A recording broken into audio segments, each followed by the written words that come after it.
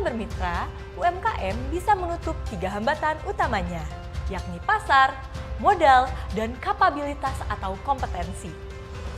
Jika tidak bermitra, UMKM sering berhenti di skala cukup. Sehingga kemitraan UMKM itu perlu dikawal pelaksanaannya, agar keinginan mereka untuk tumbuh besar tidak terhambat. Nah, tugas pengawasan atas kemitraan UMKM itu dikoordinasikan oleh KPPU dengan melibatkan pemerintah. Hal ini sesuai dengan amanat Undang-Undang Nomor 20 Tahun 2008 tentang UMKM dan Peraturan Pemerintah Nomor 7 Tahun 2021 mengenai kemudahan, pelindungan dan pemberdayaan koperasi dan usaha mikro kecil dan menengah. Secara khusus, KPPU bisa melakukan penegakan hukum atas 2 jenis pelanggaran dalam bermitra, yaitu larangan atas tindakan menguasai dan atau memiliki yang dilakukan oleh pelaku usaha. Bagaimana pengawasan dan penegakan hukumnya? Pelaksanaan kemitraan diawasi agar berjalan sesuai dengan prinsipnya, yaitu saling membutuhkan, mempercayai, memperkuat, dan menguntungkan. Recording in progress. Ada beragam bentuk kemitraan yang diawasi. Ada inti plasma, subkontrak, waralaba, perdagangan umum, distribusi dan keagenan. Juga rantai pasok dan bentuk kemitraan lainnya, seperti bagi hasil, kerjasama operasional, usaha patungan, dan outsourcing. Untuk mempermudah pengawasan, kemitraan harus dituangkan dalam perjanjian tertulis. Dalam perjanjian, setidaknya memuat paling sedikit identitas para pihak kegiatan usaha, hak dan kewajiban, bentuk pengembangan, jangka waktu kemitraan, jangka waktu dan mekanisme pembayaran dan penyelesaian kemitraan. Tentunya, agar hubungan ini setara, tidak menimbulkan ketergantungan dan tetap menjaga kemandirian UMKM. Jika pelaku usaha besar atau menengah bertindak abusif atau semena-mena, bahkan tidak adil dalam melaksanakan perjanjian kemitraannya, bisa jadi ada upaya menguasai atau upaya memiliki yang dilakukan oleh pelaku usaha besar atau menengah tersebut. KPPU bisa melakukan penyelidikan dan pemeriksaan atas dugaan pelanggaran, serta menjatuhkan sanksi berupa denda administratif hingga 10 miliar rupiah, bahkan rekomendasi pencabutan izin usaha. Sejak penegakan hukum mulai dilaksanakan pada tahun 2019, KPPU sudah menerima 99 laporan dan tengah menangani 40 kasus dugaan pelanggaran. Sampai September 2025, sudah ada 26 kasus diselesaikan. Aksi nyata KPPU ini sudah memberikan dampak positif di berbagai sektor. Dimulai dari memastikan pelunasan skema pembayaran bagi pekerjaan subkontrak yang telah tuntas, sampai menjalin kerjasama dengan instansi terkait. Di sektor perkebunan kelapa sawit, pengawasan menghasilkan perbaikan pengelolaan kebun yang signifikan, yang kemudian meningkatkan hasil panen dan pendapatan bagi petani plasma. Sementara itu, di sektor transportasi online, manfaatnya dirasakan melalui penyetaran hak-hak mitra dan pembukaan akses untuk pengajuan banding, demi menciptakan rasa keadilan yang lebih kuat. Terakhir, di sektor peternakan ayam, pengawasan berhasil mendorong perbaikan perjanjian kemitraan agar menjadi lebih adil dan saling menguntungkan sesuai dengan prinsip-prinsip kemitraan yang sehat. Bagi pelaku usaha yang tidak berkomitmen dalam memperbaiki diri, KPPU tegas menjalankan hukum. Contohnya pada 2020, KPPU menangani kasus inti plasma di peternakan ayam dengan menjatuhkan denda 10 miliar rupiah dan memerintahkan perbaikan perjanjian. Hingga kini, 27 perusahaan telah menerima peringatan tertulis dari KPPU. Menanggapi peringatan tertulis tersebut, perusahaan secara proaktif telah melakukan serangkaian perbaikan perilaku. Nah, Sobat Kompetisi, pengawasan kemitraan oleh KPPU dilakukan untuk memastikan UMKM bisa tumbuh bersama, bukan sekedar jadi pendamping usaha besar. Pengawasan kemitraan adalah komitmen kami untuk menghadirkan persaingan usaha yang sehat, sekaligus memperkuat UMKM sebagai pilar utama ekonomi bangsa. Bersama, kita wujudkan kemitraan yang adil, berdaya, dan berkelanjutan. Jadi, Sobat Kompetisi, kalau kamu adalah UMKM yang merasa dirugikan, laporkan ke KPPU, gratis tanpa biaya.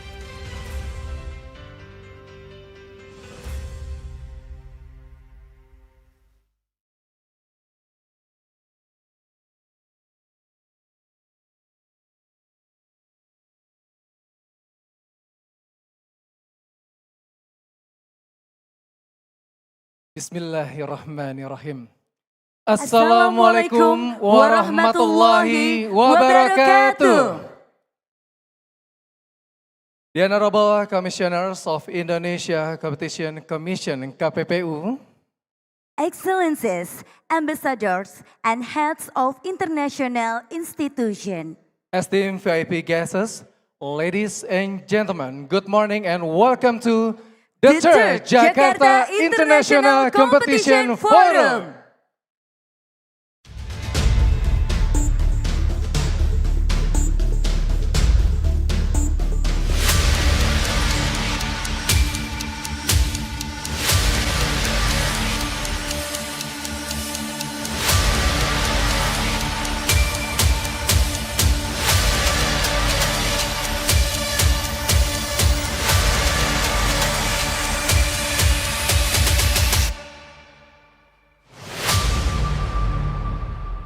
Can we give a round of applause, ladies and gentlemen?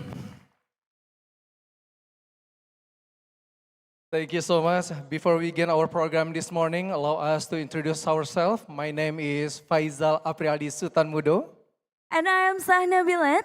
It's a precious and wonderful time for us to be here as your Master of Ceremony. And the third Jakarta International Competition Forum is designed as a credible policy platform that brings together national and international perspective to harmonize competition regulation and enforcement. Through this forum, KPPU aims to generate policy notes and actionable recommendations for authorities and policymakers, strengthen cooperation among regulators, academic, and industry, and encourage follow-up initiatives across agencies. The third GICF also seeks to accelerate the adoption of good practices such as bid rigging, detection tools, digital remedies, post-merger audits, and to promote SME compliance. So ladies and gentlemen, to begin our program this morning, we invite you to rise for the national anthem of the Republic of Indonesia. We kindly request our guests to stand in respect as we honor our nation with singing of Indonesia Raya. Ladies and gentlemen, Indonesia Raya and Indonesia Competition Commission KPPU March. Please rise, ladies and gentlemen.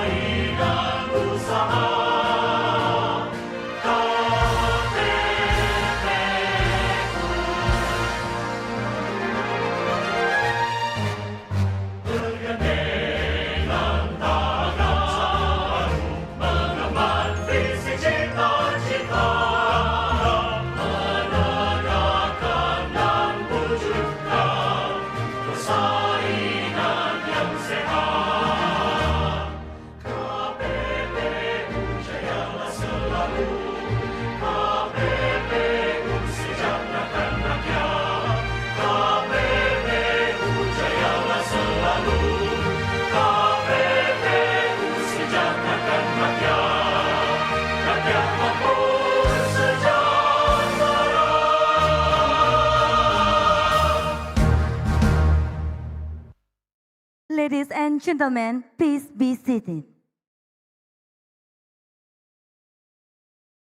So ladies and gentlemen, after this we are going to witness a special performance. This performance will showcase a harmonious composition of traditional dances from 4 regions of Indonesia: Jakarta, West Java, Central Java, and Kalimantan. So ladies and gentlemen, please enjoy the Nusantara medley dance performance.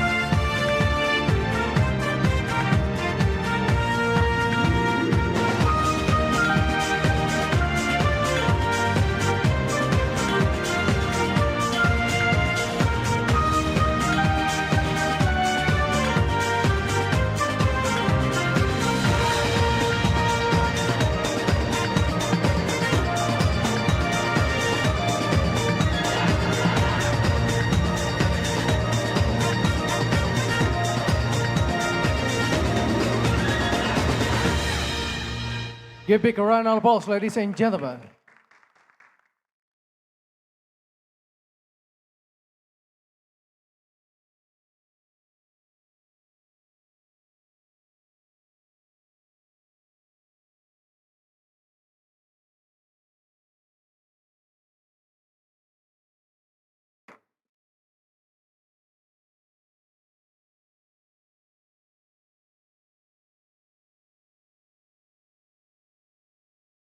Distinguished guests, ladies and gentlemen, before we proceed to the next agenda, allow us to inform you that Indonesia Competition Commission KPPU is providing an MSME compliance clinic located on the left side of the foyer area during the third GICF event.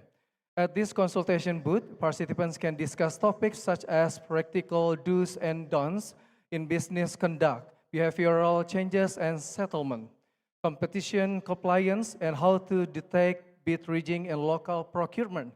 This is one-on-one consultation is offered free of charge to all participants. Feel free to stop by and speak directly with Indonesia Competition Commission KPPU team. So ladies and gentlemen, for the next agenda is host remark.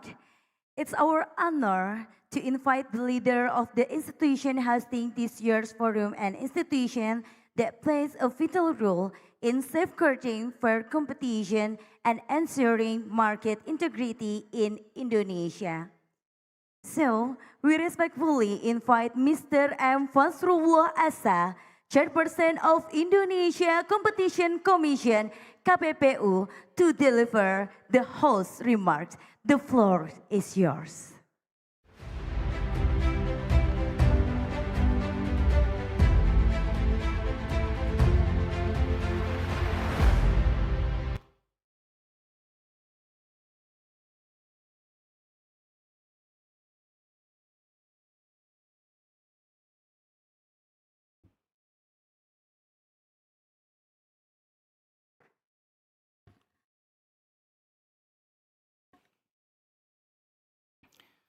Bismillahirrahmanirrahim.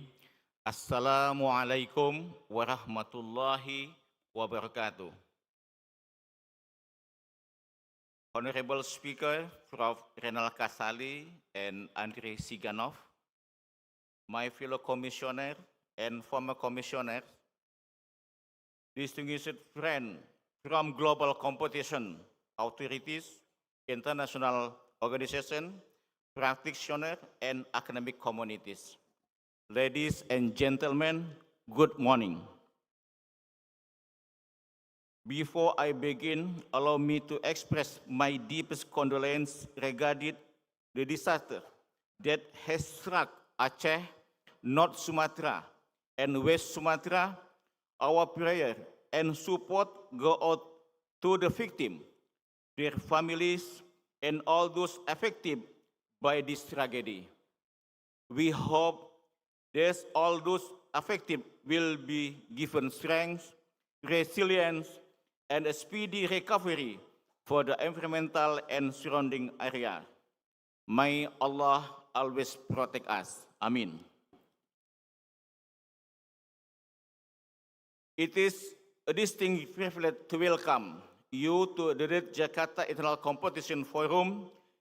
We gather here today at the Nana Risa Tower in the heart of Jakarta, not merely to celebrate a ceremonial gathering, but to address a fundamental shift in the global economic order. For about 25 years, we have witnessed the evolution of competition law and policy in Indonesia. However, the landscape we face today is unprecedented. The digital economic transformation has demanded the traditional market structure we once knew. The old logic of price and output is no longer sufficient to measure market power. Today, the power of network, data accumulation, and algorithmic decision-making creates barriers that is invisible yet impenetrable. We also have witnessed how Indonesia has improved as part of this interconnected global world. Indonesia is now facing competition with other countries as part of new member of BRICS, upcoming process of OECD accession, and numerous bilateral comprehensive economic agreement. We understand that our existing practice and government are no longer sufficient to win globalization. Therefore, KPPU has chosen the deliberate and urgent theme for this forum: legal reform, international alignment, and enforcement evolution. On legal reform, we must be honest with ourselves. If our legal framework remains static while technology and globalization spirit forward, regulator will become obsolete. We are seeing new form of dominance, from self-preference to algorithmic tacit collusion, that require to shift from a reactive, case-by-case approach to proactive, risk-based standard. We cannot allow pro-competition policies to lag one step behind technology. Our regulation need to change. On international alignment, digital market respect no borders. Cross-border merger and the strategic acquisition of data and talent demand that we speak a common regulatory language. We are here to align our standard whether on interoperability of merger notification regime, so that we do not repeat expensive experiment, but rather leap forward using proven global practice. On enforcement evolution, policy without endorsement is merely rhetoric. As KPPO marks its 25th years, we are launching our 25 years book to demonstrate our commitment to tangible results. But looking ahead, our tool must evolve. From digital forensic to detect bid rigging in public procurement, in protecting micro, small, medium enterprise, from unbalanced contract term in the platform ecosystem. Our enforcement must be sharp, data-driven, and undeniable. Ladies and gentlemen, KPPU take a firm stance. Our objective is no longer just about short-term price cuts. It is about market contestability, innovation, and ecosystem resilience. Without contestable market, our national vision will be crippled. I urge you to use this forum not just for discussion, but to produce actionable policy notes and strengthen our cross-jurisdictional collaboration. Let us ensure that the economic system remains fair, transparent, and equitable. Thank you, and I welcome your shared enthusiasm throughout the discussion. Wassalamualaikum warahmatullahi wabarakatuh. Waalaikumsalam warahmatullahi wabarakatuh. Thank you, Mr. M. Fansrullah Asa. We would like to invite you to join us at the in front of this stage for a Wi-Fi photo session. How about from your chair? Stand up together with all participants, all guests. This morning we are going to take pictures together. Please rise, ladies and gentlemen. We're going to have a photo session. Yes. And please be prepared for our photographer to the stage.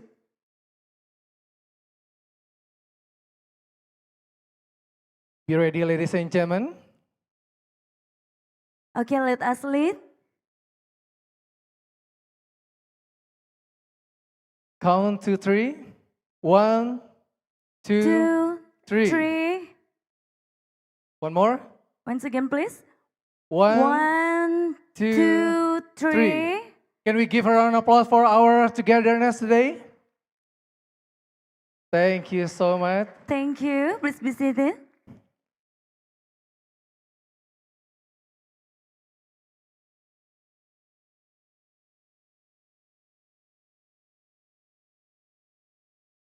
Thank you to all photographers.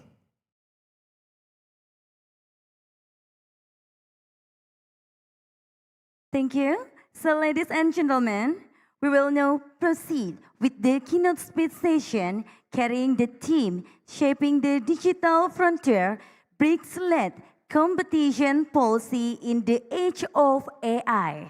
To begin the keynote session, we respectfully invite the Honorable Professor Renal Kasali, PhD, founder of Rumah Perubahan and professor at the University of Indonesia, to kindly come forward to the stage to deliver your keynote speech. The professor, time is yours.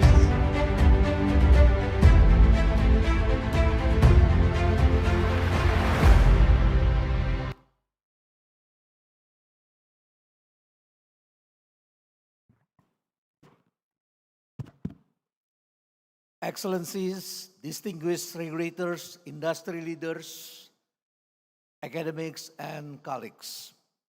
Good morning. It is an honor to join you on this important international forum hosted by the competition agency.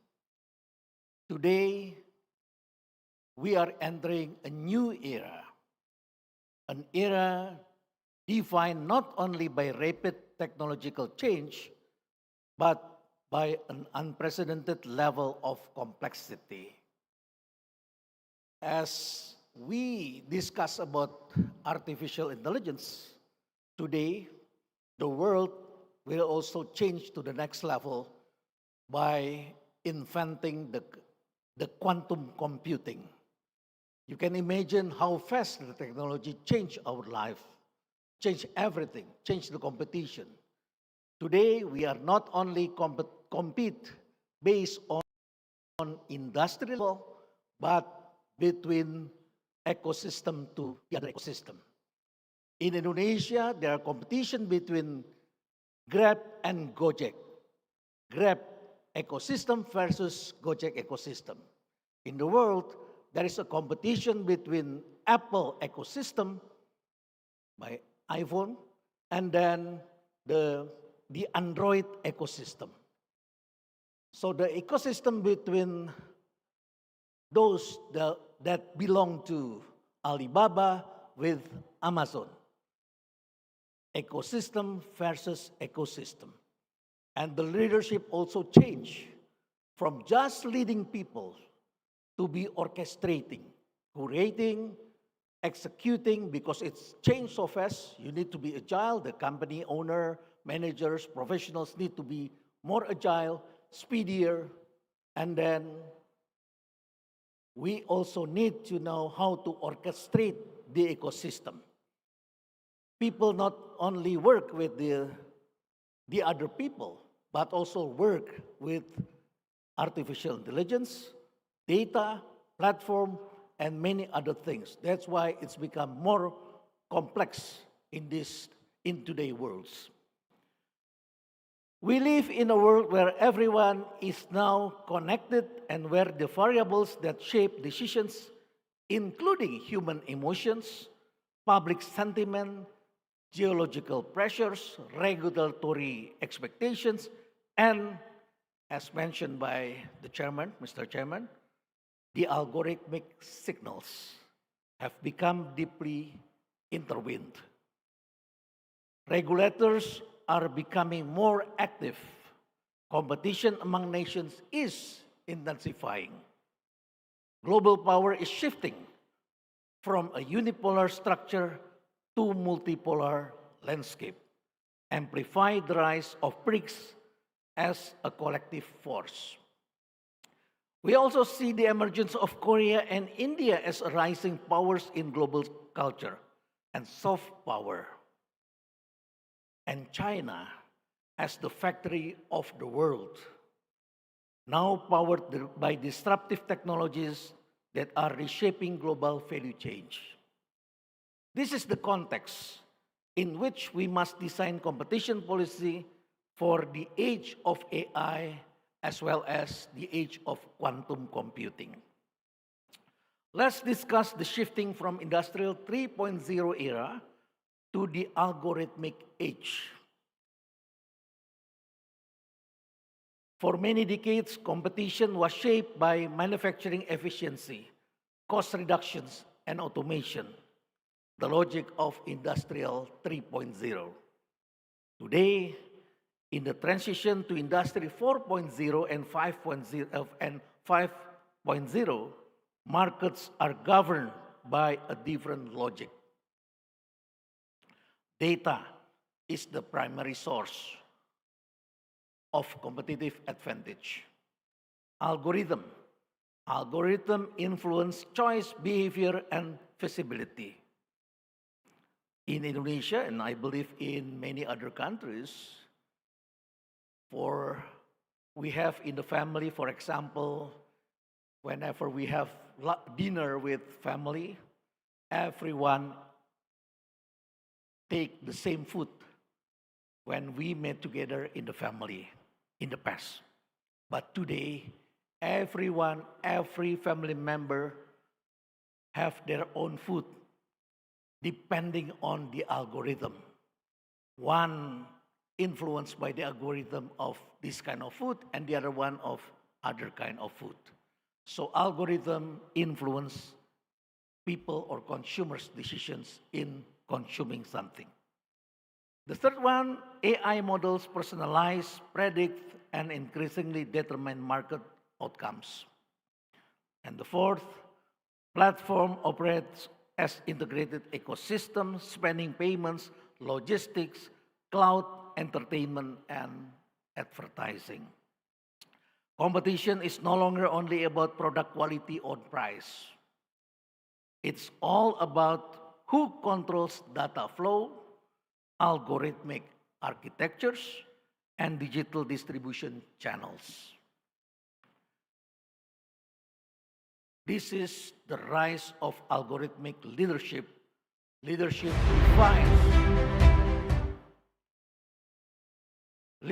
defined by control over digital ecosystems. Then the question is how market structure is transformed. This is the new frontier introduces three structural shifts. First, self-reinforcing concentration through network effects. Network effects. Platforms that capture users early accumulate more data, refine algorithms faster, and strengthen their dominance. Second, algorithmic influence on market outcomes. As we know, recommendation and pricing algorithm have affected many things. Today, many business people, especially the small and medium enterprise, was very much affected by recommendations, what people say. And what people say can be artificial, can be natural, can be moved so quickly and affected their business.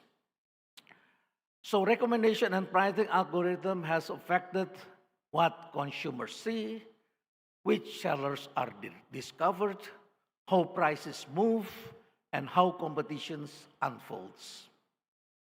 And the third one, the rise of digital ecosystems. Large platforms expand into adjacent markets, creating interdependencies that rise switching costs and reshape industry boundaries. Traditional competition tools built for linear markets are now challenged by this dynamic, complex, and interconnected ecosystem.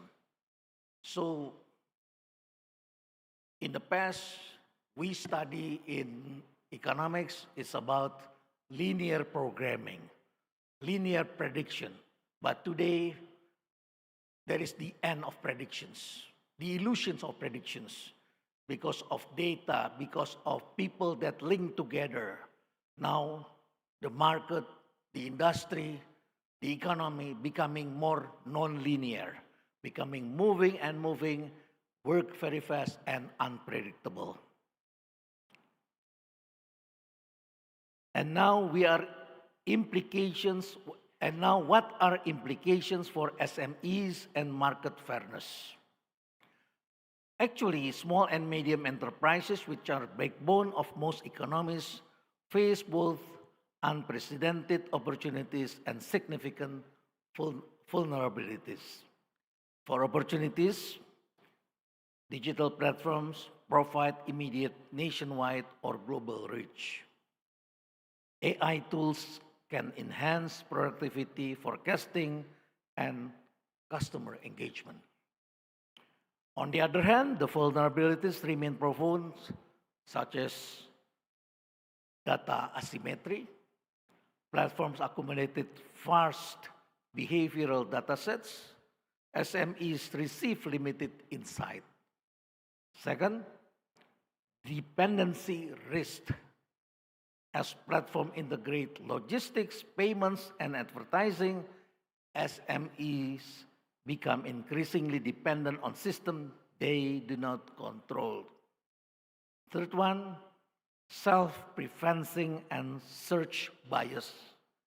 The platform's own products may be ranked more favorably. And the fourth, opaque algorithmic pricing. Automatic systems may create discriminatory or exclusionary outcomes. Ensuring that SMEs can compete on fair and open terms is a central mission of competition authorities worldwide. Now, let me explain how global regulatory evolution to answer all these new phenomena. The world regulatory landscape is shifting toward proactive, ex-ante frameworks designed for digital markets. One, for example, European Union, with Digital Market Act, established obligations for gatekeepers, interoperability, data portability, non-discrimination, and restrictions on self-preferencing.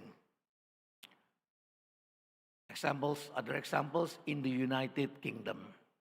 The Digital Market Unit implements tailored codes of conduct and emphasizes strong technical capacity. In the US, it strengthens merger reviews, especially concerning acquisitions of emerging AI or digital firms.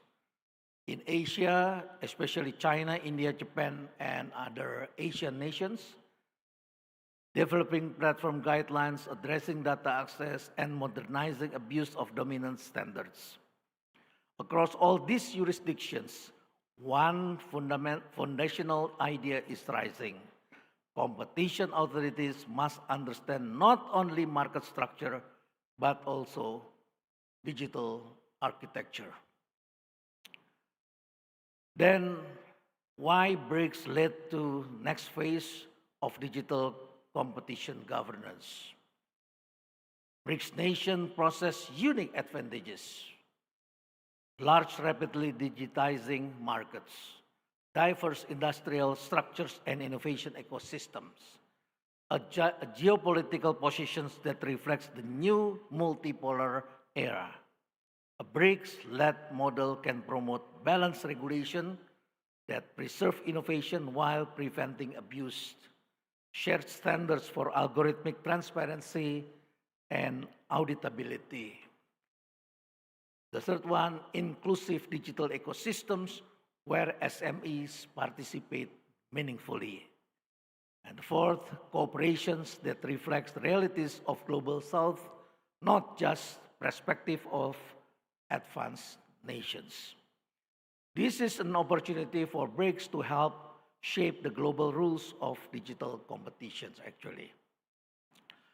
Now, let me propose 6 actionable steps. Number 1, combine ex ante and post enforcement. Establish clear obligations for major platforms while preserving case-by-case investigation, as the chairman mentioned. 2, build AI and algorithmic forensic capabilities. This is very important. Equip regulators with data scientists, engineers, and digital investigators.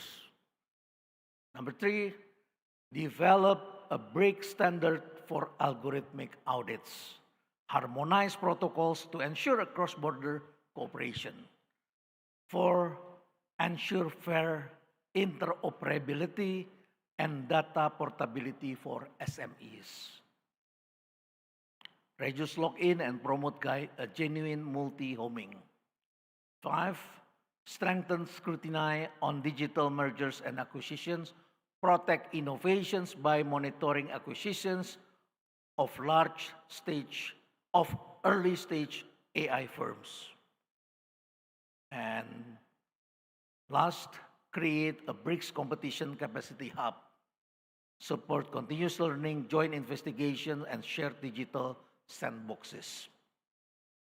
This roadmap actually allows different jurisdictions to innovate while maintaining a common strategic direction. My colleagues, regulators, academia, the digital frontier challenges us to rethink enforcement, governance, as well as cooperation. AI actually will accelerate, algorithm will evolve, especially soon we are entering the new model of disruptions that is shaped by quantum computing technology and ecosystems will expand. About a month ago, I was invited by financial community in Bali, and there are some discussions about quantum cryptography. With the quantum technology, actually, data is very easily to be hacked very easily. The quantum technology can solve every single data that was locked so easily. So that's why now people in this community, in financial community, discuss about the medicine. What is that? The post-quantum cryptography. They already discuss about that, and nations need to build a task force in order to solve this problem. So, our fundamental goals, on the other hand, remains the same: to safeguard fair, open, and innovative markets for all, especially for SMEs and emerging economies. Let us navigate this complexity together. Let us build regulatory framework that empower innovations, not restrict it. And let us ensure that the age of AI becomes an age of shared opportunity, shared resources, shared data. Thank you. I wish you fruitful discussions and welcome to new era, a world that is becoming ever more complex. Thank you.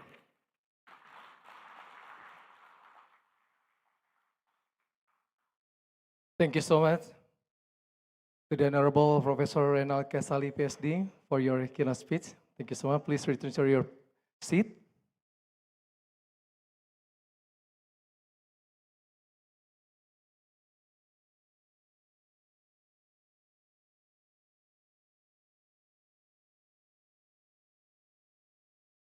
So, ladies and gentlemen, we now respectfully invite the Chairperson of Indonesia Competition Commission (KPPU) to proceed to the doorstep area. Members of the press, please stand by in doorstep area. But for all participants, please stay here. Once again, we'd like to invite Mr. M. Fansrullah Asai, Chairperson of Indonesia Competition Commission (KPPU), to proceed to designated area for the doorstop session. We'd like to invite all members of the press, please stand by at the designated area for the doorstop session.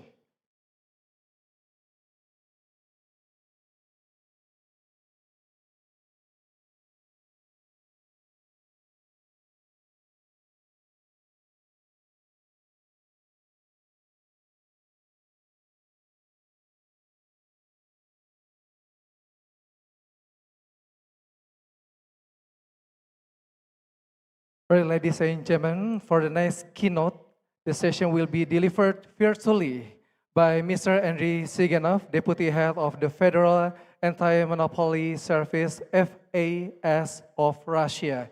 We invite Mr. Siganov to join us virtually and deliver his presentation. The floor is yours, Mr. Siganov.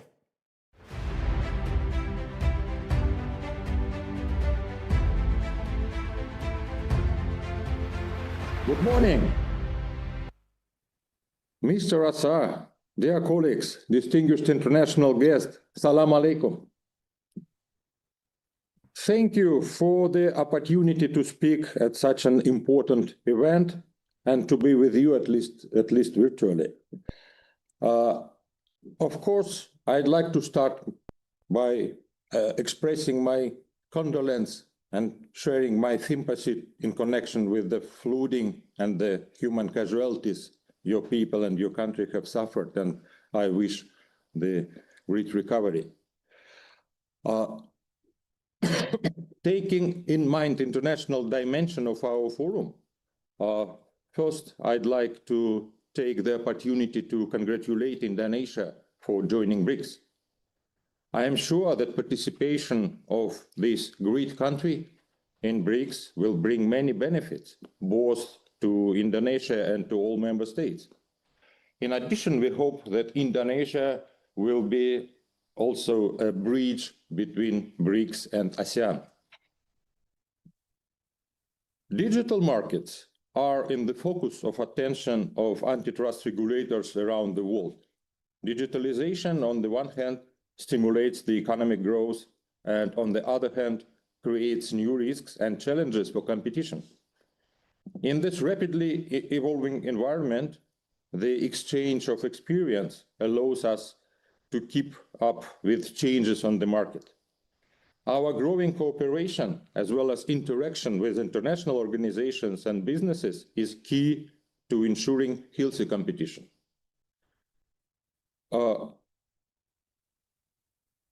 Professor Kasali just now have described the digital world where we live in details, and I don't want to repeat the same descriptions and conclusions. But I want to say a few words about Russian experience and about prospective BRICS agenda.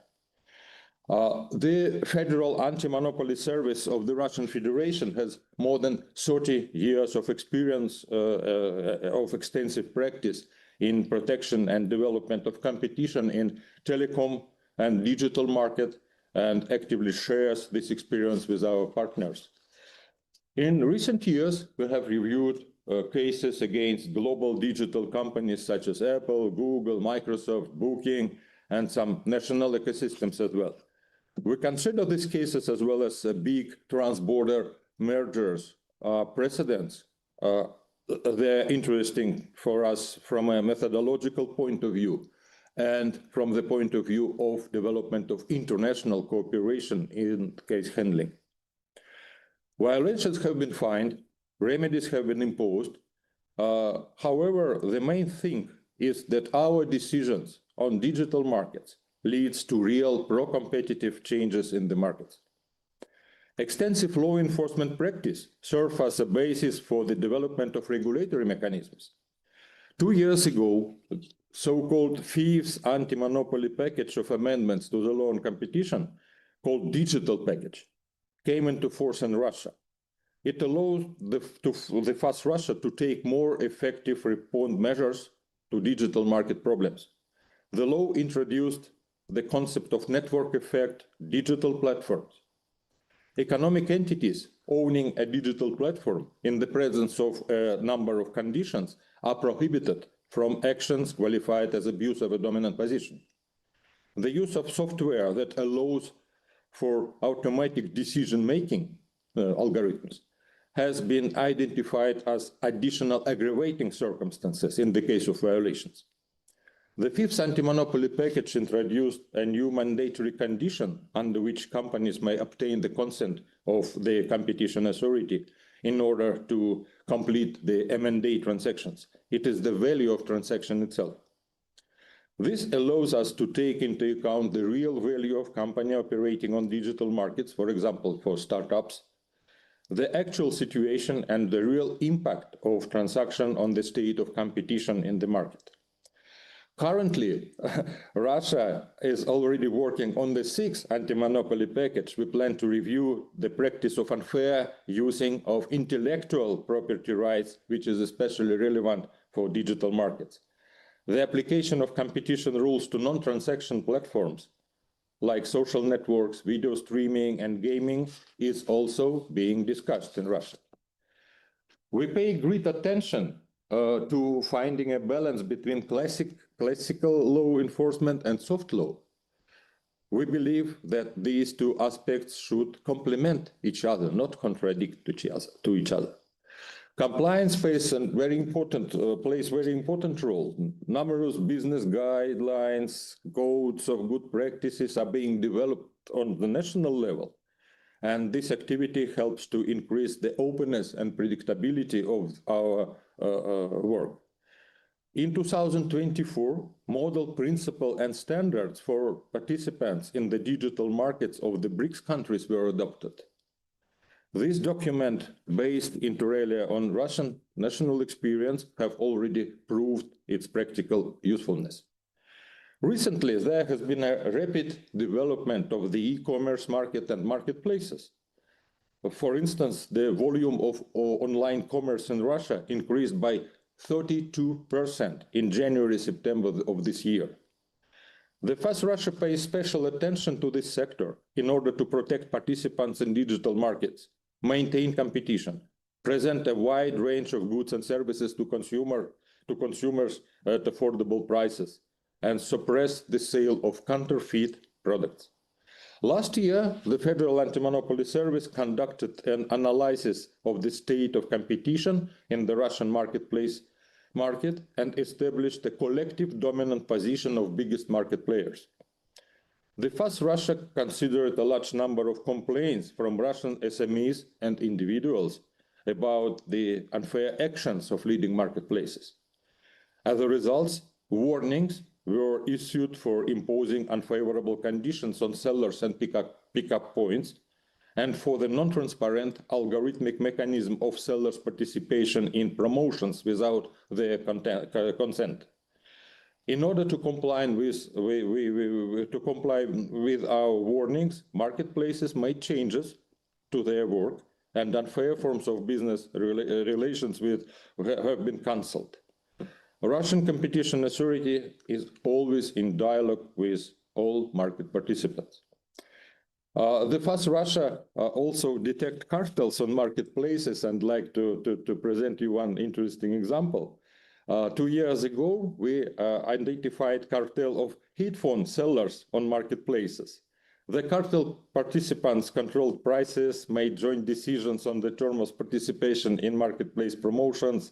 They applied sanctions against business entities that didn't comply with conditions of sale of goods. A typical example of the punishment of such business entities is the fake order of a large batch of goods to distant regions of Russia in order to withdraw these business entities from trade. The cartel members interacted with each other in the Telegram chat in order to regulate the market and control the prices of headphones on the different marketplaces throughout Russia, using a common Google spreadsheet as a tool for setting and maintaining prices of goods. In January of this year, the Federal Anti-Monopoly Service approved the existence of a cartel and found the sellers of headphones guilty. It's one example of how the digital technologies could be used for unfair competition goals. This year, another important step was taken towards legislative regulation of digital platforms in Russia. In July 31 of this year, federal law on certain issues of regulating the platform economy in the Russian Federation was signed.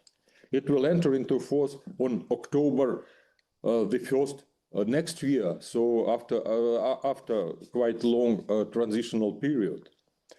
The law regulates relations between marketplaces, their partners, users, and other parties in connection with the sale of goods, performance of works, and provision of services. And state supervision of compliance with platform economy requirements is vested to the Federal Anti-Monopoly Service, and we are actively preparing for this important and very responsible work. However, given the deferred effect of the federal law, there is already demand from business to implement some of its provisions.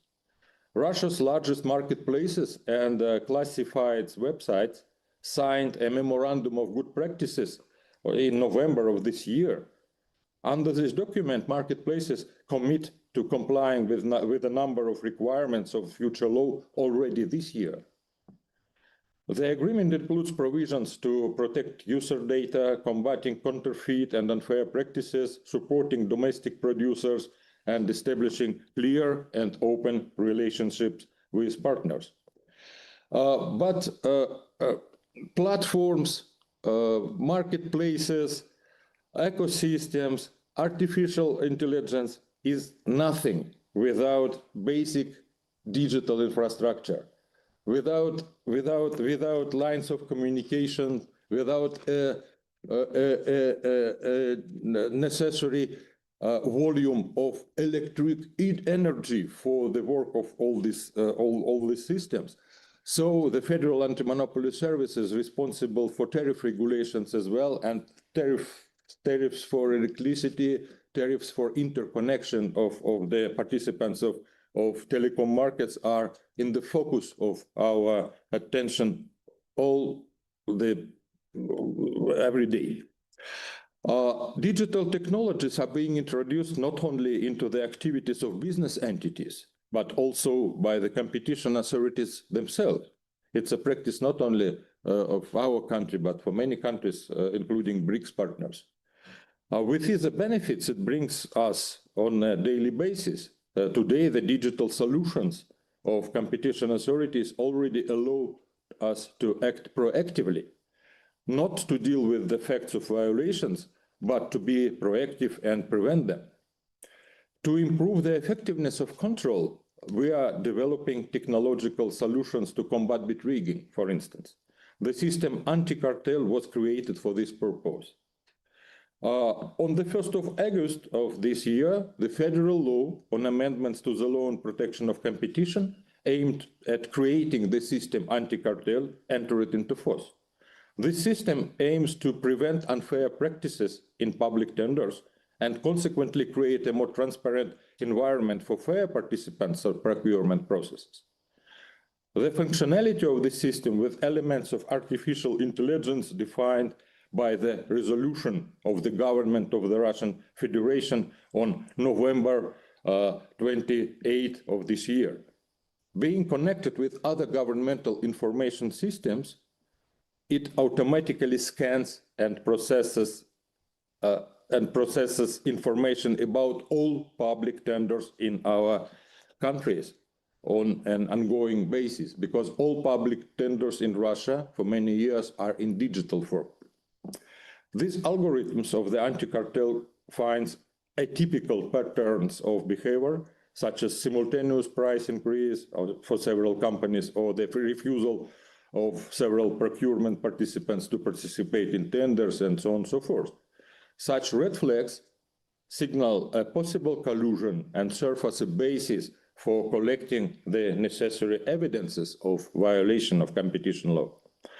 We discussed this topic in detail on the fields of International Anti-Cartel Forum and at the meeting of the BRICS Working Group on Cartels, which took place in November of this year in Moscow, with participation of representatives of KPPU. Speaking about promising areas of our future activity, I'd like to note the following. Today, there is a worldwide trend toward the massive spread of artificial intelligence technologies. Unfair market participants seek to use the advantages of such technologies for anti-competitive purposes. Faced with this challenge, we decided to investigate this issue thoroughly in order to better understand the functioning of AI mechanisms, as well as assess existing threats and planned regulatory measures. I am convinced that we need to share our practices and experiences with colleagues. The synergy of efforts is a key step in developing an integrated approach and global response to regulating artificial intelligence technology and studying their impact on digital markets. The BRICS countries pay great attention to the regulation of artificial intelligence at the highest level. On July the 7th of this year, within the frameworks of the 17th BRICS Summit in Rio de Janeiro, the leaders of the BRICS countries adopted a declaration on global artificial intelligence governance. In this declaration, they expressed the intention to contribute to the development of international principles for the development and application of AI technologies, focused on inclusivity, sustainability, and respect to human rights. In turn, the issue of anti-monopoly regulation in digital markets is one of the priorities of the joint activities of BRICS competition authorities for next 2 years. This was set up at the Cape Town joint statement adopted following the 9th BRICS competition conference in September of this year. The diplomatic representatives of Indonesia and South Africa attended this conference. In accordance with the Memorandum of Understanding between the competition authorities of BRICS countries signed in 2016 in St. Petersburg in Russia, we are working together in the framework of BRICS working groups. One of these groups is dedicated to the research of competition issues in digital markets. It is co-chaired by the competition authorities of Brazil and Russia. This working group provides an opportunity to expand practical cooperation when investigating violations of antitrust legislation and assessing mergers in global digital markets. In 2019 and 2023, the working group presented 2 very important and interesting reports to the public on digital economy in BRICS. Information and conclusions contained in this report are constantly used in our work when conducting market analysis, considering cases of violation of anti-monopoly legislation, and evaluating measures. The meeting of the BRICS Working Group for the Research for Competition Issues in Digital Market took place in April 2025 in Moscow, with the participation of representatives of Indonesian Competition Commission, by the way. During this meeting, the Russian side proposed to prepare a joint statement on consolidating efforts and strengthening international cooperation to maintain fair competition in digital markets in the context of the widespread use of artificial intelligence technologies. I am pleased to inform you that many of the BRICS partners, including Indonesia, have supported this proposal. In the context of globalized economy and the rapid development of information technology, this joint statement will be an indicator of the BRICS competition authorities' willingness to deepen ongoing cooperation. I'd like to emphasize the importance of scientific and analytical support for the activities of the BRICS competition authorities, provided by the BRICS Competition Law and Policy Center. The center conducts research projects within the framework of the main directions determined jointly by the BRICS competition authorities on the topics of the BRICS working groups for the research of competition issues in socially significant markets. The center also assists the BRICS competition authorities in their anti-monopoly enforcement, including conducting market research and analysis. The global aim of the center is to unite competition authorities and the scientific communities of the BRICS countries to develop and implement new approaches to anti-monopoly regulation in the context of systemic changes in the global economy. Over the years of its operation, the center has built a wide network of scientific and expert partnership, which has been joined by leading universities of the BRICS countries and partner countries of BRICS. Moreover, following the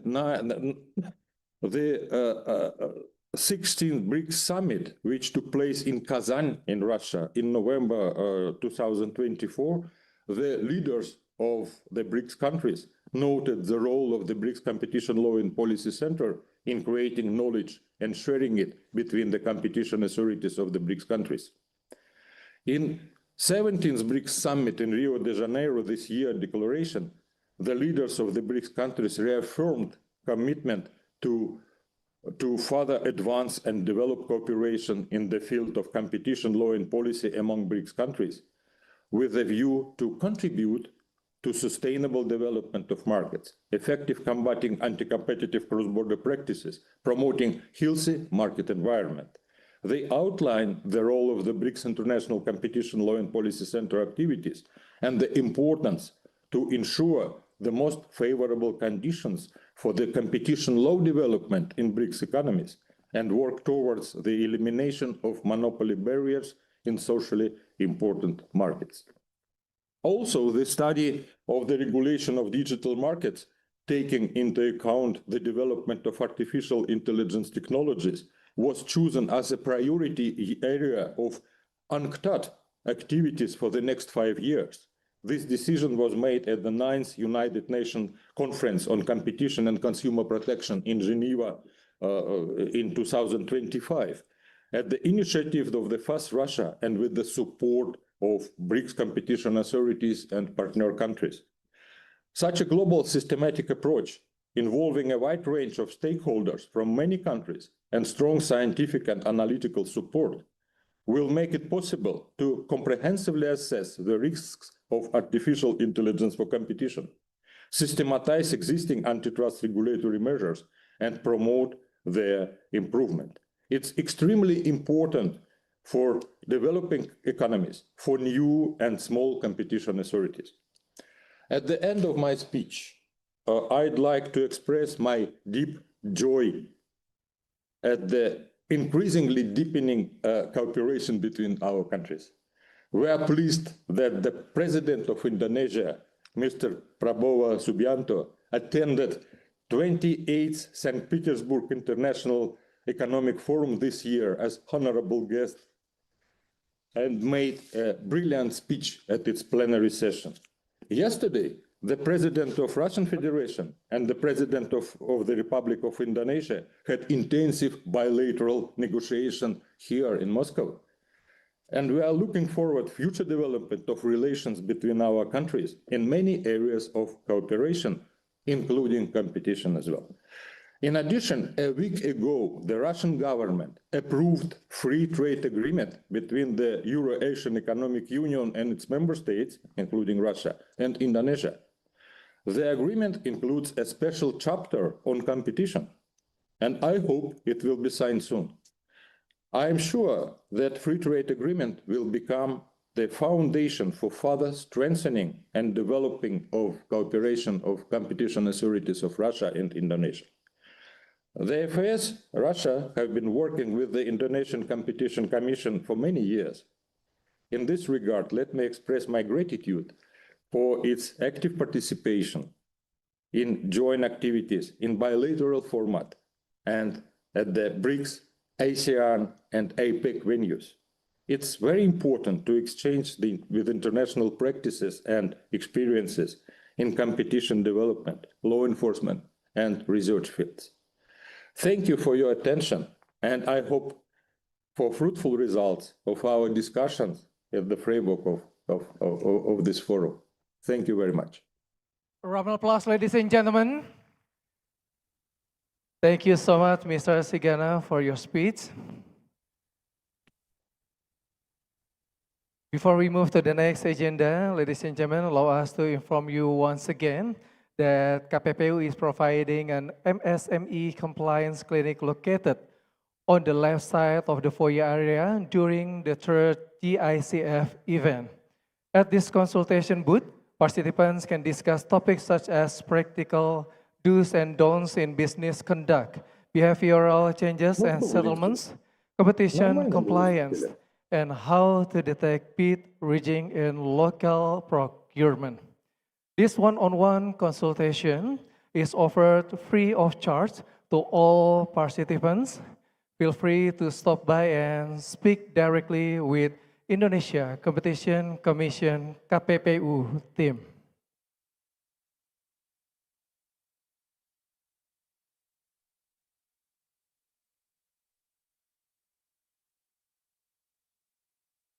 So once again, ladies and gentlemen, KPPU is providing an MSME compliance clinic located on the left side of the foyer area during the event.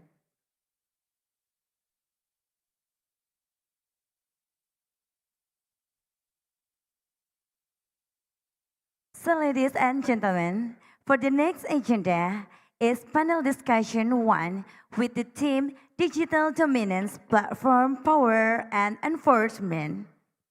We respectfully invite the moderator, Mr. Dr. Lurong Chen, Economic Research Institute for ASEAN and East Asia, along with all panelists to kindly proceed to the stage. We'd like to invite panel speakers, Mr. Muhammad Reza from Indonesia Competition Commission KPPU. Mr. Aryo Pamoragong from Ministry of Communication and Digital Republic of Indonesia. Mrs. Mary Norman from Australian Competition and Consumer Commission ACCC. Ms. Piapat Tubin from Trade Competition Commission of Thailand, TCCT. Last, Mrs. Zhang Anting from State Administration for Market Regulation, SAMR China, virtually.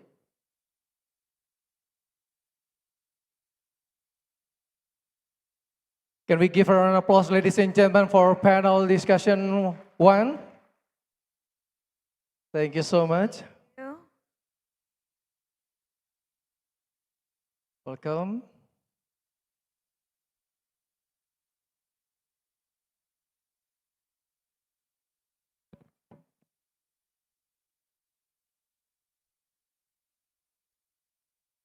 So ladies and gentlemen, please welcome Panel Discussion 1 with theme Digital Dominance, Platform Power and Enforcement. Give a big applause, please.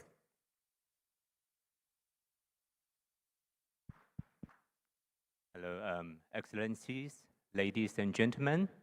Good morning. Selamat pagi, Bapak dan Ibu sekalian. Very welcome to this session of Platform Power and Regulation Enforcement. My name is Lurong Chen, Senior Economics of Area, Economic Research Institute for ASEAN and East Asia.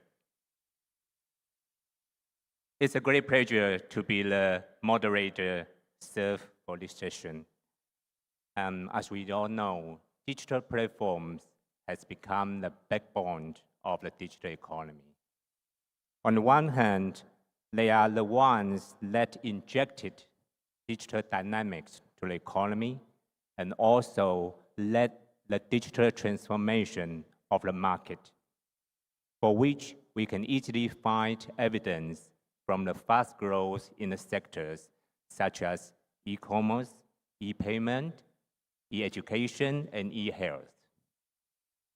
More importantly, we can see these digital platforms are the ones that stand at the frontier of global digital innovation. They have so-called the first mover advantage in those sectors, especially with the cutting-edge technologies such as big data analytics and AI adoption. But on the other side, along with the increasing market influence, there are more public concerns about the ways and consequences that the structural power of these digital platforms that could probably challenge the basic principles of the market economy, including that of fair competition and consumer protection. With this, the central question for our discussion today is this. Given digital platforms' rising market power, if not yet dominance, how can policymakers and competition authorities cooperate to ensure that, first, innovation remains free for everyone? Second, market access remains fair and inclusive. And the third one, consumers remain being well protected under the market regulations. And we have very honored to have a group of truly distinguished experts to share with us today their thoughts and opinions on these issues. Let me introduce our panelists today. So from my right is Ms. Piyapat Tubin, Head of Litigation Subdivision and Acting Director of the Litigation Division, Trade Competition Commission, Thailand. Next is Ms. Marine Norman, Director of the Digital Markets of Scams Preventions and Digital Market Division, Australia Competition and Consumer Commission, ACCC. Next to her is Bat Ariel Pamarakun, Secretary Director General of Digital Ecosystem, Ministry of Communication and Digital, Republic of Indonesia. Then we have Bat Muhammad Reza, Commissioner of the Indonesia Competition Commission. Welcome, ladies and gentlemen. So let me start by posing a question to Ms. Norman. Yeah. So Ms. Norman, what are the core features, in your opinion, that make digital platforms' market dominance structurally different from traditional monopolists? How does ACCC address these issues? We would like to hear from you. Thank you. Thank you very much, Dr. Chen, and thank you very much for the invitation to speak on this panel here today. It's a privilege to be amongst such distinguished colleagues. The ACCC has conducted extensive market inquiries in the digital space since as far back as 2017. And the slide behind me showcases 3 of the market studies we've undertaken to date. So starting with our original digital platforms inquiry, moving into the digital advertising services inquiry, and then the digital platform services inquiry, which was a 5-year inquiry which we completed in March this year. It was an inquiry that required us to publish a report every 6 months with a total of 10 reports in total. And what this body of work gave us was the evidence base to note that the characteristics of digital platform markets make these markets prone to competition issues. These characteristics include large economies of scale, digital direct and indirect network effects, vertical integration, expanding ecosystems of products and services, and the important role of data. And these are characteristics we've already heard Professor Casali discuss in the earlier presentation this morning. Now, these characteristics, they're not new and they're not unique to digital platforms. However, what we found was that their strength and presence in combination means that they affect competitive dynamics in digital service markets in ways that they don't in most other areas of the economy. And this results in a situation where the market power and the gatekeeper role of some of these platforms really provides them with the incentive and the ability to engage in strategic conduct to either entrench their position or to extend it into other related areas and other related services. Throughout the course of our inquiries, we've identified significant competition and consumer harms across a range of services, including things like reduced choice for consumers and an inability for them to make informed choices, reduced innovation and quality, higher costs, both monetary and non-monetary, and financial losses to scams and unresolved disputes for consumers. How we are attempting to resolve them?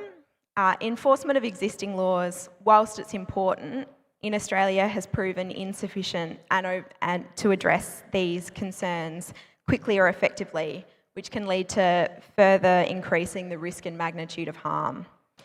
So this is why the ACCC has recommended a range of new measures to address these harms, including an ex-ante digital competition regime, which will complement the use of our existing enforcement tools. And I'll speak to this recommendation further in my later remarks. Thanks, Dr. Chen.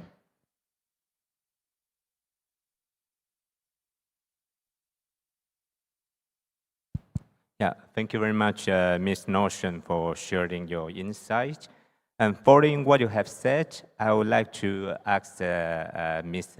Biyabat and also actually Mr. Zhang online. So my question for you too is that how urgent do you think that we will need obligation rules that address problems such as gateway and gatekeeper controlled to ensure the fair market access to everyone? So maybe Ms. Piata, you can speak. Okay. For the questions, in the terms of the digital market or as we know, the big issue is about the gatekeeper right now, right? I think, yes, recognizing this sector is very different. So particularly the presence of powerful digital platform that function as an essential intermediary. So there is in this growing a global trend toward ex-ante obligation for gatekeepers. And so many jurisdictions now will traditional ex-post enforcement, right? But the ex-post measure might be too slow for the global trend. Not only that too slow, is too limited to address the speed, scale, and also the data advantage of the largest platform. As the result, measures such as the data access obligation, restriction on self-preferencing, rules ensuring ranking transparency are increasing adopt to prevent contestability and safeguard fair market access. For Thailand, the global shift is highly relevant. Also, the Trade Competition Act 2017 already provide tools to address abuse of dominant and unfair trade practices, but for the digital economy is creating structural risk. Yeah, that may be not maybe fully migrate through the exposed measure only. So large platform can quickly enhance their position through the network effect, data algorithm advantage, and high switching costs.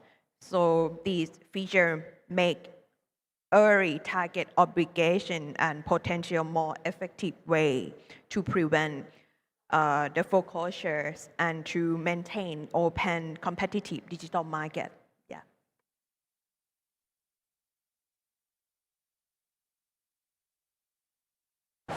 Thank you very much, Mr. Piapat, for your opinion. And I wonder whether Mr. Zhang, which is joining us online. Hello, can you hear me? Thank you very much for your introduction. Hello. Okay, thank you, Ms. Zhang. We hear you. So thank you very much for joining us online. And then my question to you is actually the same as the one for Ms. Piapa. So I want to know your opinion about how we can ensure the fair market access. Yes, please.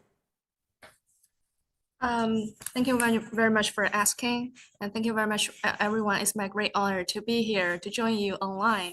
In recent years, Summer fully recognized that the proactive fulfillment of antitrust compliance obligations by platform is a very important component of strengthening ex-ante regulation. So to support and get platforms in enhancing their awareness and level of antitrust compliance, we have formulated and issued the antitrust compliance guidelines for business operators. And in 2021, and this year, we have drafted antitrust compliance guidelines for internet platform, providing risk warnings in the form of examples regarding activities that may constitute abuse of market dominance, such as blocking and discrimination by platform providers.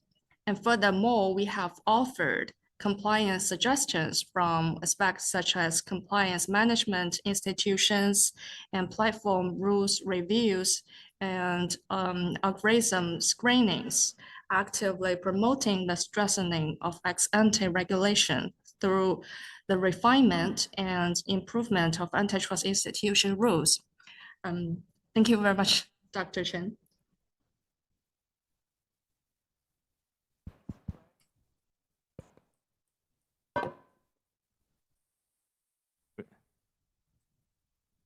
Thank you very much, Ms. Zhang, for your comments. Before moving on, I'm looking at Pat Reza and Pat Pamaragan. I wonder whether both of you, from Indonesian's perspective, you want to have any comments on what Ms. Norman, Ms. Piapat, and also Ms. Zhang has just said.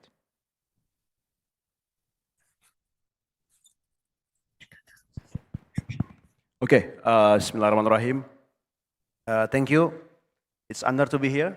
Thank you, KPPU, for inviting Komdigi to have a panel in this occasion. So, allow me to underline that Indonesia currently undergoing as a major restructuring of its national digital market architecture. The policy reform we are implementing go far beyond the technology and it's address market structure, access, and platform governance to ensure fair competitions. And by the 10th of December, exactly yesterday, ComDG, Ministry of ComDG, has launched the ComDG Strategic Plan 2025 to 2029. It's connected, growing, and protected. So it's can show here. So if every one of you can scan the barcode, and you can have the soft copy of the National Strategic Plan. And we have also the Digital Indonesian Vision 2045.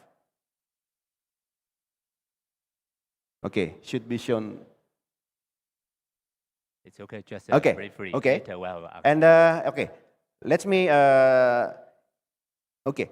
The strategy is focused on 3 national imperatives. The first, connected, universal, is high quality digital infrastructure. You can scan the barcode.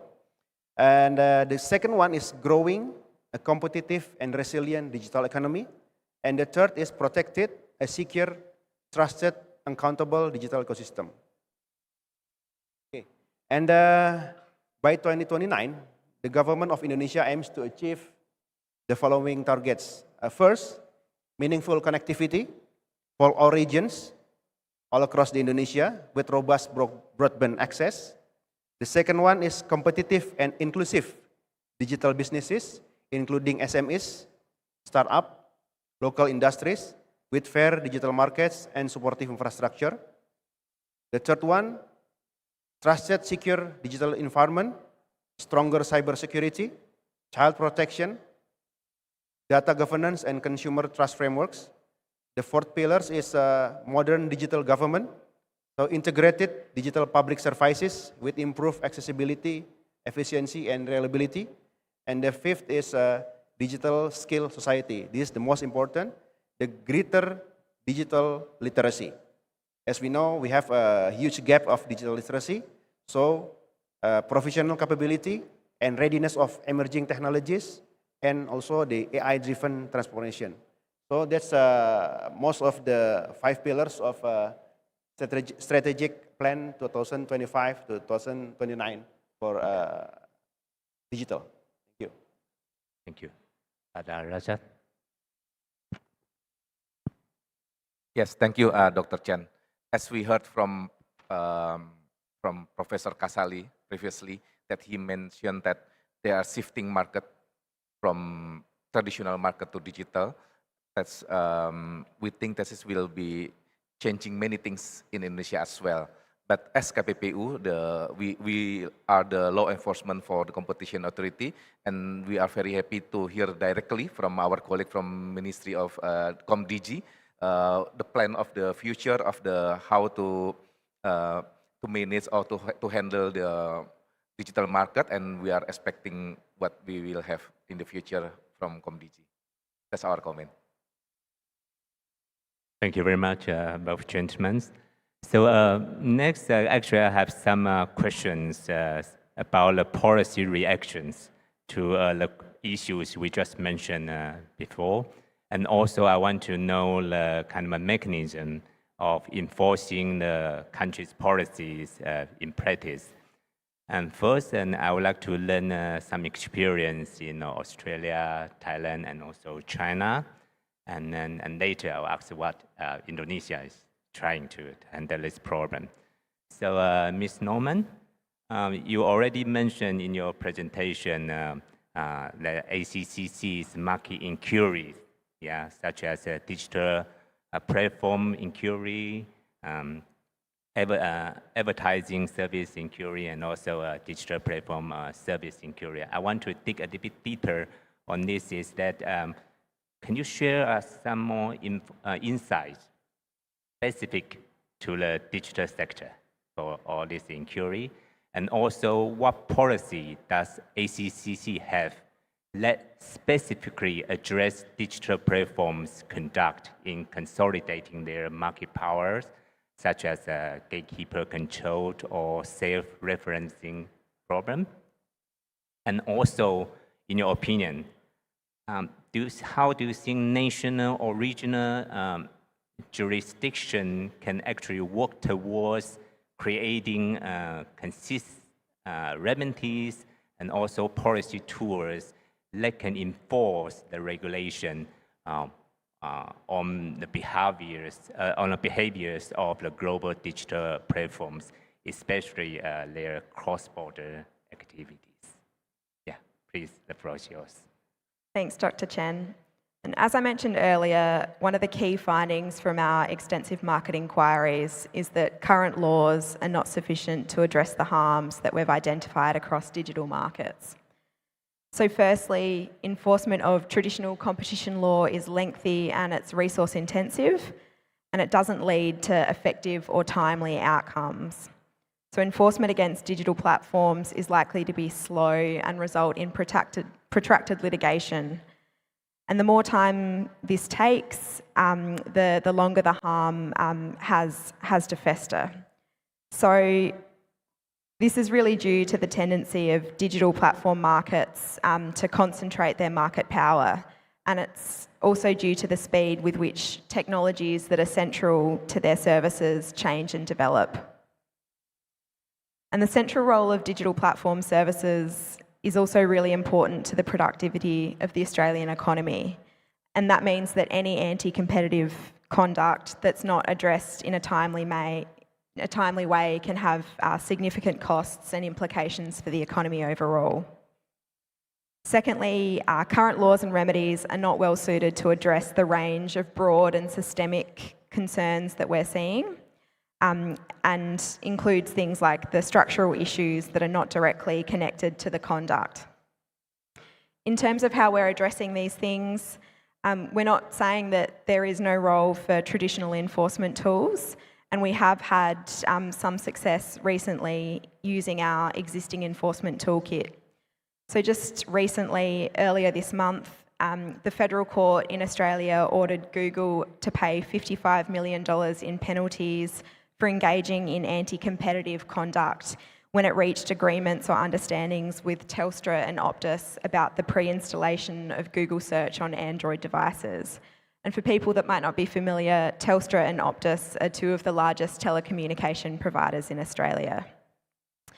The court found that between December 2019 and March 2021, that Google required Telstra and Optus to only pre-install Google search on Android mobile phones that were sold to consumers and not to pre-install any other search engine.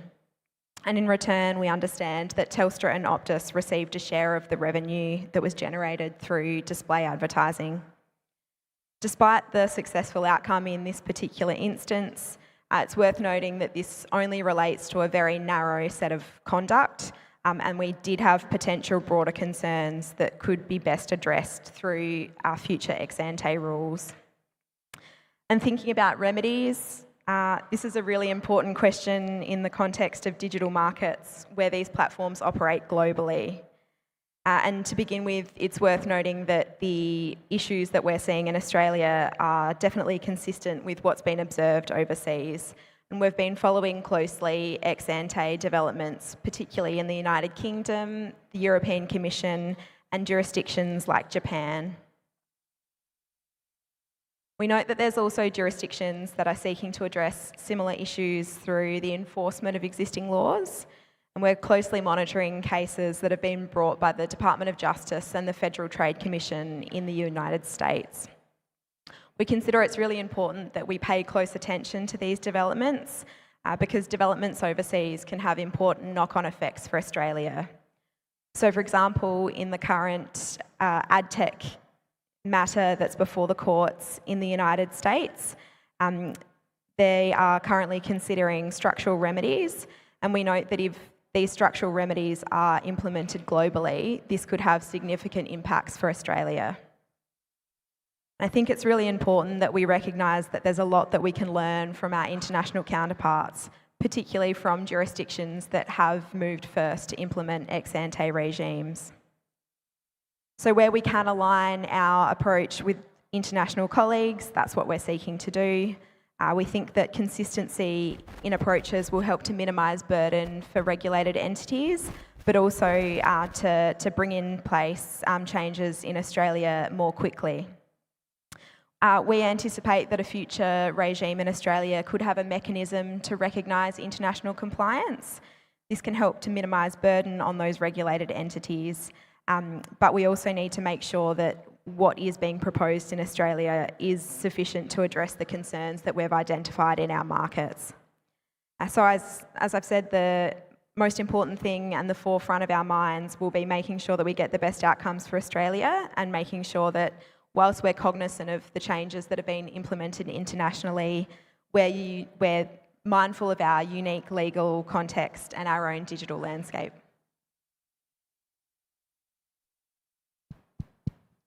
Excellent. Thank you very much, Ms. Norman. Now I'm going to ask Ms. Zhang and Ms. Piat the same question. This time I go to Ms. Zhang first. So, Ms. Zhang, in China, what are the policies that your institution has adopted to ensure the market competition? Could you share with us some experience and lessons? Thank you. Thank you for asking, Dr. Chen. As I mentioned in last question, we recently renewed some guidelines, especially for platforms. And these are actually specialized in regulating the platform in particular.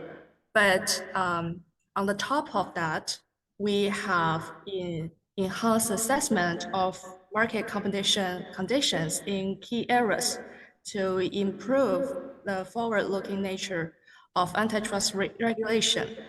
And secondly, we strengthen the full chain regulation covering ex-ante, ongoing, and ex-post aspects to enhance the comprehensiveness of antitrust regulation. And thirdly, we deepen research on new and complex types of monopoly issues to improve the precision of antitrust regulation. And fourth, we innovate and improve the working mechanism for investigating monopoly cases to enhance the effectiveness and antitrust enforcement.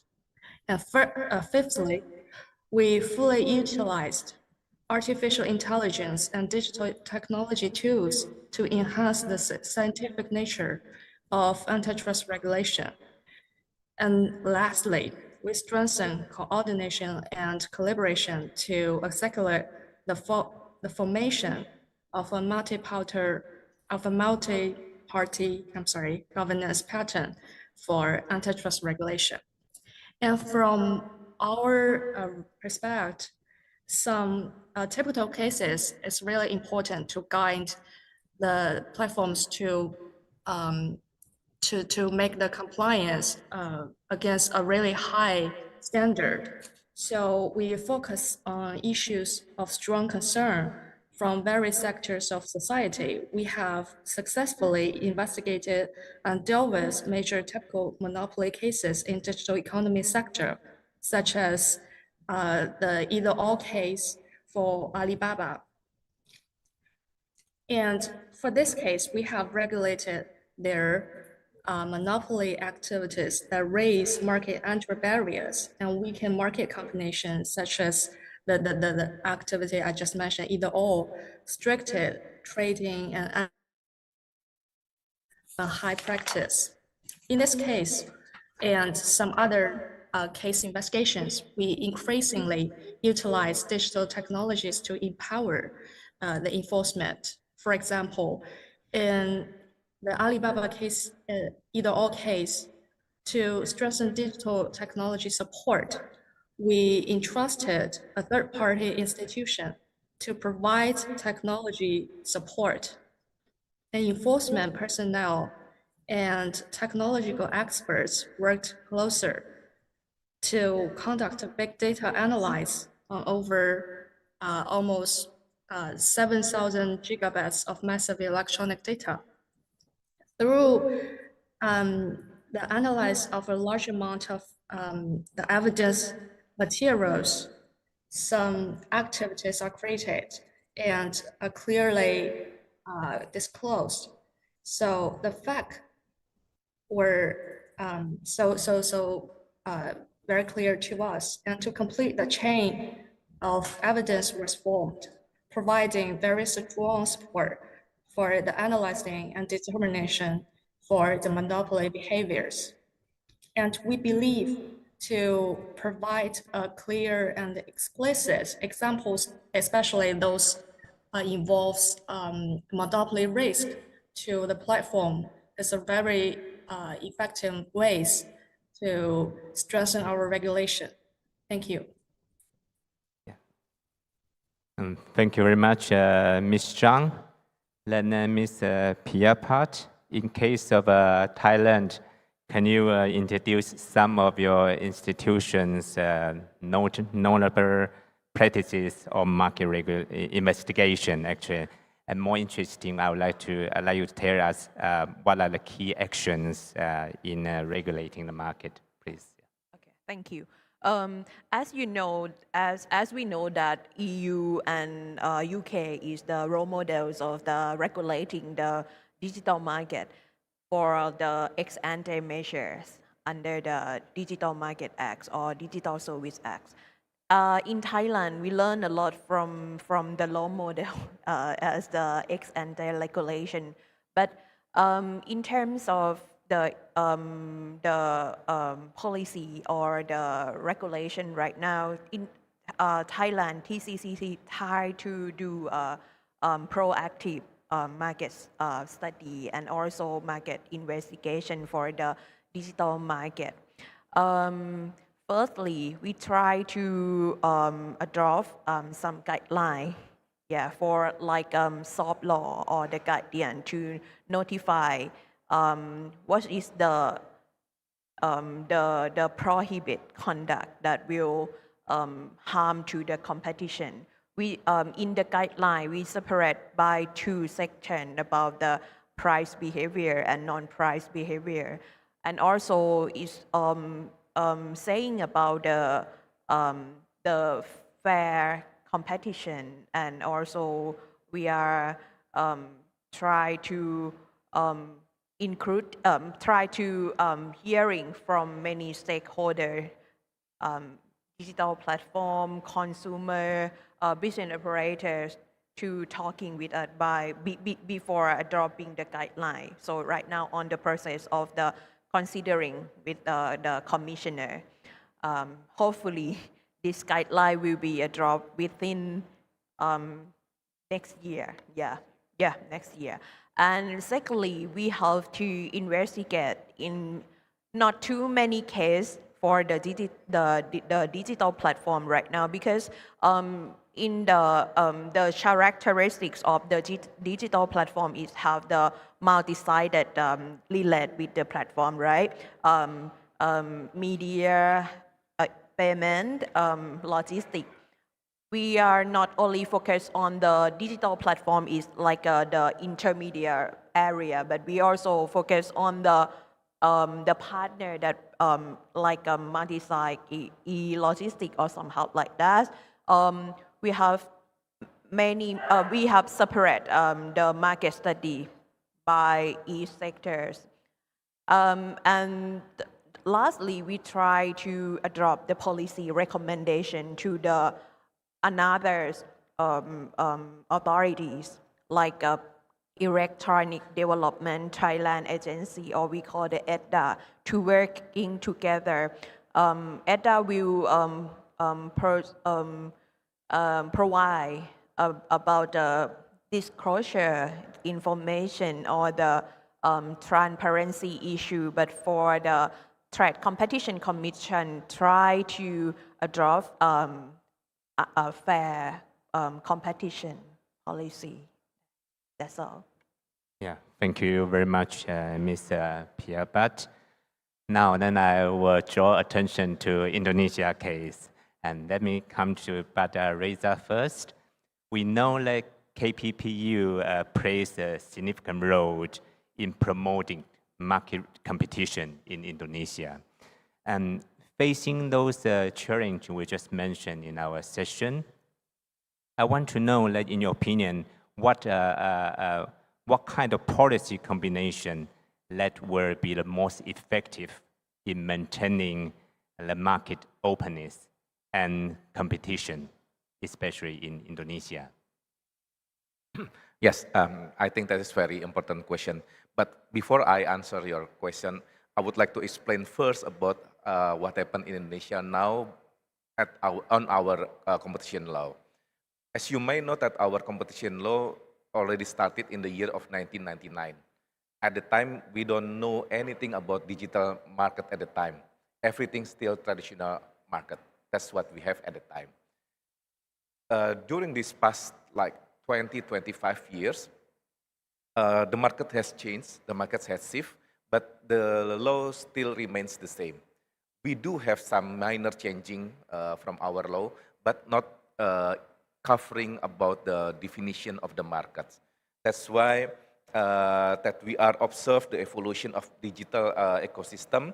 We believe that this is an increasing evidence that traditional indicators, what we have now, of market power, such as market share, price, and or outputs, are no longer sufficient to capture the dynamic platform for driven market. That's what we have now. That's why we are very happy that now the parliament start to try to amendment the law, and we are expecting the upcoming new law we will have hopefully next year, but it's up to the parliament for the new law. We hope that there's some changing about how we will define what is dominant is. That is the very basic reasoning. Well, what we believe that if we change the definition of the digital market, we put digital market in the law, it's not just to limit it to control just one single market only.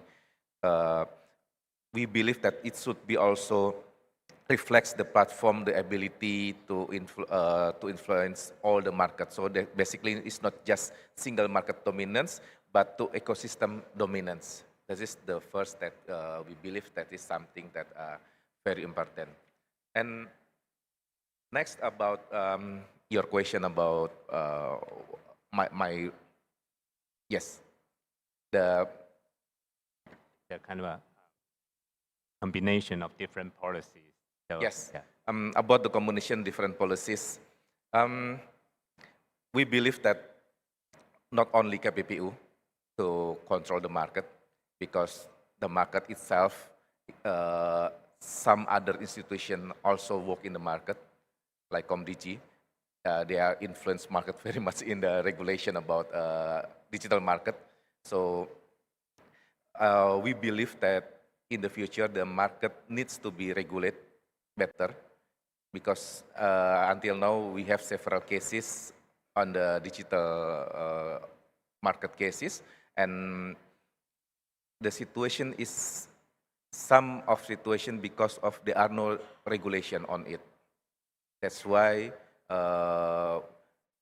we believe this is very important to have a better regulation on the in the market, and we believe that the market should not be regulated very tight, and it should be a little bit loose to make businesses can compete in the different shape as what we know these days.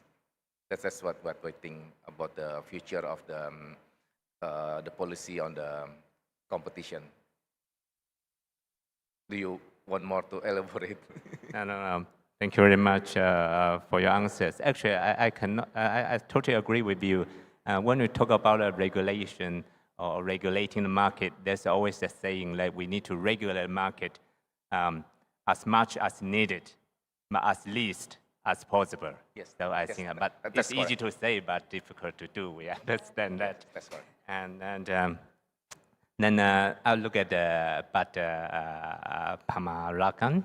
So I think Pat Reza already mentioned that in Indonesia, the competition law is in 1999, which is far beyond we call it digital revolution. So I want to like you to introduce some of your ministry's recent policies regarding the improvement of digital market infrastructure that can actually interact with the dynamics in this competition regulation. And also from a policymaker standpoint, how can the local rules be interoperable with international approach? It's actually two dimensions. First is kind of within the country with other agencies, and then extensively with international approach. So two dimensions, please. Yeah. Okay, thank you, Dr. Chen. It's very challenging question actually. Yes, as we know, Indonesia fully recognize that the digital platform operates boundaryless, yeah, without geographical boundaries. But the public policy must still ensure the digital sovereignty, national interest, and also the most important is the public security. Therefore, our approach is interoperable but sovereign. So that's the key of the regulation in the what's called it, the National Strategic Renstra 2025-2009 tadi. So as you said, how about the interoperability with the national regulation and businesses? Also, of course, we support the open market. We support also the global standard, and we active in the international forum. We also have the AI roadmap. Actually, it's still in white paper. Hopefully, in the early of 2026, we will have the AI national roadmap and also the AI ethics. If you can show the QR, you can download. Still in the white paper stage, but hopefully in the early of Q1 of 2026, hopefully it will be signed by the president. And also we have the online child protection. This PP itu apa bahasa Inggrisnya? Peraturan presiden ya? President decree ya, for online child protection. And also we have the sandboxing regulation. And as Mr. Prof. Renald Kasali said, the first, actually I write it down. Here. Algorithmic on-market outcome and also the rise of digital ecosystem. So ComDigi have one new Directorate General. It's called Digital Ecosystem Directorate General, and this is the aim is to push the perkembangan dari digital economy, yeah. And also, yes, we active in the regional. Also the most important, yeah, this is actually I write it down. We have to strengthen the coordination mechanism with ComDigi and KPPU. So hopefully, digital sector policies and competition policies can operate within one single strategic chain of command. And the coordination prevents regulatory fragmentation and provides legal certainty for global businesses. Thank you. Yeah, thank you very much. Just allow me to ask you a following questions, and then we talk a lot about the new policy regulation. How about the enforcement? So is there any kind of a mechanism in existing or mechanism in planning that for your ministry to cooperate or coordinate with competition authority like KPPU in enforcing this policy and regulation? Yes, we have Enforcement Directorate General exactly for the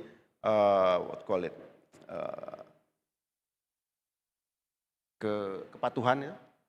Compliance. Yes, for the compliance, we have some tools to have the compliance to the perlindungan data pribadi. This the private data protection. online child protection, we have the regulation, and also for strategic cases, we urge for the platform service integration, self-preventing behavior. That's the most important, because nowadays people seems to lalai itu apa ya? Lalai. Yeah. Oke, I don't know in English, tapi kadang masyarakat lalai dan itu menjadi problem terbesar di Indonesia saat ini. Dan yang pasti, the most important things is we have to build the digital infrastructure all across Indonesia exclusively. And hopefully, Komdigi and KPPU will operate through the coordinated enforcement pathway that enables parallel and synchronized investigation, including data sharing, technical verification, alignment of sectoral mandates, and other things. Yeah, thank you. Let's action. And then for Bug Raiser, as a competition authority, I believe KPPU have a lot of coordination with other sector regulators. So my question is that can you share with us how KPPU is working to improve the interoperability of regulations in different sectors, or is there any effect in try to harmonize those regulations? And also, since we also have a Ministry of Communication and Digital here, looking forward, is there any kind of enhancement of coordination between the two institutions? Yes, very interesting that Komdigi also have power to investigate about in digital market, I think. Yes, but I think there are two distinct differences between what Komdigi do and what KPPU do. Komdigi did is about the compliance of the businesses, and from our side, we are looking for this. Is there any misconduct from the businesses on competition area? But of course, we are happy to work together and under joint investigation or anything related with the investigation, because this is new market with digital market. So this is very interesting because the market shifting not only from traditional but also changing from the to digital, and the future of the understanding about the competition law. I understand that they are blooming a new concept about competition. That's what we call cooperation. It means between cooperation and competition. It's make it more difficult to handling cases on competition, because sometimes cooperation among competitors is very difficult to distinguish between make a difference between do they cartel or they are not doing cartel. It's very thin line between to prove, and very difficult to prove to get evidence in the future in the digital market whether they are doing cartel or they just do it under their what we call the algorithm mechanism. This is new method that we should learn also, how to handling cases in the digital. And for us in Indonesia, I think we need like a dual approach. That is the first is the robust competition law. That's to set the overarching principles and agile sector rules that provide the operational details. The balance offer both legal certainty and also the flexibility needed to address the emerging digital issues in the real time. And within this structure, we believe Indonesia can maintain a regulatory framework for this is more fair, forward-looking, and conducive for innovation and sustainability competition in the digital economy. That's what we think now. Thank you. Thank you very much for sharing your insights. We know there are already a lot of information for us to digest already. But before I open the floor, I will have one more easy question actually open question to all of you. It's going to be a long question, but I'm going to give you only 1 minute maximum each person. So especially Padre Reza and Padre Pamarakun already mentioned that there's a kind of a lag behind regulation and the market dynamics. And there's a wider discussion whether we could codify duties and obligations for digital platforms within the revision of current laws, or other people argue that we might get some totally new laws or regulation to meet the needs of the market, especially regarding the cross-border activities of digital platforms. In your opinion, what will be the so-called best practice of policy look like? And given a time limit, I would like each of you maybe just highlight one aspect of this kind of a good policies. Yeah. So maybe we start with Ms. Zhang online. Ms. Zhang? Or otherwise, maybe we start here. And Mr. Piat, you want to start first? Yeah. 1 minute. Thank you for 1 minute. Yeah, to conclude about our opinion. So it was very interesting and also very challenging to all of the regulators. Yeah, so I think to suggest one thing that we have to cooperate, not only the internal, but also in the many jurisdiction that like TCCT, KPPU, and also ACCC. We have to working together, like joint working or collaborating. That might be the best solution. Yeah. Ms. Norman? I think I'd echo that international cooperation is the most important thing. Probably no surprise based on what I've said on the panel today, that from the Australian perspective, making sure that we're staying across international developments and learning from our colleagues. So what we've recommended is a very similar model to what's in place in the UK, with service-specific mandatory codes of conduct that would be guided by high-level principles established in legislation. So as much as we're very closely aligned with what is unfolding in the United Kingdom, it's really important that we stay across the developments that are occurring in other jurisdictions and wherever possible learn and leverage from our colleagues. Okay, pretty similar actually. We are not regulating the present. We are regulate the next decade. So the most important things is collaboration across the regions, across the countries, among parties.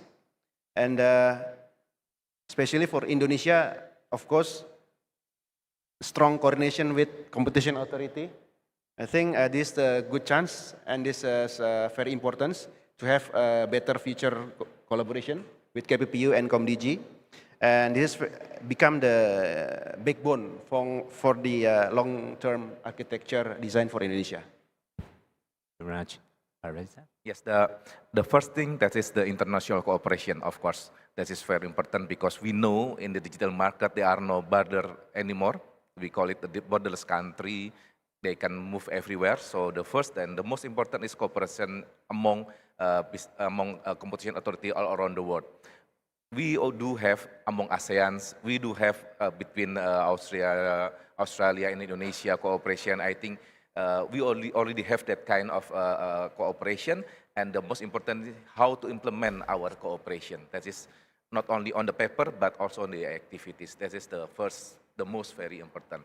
And the second that we are, of course, inside our country, cooperation as well among the ministry and the commission authorities very important also, because in Indonesia there are many markets are regulated, so we have to understand the regulation and how the market works as well. Again, digital market is new market that we need and we still to learn about how the market works in the digital. This is very important for us as well to learn how to understand the market is. we don't want to make it wrong to understand the market. So this is very important for us as well. And the third and the last thing is about ex-ante regulatory framework for digital market. That's what we are looking forward in the future. Thank you, Dr. Chen. Thank you very much. And I wonder whether Ms. Zhang, you are still with us? Yes, I'm sorry. Sorry for missing the first call. I'm sorry. No. Actually, I fully agree with all the colleagues here that the international cooperation is quite important to deal with the new risk that arise from digital technology, digital platforms, regulations. So in recent years, we have hosted international conferences such as the China International Forum on Fair Competition Policy and various multilateral and bilateral meetings in which I believe we can actively share the latest experiences and theories in regulatory enforcement. So, but unfortunately, we do not have a lot of experiences and practice in either investigating or evidence analysis in practical cases. But I believe in the future, we could have more opportunities to share our insights or experiences in these cases. Thank you. Thank you very much. So I'm really impressed is that all regulators hold very open-minded for cooperation and also have a very forward-looking standpoint of thinking. So with this, I think we will still have we have 5 minutes to select questions from our audience. And so please let me know if you have any questions or comments to our distinguished speakers here. So who will be the first one, or who will be the second one? Because nobody wants to be the first one. So anyone want to ask a question? The gentleman over there, please.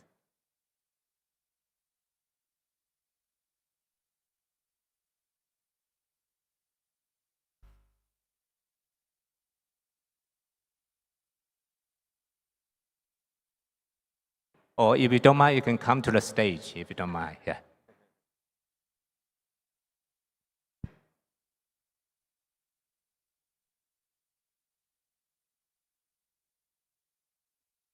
Okay, hello. Thank you for entertaining my question. First, my name is Haikal. I'm a legal practitioner in Jakarta. And I have a question to Bapak Reza from KPPU. With increasing trends of digital platforms, how will the KPPU adapt the methods for determining market definition or relevant market, which we understand that the existing model may not entirely work with the rapid changes in digital ecosystems? Thank you. Thank you for your question. Please, Pat. No, just one question. Well, thank you, Haikal, for your questions. Since we are working in the law area, so we have to be precise using the law. So however, we have to still stick to the law, what the meaning of the market definition. We cannot expand it more than the law says. Because if we expand it more than the law says, it can be ruin everything what we do. So we still stick the definition in the market. Of course, there can be many interpretation how the definition is, and we are trying to interpret it not very far for the original definition, so it still can be part of the definition of the law, but can be used in the digital market. Yes, that is what we do now, because we cannot walk far away from the definition on the law, since we are working based on law basis. This is the situation. Yeah, I agree. That's a very practical way. Yeah. So thank you very much, Reza. And any more questions or comments or any suggestions? Yeah, please, Pat.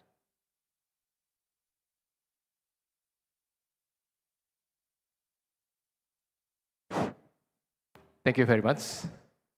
My name is Trisna Sumardi. I'm former commissioner from the KPPU. And I think that's for the well-defined problem.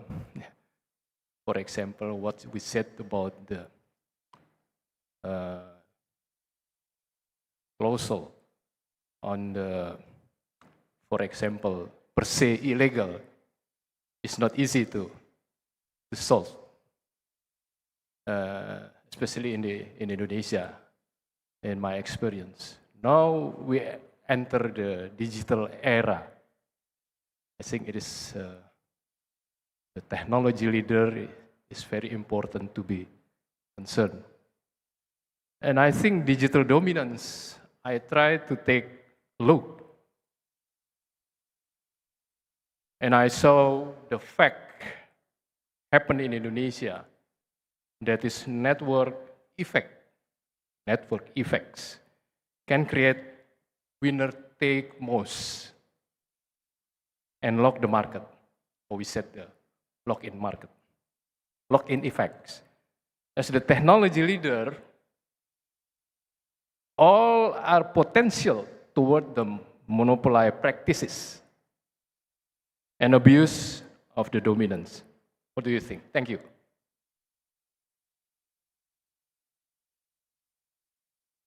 I think this gentleman says more like a comments to what we are saying. So I wonder whether any of speakers want to comment on these comments, or if not, because we are running out of time, I'm afraid. And so in favor of time, I think we got to stop our session very soon. But the good things that I already learned from our conversation today, that there's actually pretty clear message to deliver to the market, is that to turn digital platforms dominance and to ensure fair play in the market, there are need for closer coordination between different institutes and authorities, and as well as international cooperation. I think this is the key for us to solve the problem. And with this, I would like to call our session a big success, and please join me to thank all our speakers and also our audience for your participation. Thank you very much. Yeah.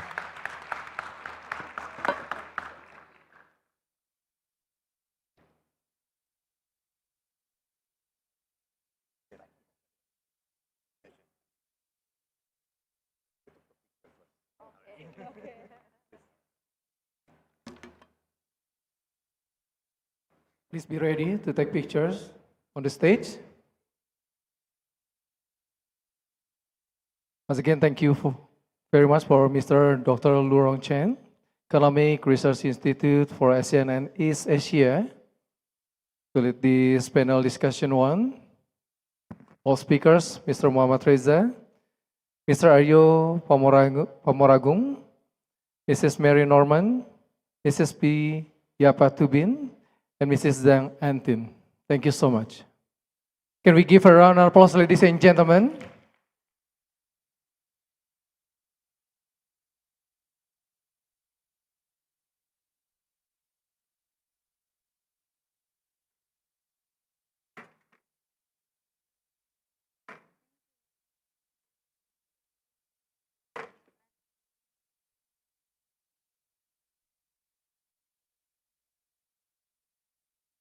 Thank you so much, ladies and gentlemen. So we are going to prepare to move to the next agenda. Yes.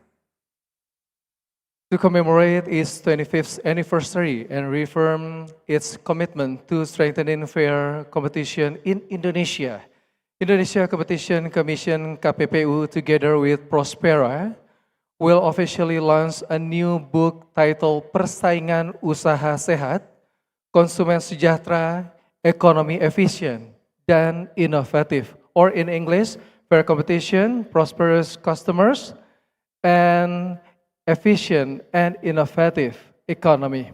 The publication highlights Indonesia Competition Commission KPPU's pivotal role in promoting healthy competition as a foundation for consumer welfare, innovation, and national competitiveness, supported by both legal and economic perspective as well as insight from international best practices.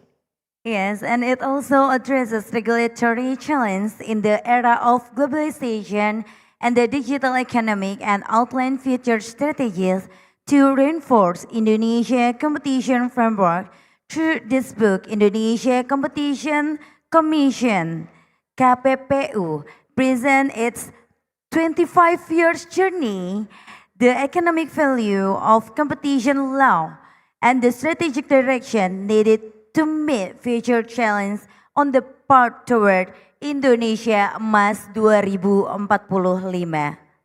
So, ladies and gentlemen, in this special moment, we will launch off the book titled Persaingan Usaha Sehat, Konsumen Sejahtera, Ekonomi Efisien dan Inovatif, Fair Competition, Prosperous Consumers, and Efficient and Innovative Economy. We kindly request your attention as we present this segment together.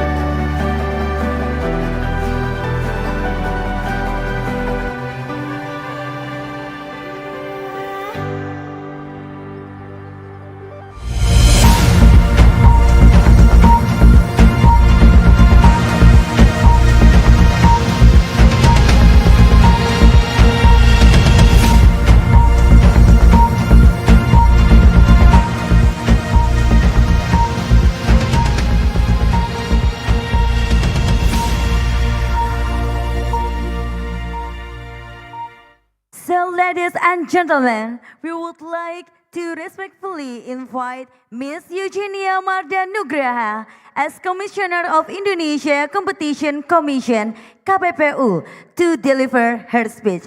The time is yours.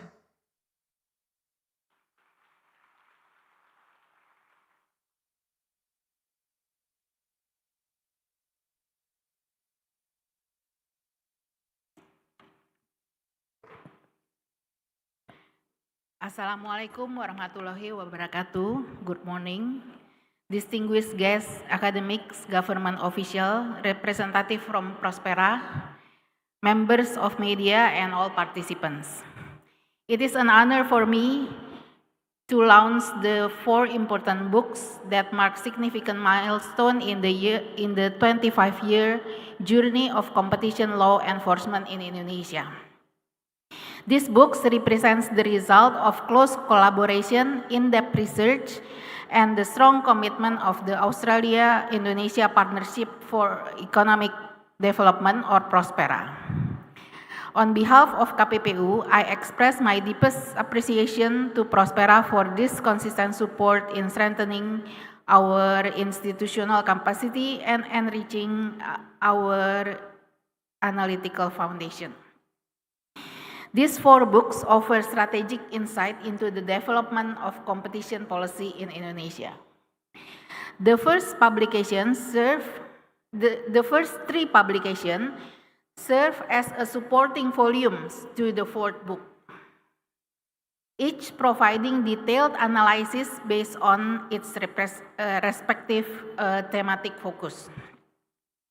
The first book presents a comprehensive assessment of the implementation of Law Number 5 of 1999 over the past 25 years.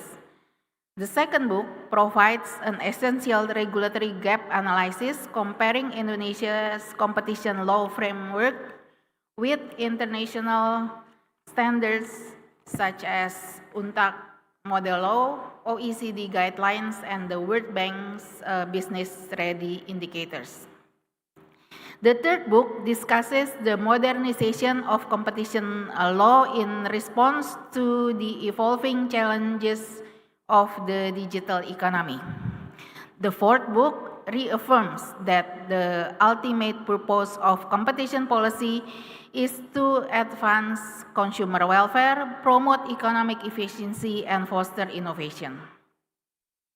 At this stage, the first three books are still undergoing refinement and technical review by Prospera and KPPU to ensure accuracy and completeness before final publication. As such, they should not yet be cited as official references. Once finalized, the approved versions will be released for broader use. The fourth book, however, is already publicly available and can be downloaded through KPPU website. These publications are valuable not only for KPPU, but also for policymakers, business academics, and the general public. We believe that they will contribute significantly to strengthening Indonesia competition ecosystem and inspiring the further legal and policy reform. The book will be available at the end of this event, allowing participants to get the copies after the closing session.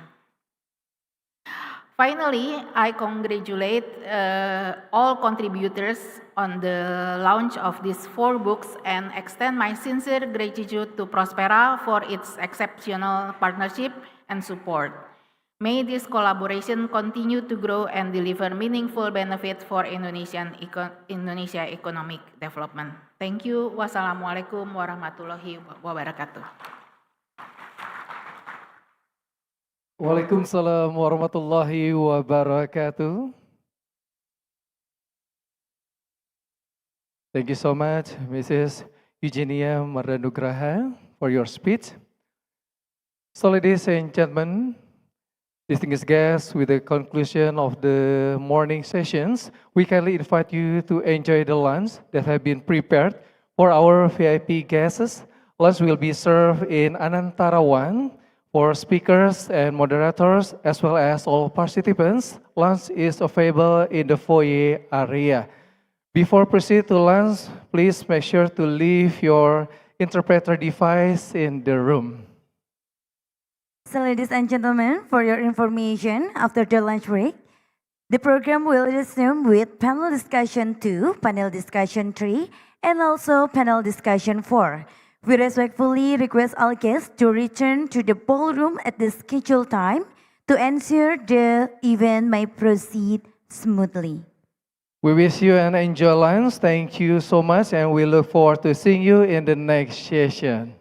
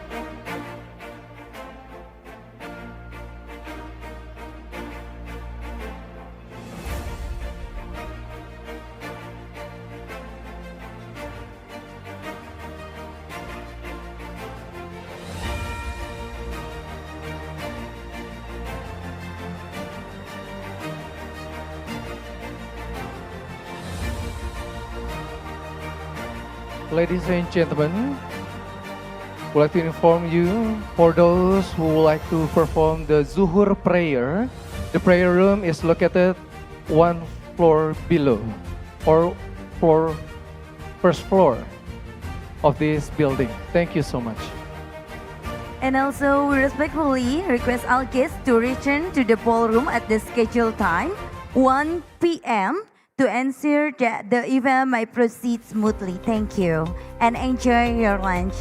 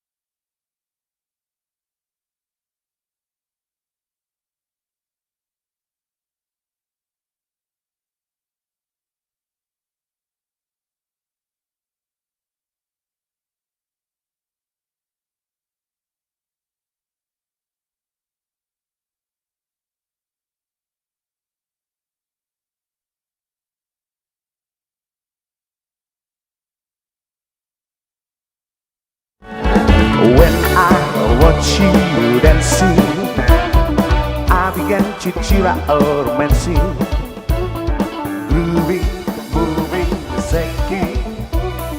All the time you hear that sound of dancing in New York, Rio, Tokyo, or any other place you see, you feel a dancing fantasy. New York, Rio, Tokyo, or anywhere you could run, the magic of big city sound.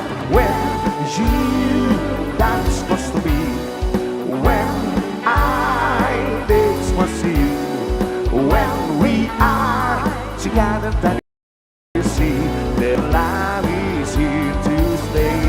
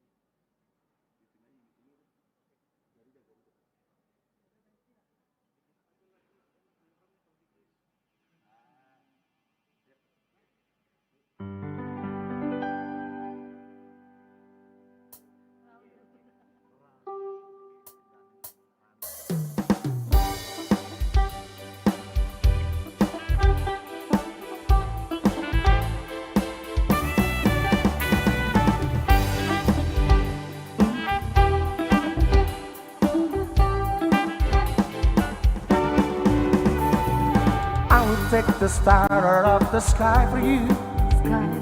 Stop the rain from falling if you ask me to. I do anything for you, you is my command. I could move a mountain when your heart is in my hand. Oh, what can I express how much you mean to me? There must be some other way to make you see. If it takes my heart and soul, you know I pay the price. Everything that I possess, I'd gladly sacrifice. Oh, you to me are everything, the sweet song that I can sing. Oh, baby, oh, baby. To you, I guess I'm just a clown who picks you up with some of your tongue. Oh, baby, oh, baby. Give me just a taste of love to build my arms upon. You know you got the power, good to keep me holding on. So now you got the best of me. Come on and take the rest of me, oh baby.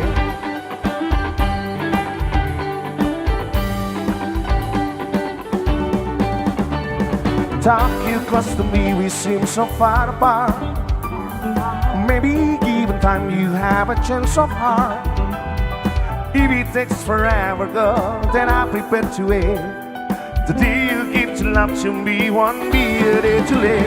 Oh, you to me are everything, the sweet song that I can sing. Oh, baby, oh, baby. To you, I guess I'm just a clown who picks you up with some of your tongue. Oh, baby, oh, baby. You give me just a taste of love to build my arms upon. You know you got the power, good to keep me holding on. So now you got the best of me. Come on and take the rest of me, oh baby.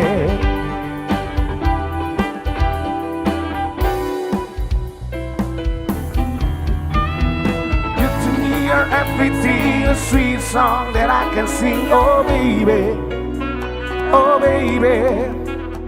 To you, I guess I'm just a clown who picks you up with some of your tongue, oh baby, oh baby. You to me are everything, a sweet song that I can sing, oh baby, oh baby. You to me are everything, a sweet song that I can sing, oh baby, oh baby. You to me are everything, a sweet song that I can sing, oh baby, oh baby. You to me are everything, a sweet song that I can sing, oh baby, oh baby. You to me are everything.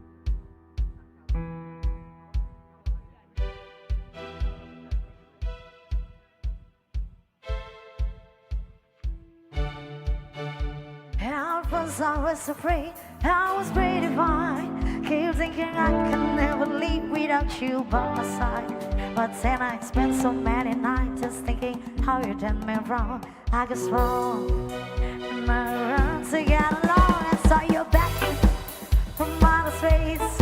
I just looking to find instead of that look on his face. To have just been so in love, to have met you every day. If I had just a second, you'd be back to my way. Shoot, shoot, shoot, shoot, shoot, shoot. Just around now, 'cause you know I'm coming anymore. When you don't want to talk to me, you're in this side. You think I'm bump up. You say I'm laid down and dying on the run. Shoot, shoot, shoot. I'll be so shoot, shoot. My song is on love, so long. No one will lie. I know my love's to leave. I know my love's to give. And that's all right. All is so fine. Yeah, yeah.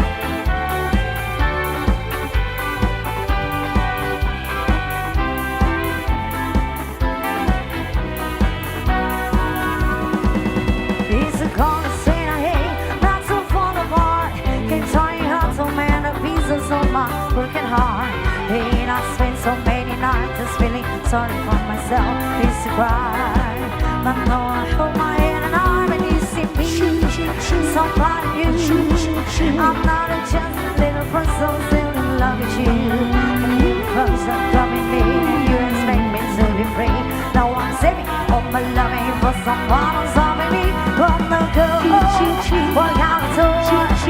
Just on around now. You should not welcome anymore. When you don't want to try to bring me with goodbye. You think I come back. You think I lay down and die. As long as I'm not to know, I know I'll be alive. I got my life to live, I got my life to give, and I survive. I will survive, yeah, yeah. I will survive. I will survive. I will survive. I will survive.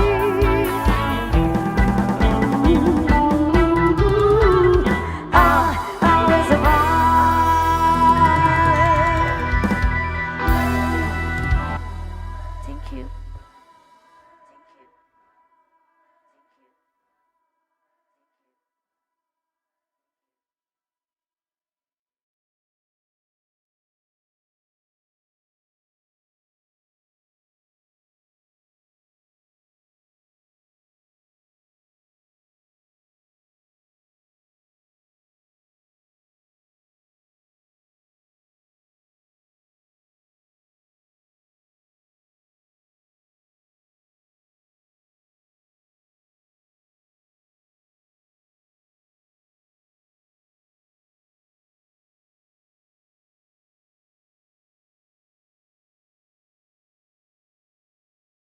Unique band, ladies and gentlemen, give big round of applause for our entertainment.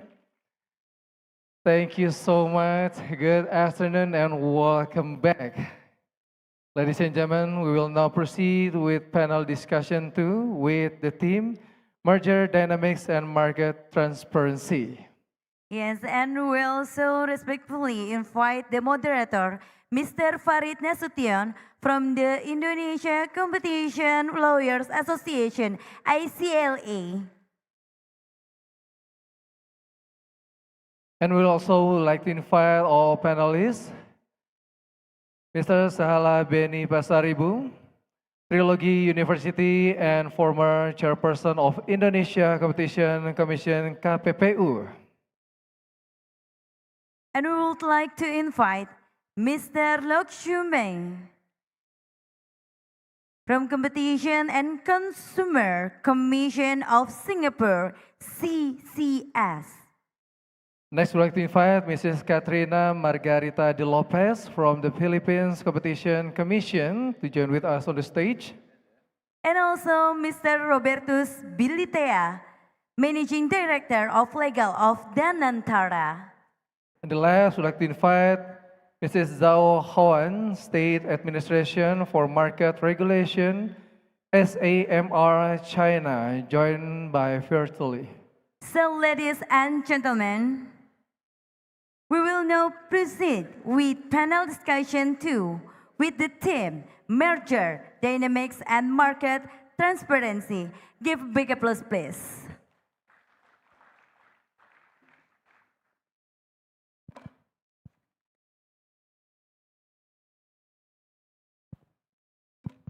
Good afternoon, ladies and gentlemen. Assalamualaikum warahmatullahi wabarakatuh. Thank you very much for the organizer inviting us. For me, it's a great honor to be moderator for these sessions. And as has been introduction by the our MC, this is regarding the session is regarding on the merger dynamics and market transparency.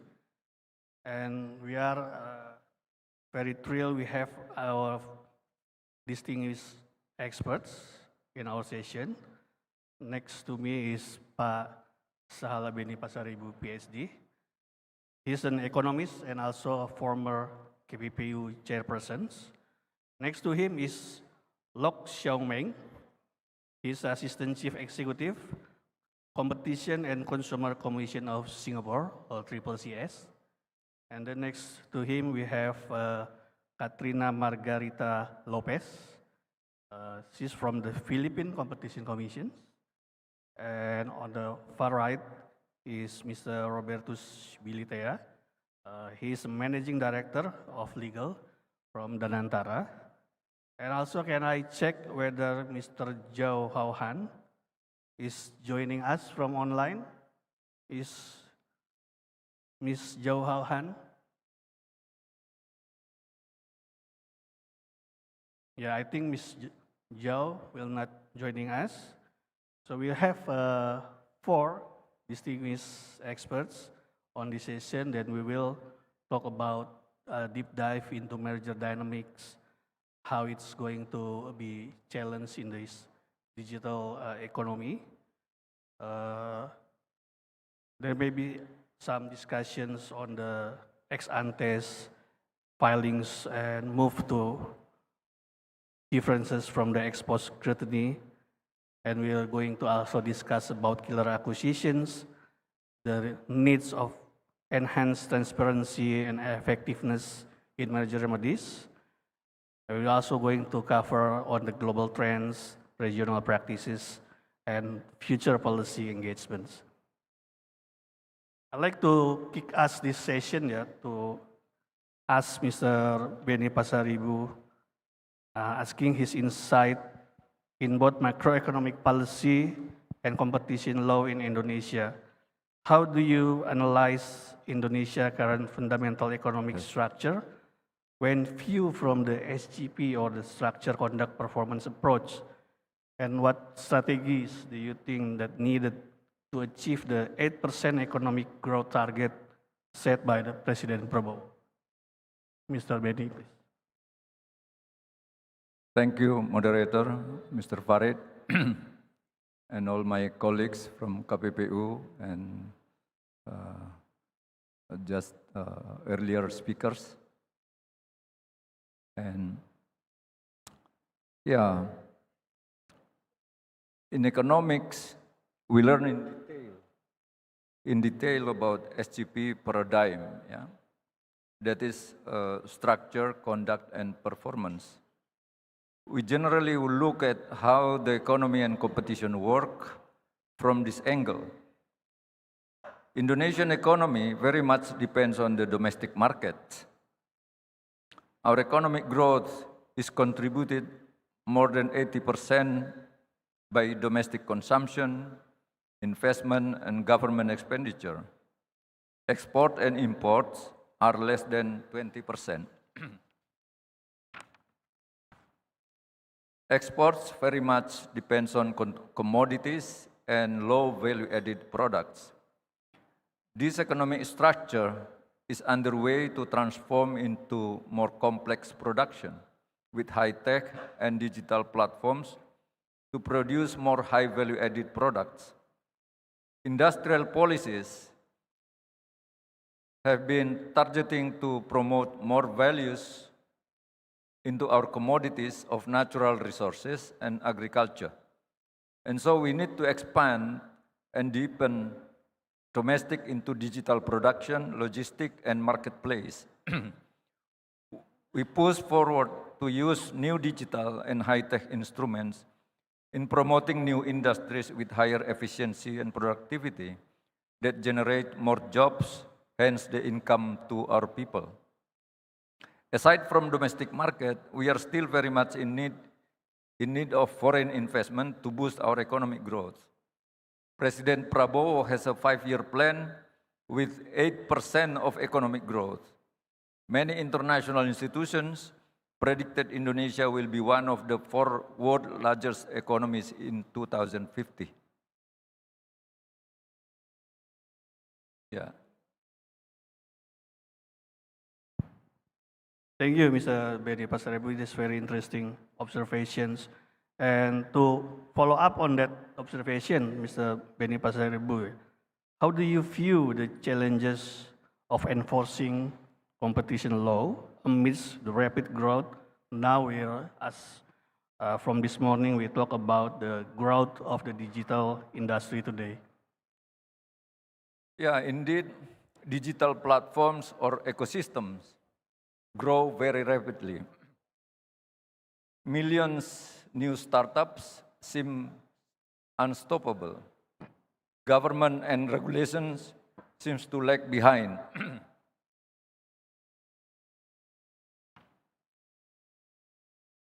Competition law is difficult to catch up the fast dynamic industries during this digital era like today. So we need to amend our law and regulation and also the guidelines for mergers especially. So our job in this context is to promote a fairer competition both in conventional and digital industries or marketplace. Dynamic merger is one of the fast-growing concerns, especially for competition authority. Thank you, Pak Benny. You also remind us that it's not only digital, but also conventional economy also need to be always to be safeguarded from the fair competitions. Now, before moving to asking other panelists, would like to remind the ladies and gentlemen and the audience, if you we'll have a Q&A session at the end of the session, and you can scan the Slido QR code in your table, and you can post your questions through that application. And at the end of the session, we can post your questions, and we'll be asking around the panelists to answer those questions. Now, talking about digital economy, digital market, as Pak Benny mentioned, is the competition law quite hard to catch up and need to reform. And one of the things is on the merger control is the necessity to reform the merger threshold. Is it, if I can ask to our colleagues from the Philippines, whether the need to reform the merger threshold for the digital market is really important. What are the practical experience that you have in dealing with merger control or reforming your threshold to catch up with the digital economy sectors?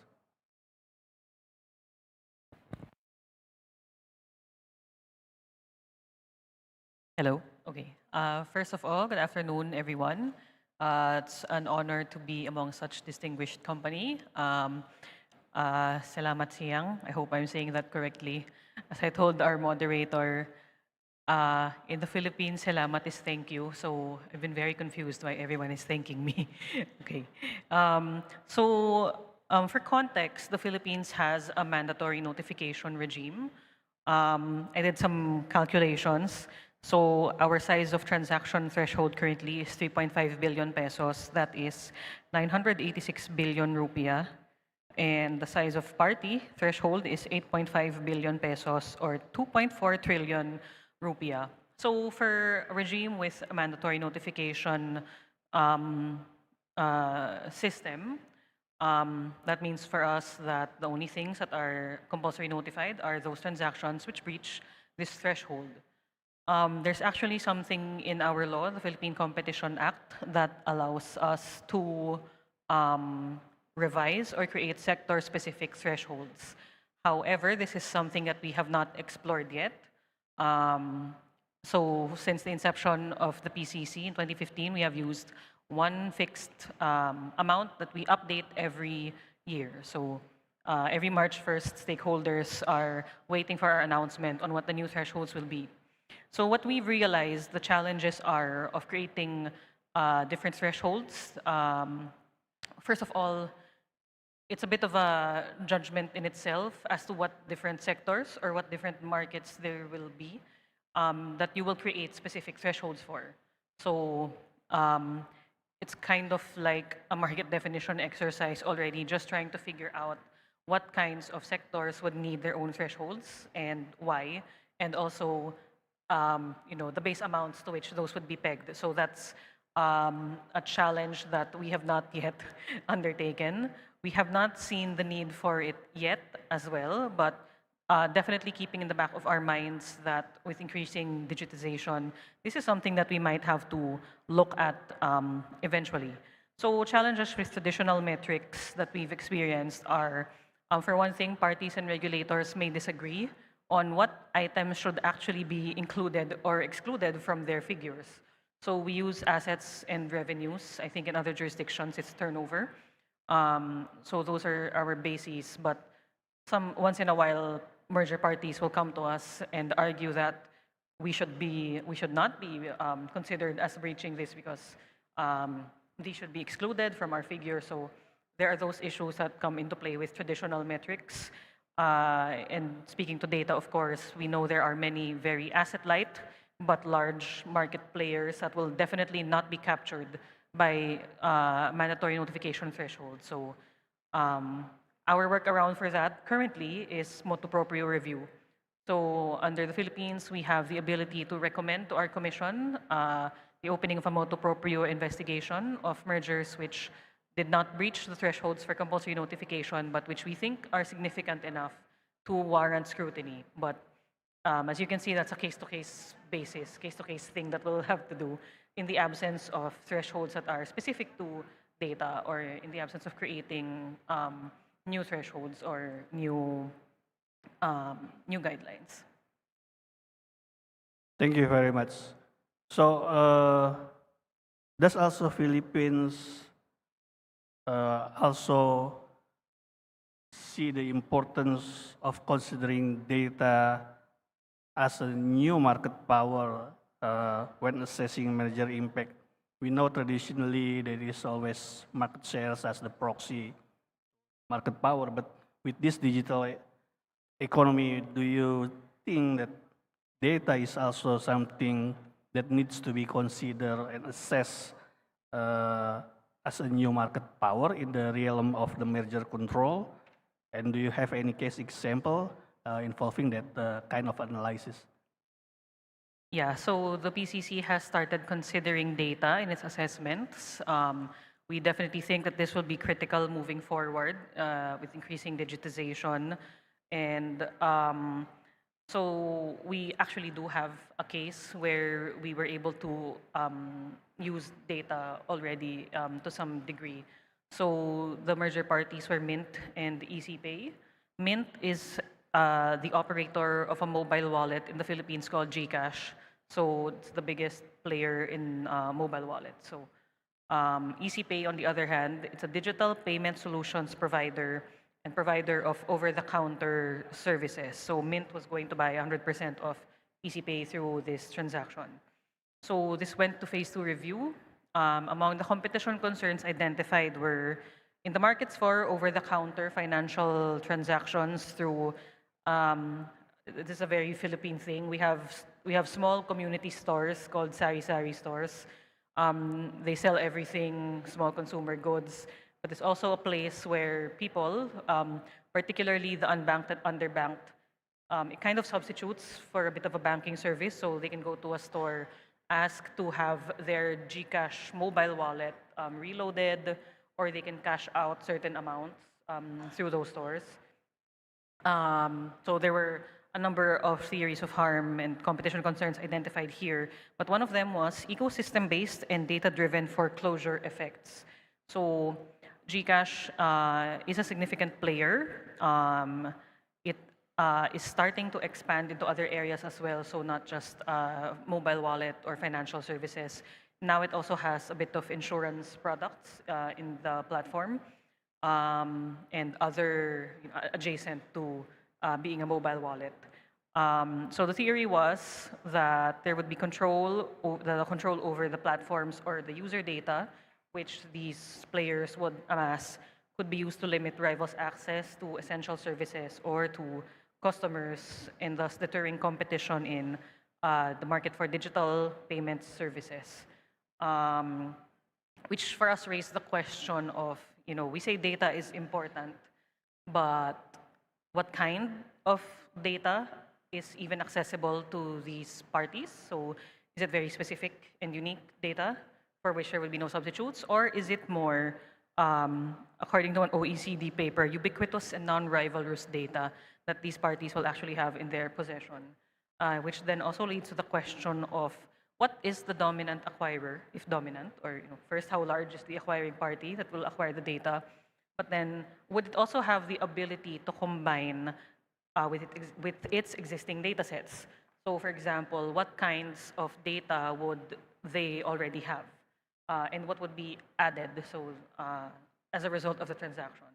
So the thought process would then be, would it be possible for the position of the acquiring entity to be strengthened not only in its core markets, but potentially in new or undiscovered markets? So all platforms have the potential to expand into other markets. So like here, a mobile wallet, insurance, maybe, or something like Grab, for example, which ride-hailing and a number of other services, all of these are markets where there could be relative foreclosure. So that was something that came into play into that one case that we handled.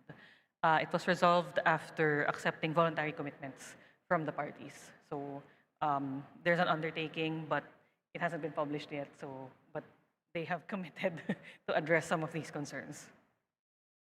Thank you very much. Very interesting, and thank you for sharing with us. And now moving to Pak Robertus Bilitea from Danantara. From your perspective, Pak Robertus, what are the most critical amendments to Indonesia's merger control? Like Pak Benny already mentions that we need to reform, but from your perspective, from the state-owned enterprises perspective, what is the most critical amendments to Indonesian merger control and disclosure rules that hopefully can reduce ambiguity, close loopholes, and generally speed up decision for SOEs when they're dealing with mergers and waiting approval from the authority? Yes,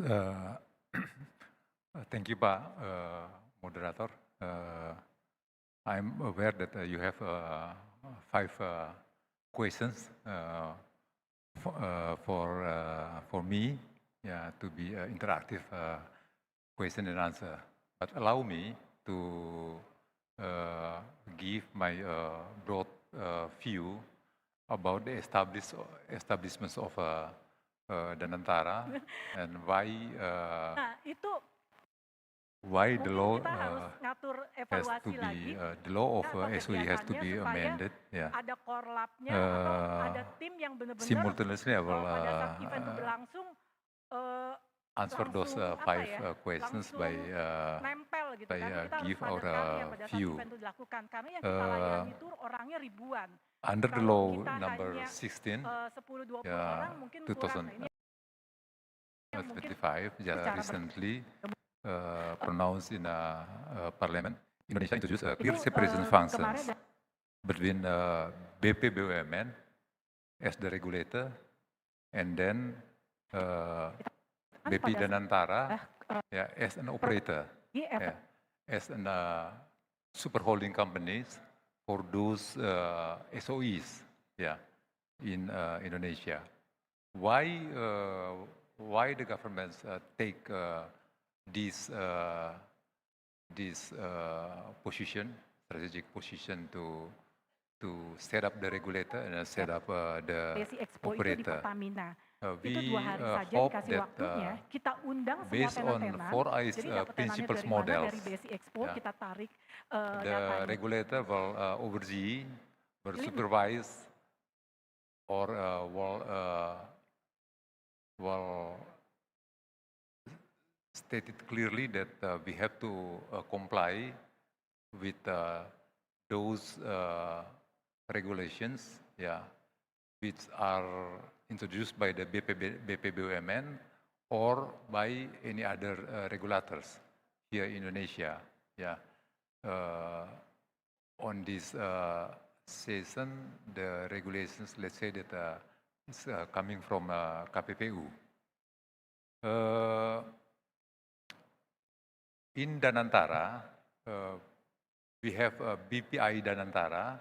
BPI Danantara is the functions of BPI Danantara to supervise two subsidiaries, yeah, Danantara Asset Management, who own directly those BUMN, but been amended just recently by the new law. Yeah, the ownership goes to BP Danantara right now, and then we have still thinking that how we can empower Danantara Asset Management, yeah, to manage the SOEs. On the other hand, we have Danantara Investment Management, yeah, which the main tax to manage the cash which are coming from the SOEs, we call it a dividend, to be used for any kind of corporate action. Yeah.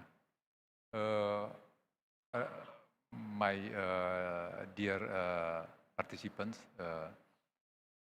on the previous law, law number 19/2004, dividends goes directly to the government. If the BUMN needs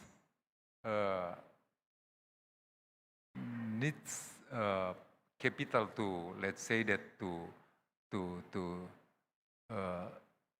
finance their corporate action and so forth, and they have to go to government, and then we need around a year, yeah, to get the financial support from the government, and then time is goes, yeah, and yeah, not easy for us to compete in the market. But the new law, by we manage the dividend through Danantara Investment Management, we can have cash support to do the corporate action.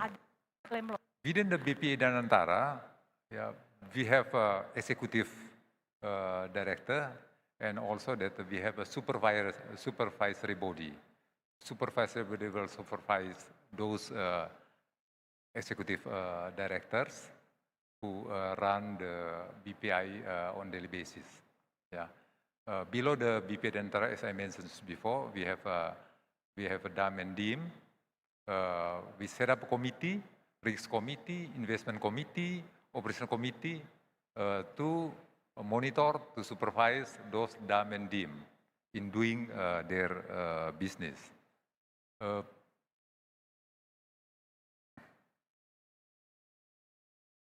As a regular basis, ladies and gentlemen, we have to report our duty direct to presidents, and also regularly we have to go to the parliament, yeah, to report to them, and then for some activities that we have to be get their approval, such as if we still need the fiscal support from the government, then it has to be approved by the government.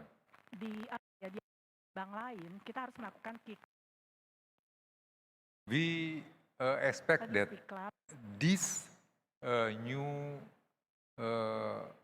structures of governance that we can, or our SOE can do their business on transparent way, it has to be, and comply with all those regulations. Yeah, not stop on that. We also expect that on the near future, our SOE can be a regional player, and also as an international player. Yeah, I think that that's all for the time being. I can give our view, yeah, on your 5 questions for us. Thank you. Thank you, Pak Robertus. I think it's very interesting for us, because this is a new law and new structure of SOE Indonesia, and I think it's aligned with the President Prabowo aspiration to strengthen the SOE to become a global player, but at the same time also observing and complying with the all regulations apply, including the competition law. I think is of course quite important, Pak, ya, for SOEs as well. And I think moving to Xiaoming from Triple CS.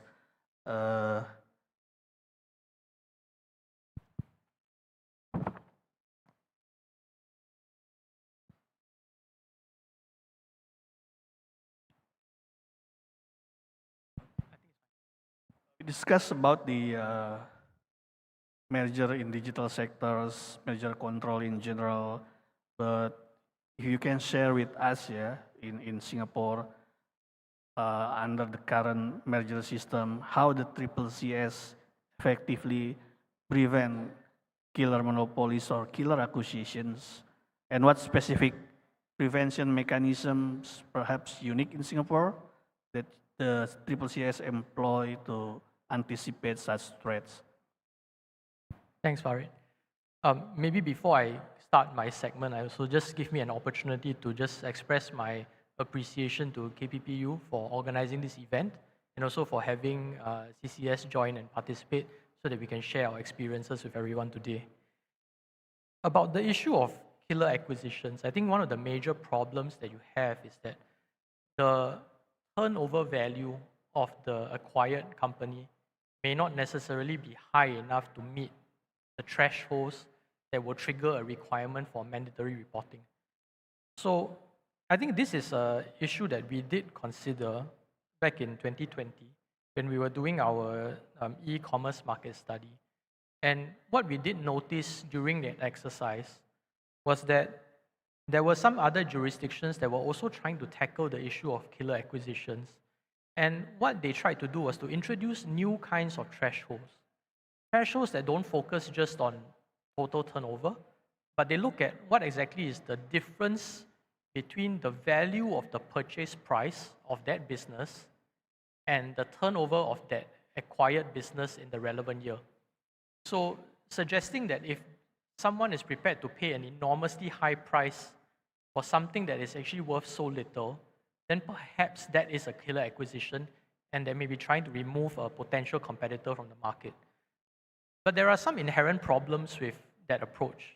The reason is because if I was an investor and I was trying to buy over a business, typically I would value the business based on measures like EBITDA and a multiplier effect, right, to just reflect that value. So again, a question of, is it a legitimate transaction or is it something that's undervalued? It's not very clear. So I think bearing in mind some of these inherent restrictions, we went back to look at what the Singapore Competition Act has.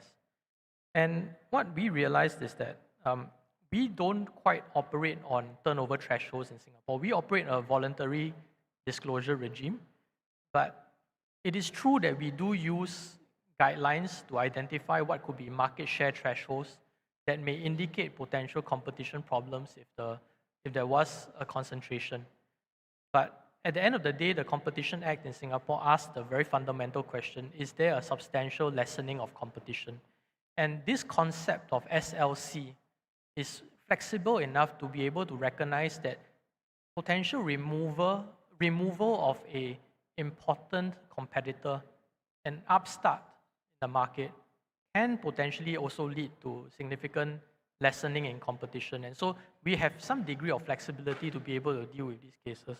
So instead of thinking about the thresholds in a prescriptive way, what we did was we amended our merger assessment guidelines to give a bit more clarity to market players, to tell them that if you are thinking about a merger which potentially removes an important upstart in your particular sector, or has an effect of significantly reducing the level of innovation from a competitor, that might potentially have an effect on competition, and that's where we will actually go in to investigate.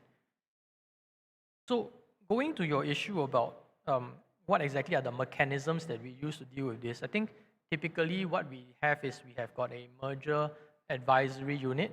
That unit actually conducts horizon scanning and investigation for potential mergers that are occurring within the region that have an effect in Singapore. And from there, then if there is a concern, of course, we either trigger an investigation Or alternatively, we might also take certain preemptive steps. I think we are able, under our Competition Act, to issue interim measure directions. And these are directions which will then seek to preserve the status quo pending an investigation by CCS. So these kinds of measures are typically things like, we would use it if we were evaluating whether a notified merger could potentially have competition issues. Or alternatively, we would also use it if we think that there are certain features in the market that might distort or restrict competition. And just to give you a quick example of the types of measures that we would impose, we would impose things like, for example, restricting data transfer, because we want to try and maintain the status quo. So we will tell the merger parties, you do not transfer your data at this point. You do not start transferring your manpower as well, unless that transfer of data or information is necessary for the purposes of negotiating your merger, or is necessary for the purposes of meeting some other regulatory requirement. So I think when we try to use these directions, it's really meant to try and preserve as much as possible the status quo while we then complete our investigation. Thanks. Thank you very much for sharing how the Singapore deal with the killer monopolies and killer acquisitions. Moving again to Pak Beni Pasaribu, and we would like to ask your view on the impact of corporate mergers on competition and also on the economic efficiency. What are the biggest challenges for competition authorities, especially in Indonesia, for overseeing mergers, specifically in this digital economy era? Yeah. In the world of uncertainties, or in time of crisis, mergers may be one of the solutions for the companies. The corporate actions try to survive in that case. But another reason for these mergers, we can see that two companies from maybe different markets or different products, but they become one company, let's say like vertical integration. Yeah. This one, for example, Goto, between Gojek and Tokopedia. But the kind of mergers also maybe like horizontal mergers. You can find it like same products, they are really competitors, but two companies, they are competitors, but becomes one new company. Then, for my understanding, this kind of merger is trying to capture higher market power or market shares. Yeah. Then,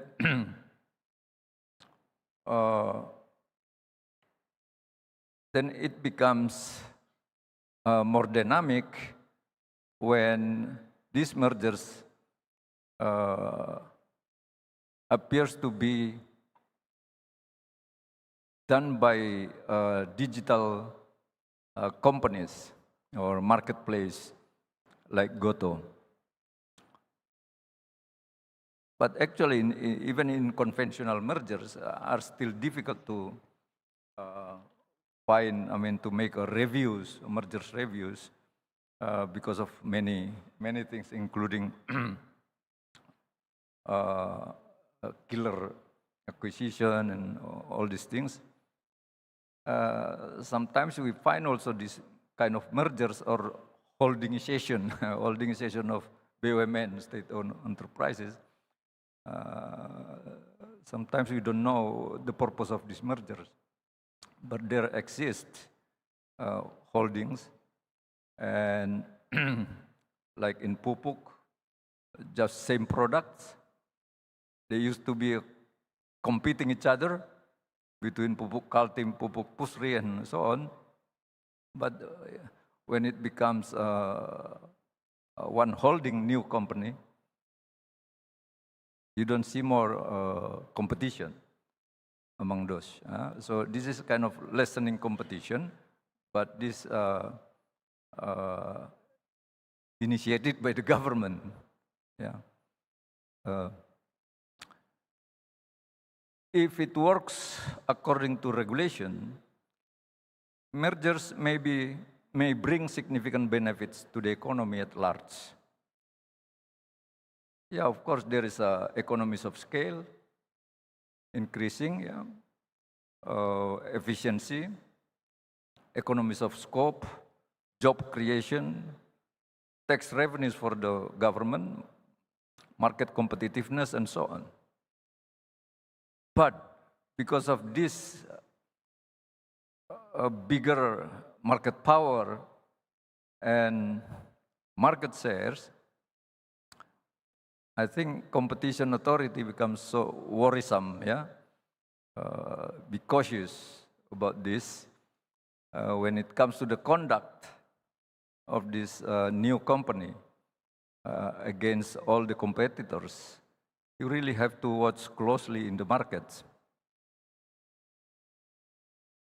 So they may violate the regulations or laws, but it's difficult for the authority, competition authority, to control or to find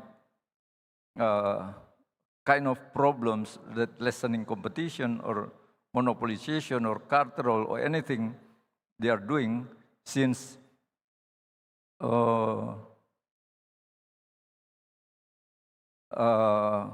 the tools of the competition authority is not so sufficient.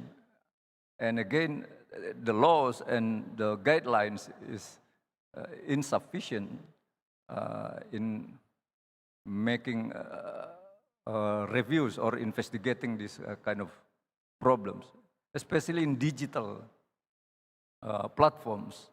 If the authority doesn't have access to the database, and even for me, I think it is very important that the authority has to have access to the database and also the algorithm. Otherwise, yeah, it's very weak. Yeah, very difficult to find solution to protect the market. So the law and guidelines, like in the beginning I said, has to be renewed. Yeah. So thank God, the competition law in 1999 of Indonesia is now in the parliament. Hopefully next year will be amended, but make sure that this kind of reviews and access to the database and the algorithm of this digital platform or digital ecosystem has to be there, written explicitly. Yeah, otherwise, no way competition authority can go far to protect the market. The second thing is these mergers tend to be done by the corporates that are close, very close friends of the government officers. There may be some ministers or even many high-ranking positions in the government have close friends with these corporate owners, then becomes more difficult for competition authority. You don't have tools, and the corporation also very friend of the government officers. I think this must be very difficult, but you have to do it. Our economy must be more efficient, and above that, the welfare of the people, the consumers, and also the life of the growth of the small and medium enterprises have to be protected. I think these competition laws allow the authority to investigate anything that is not compliance with this kind of laws. Yeah. I think the government also have to be in a good cooperation, close cooperation with the competition authority. Yeah, especially the state-owned company, BPI, Danantara, and BP2, BUMN. Yeah, BPP, BUMN, yeah.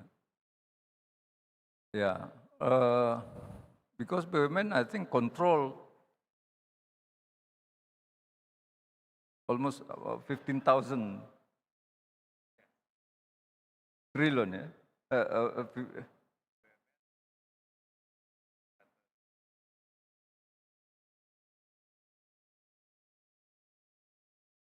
1,000 trillions dollars, yeah? Total assets, yeah. So it's very significant role in our economy.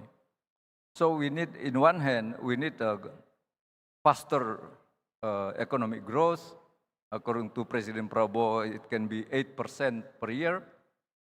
But on the other side, these corporations have to be working so fast, and then they use a digital platform to do that. But again, competition authority has to be there and to watch whether these two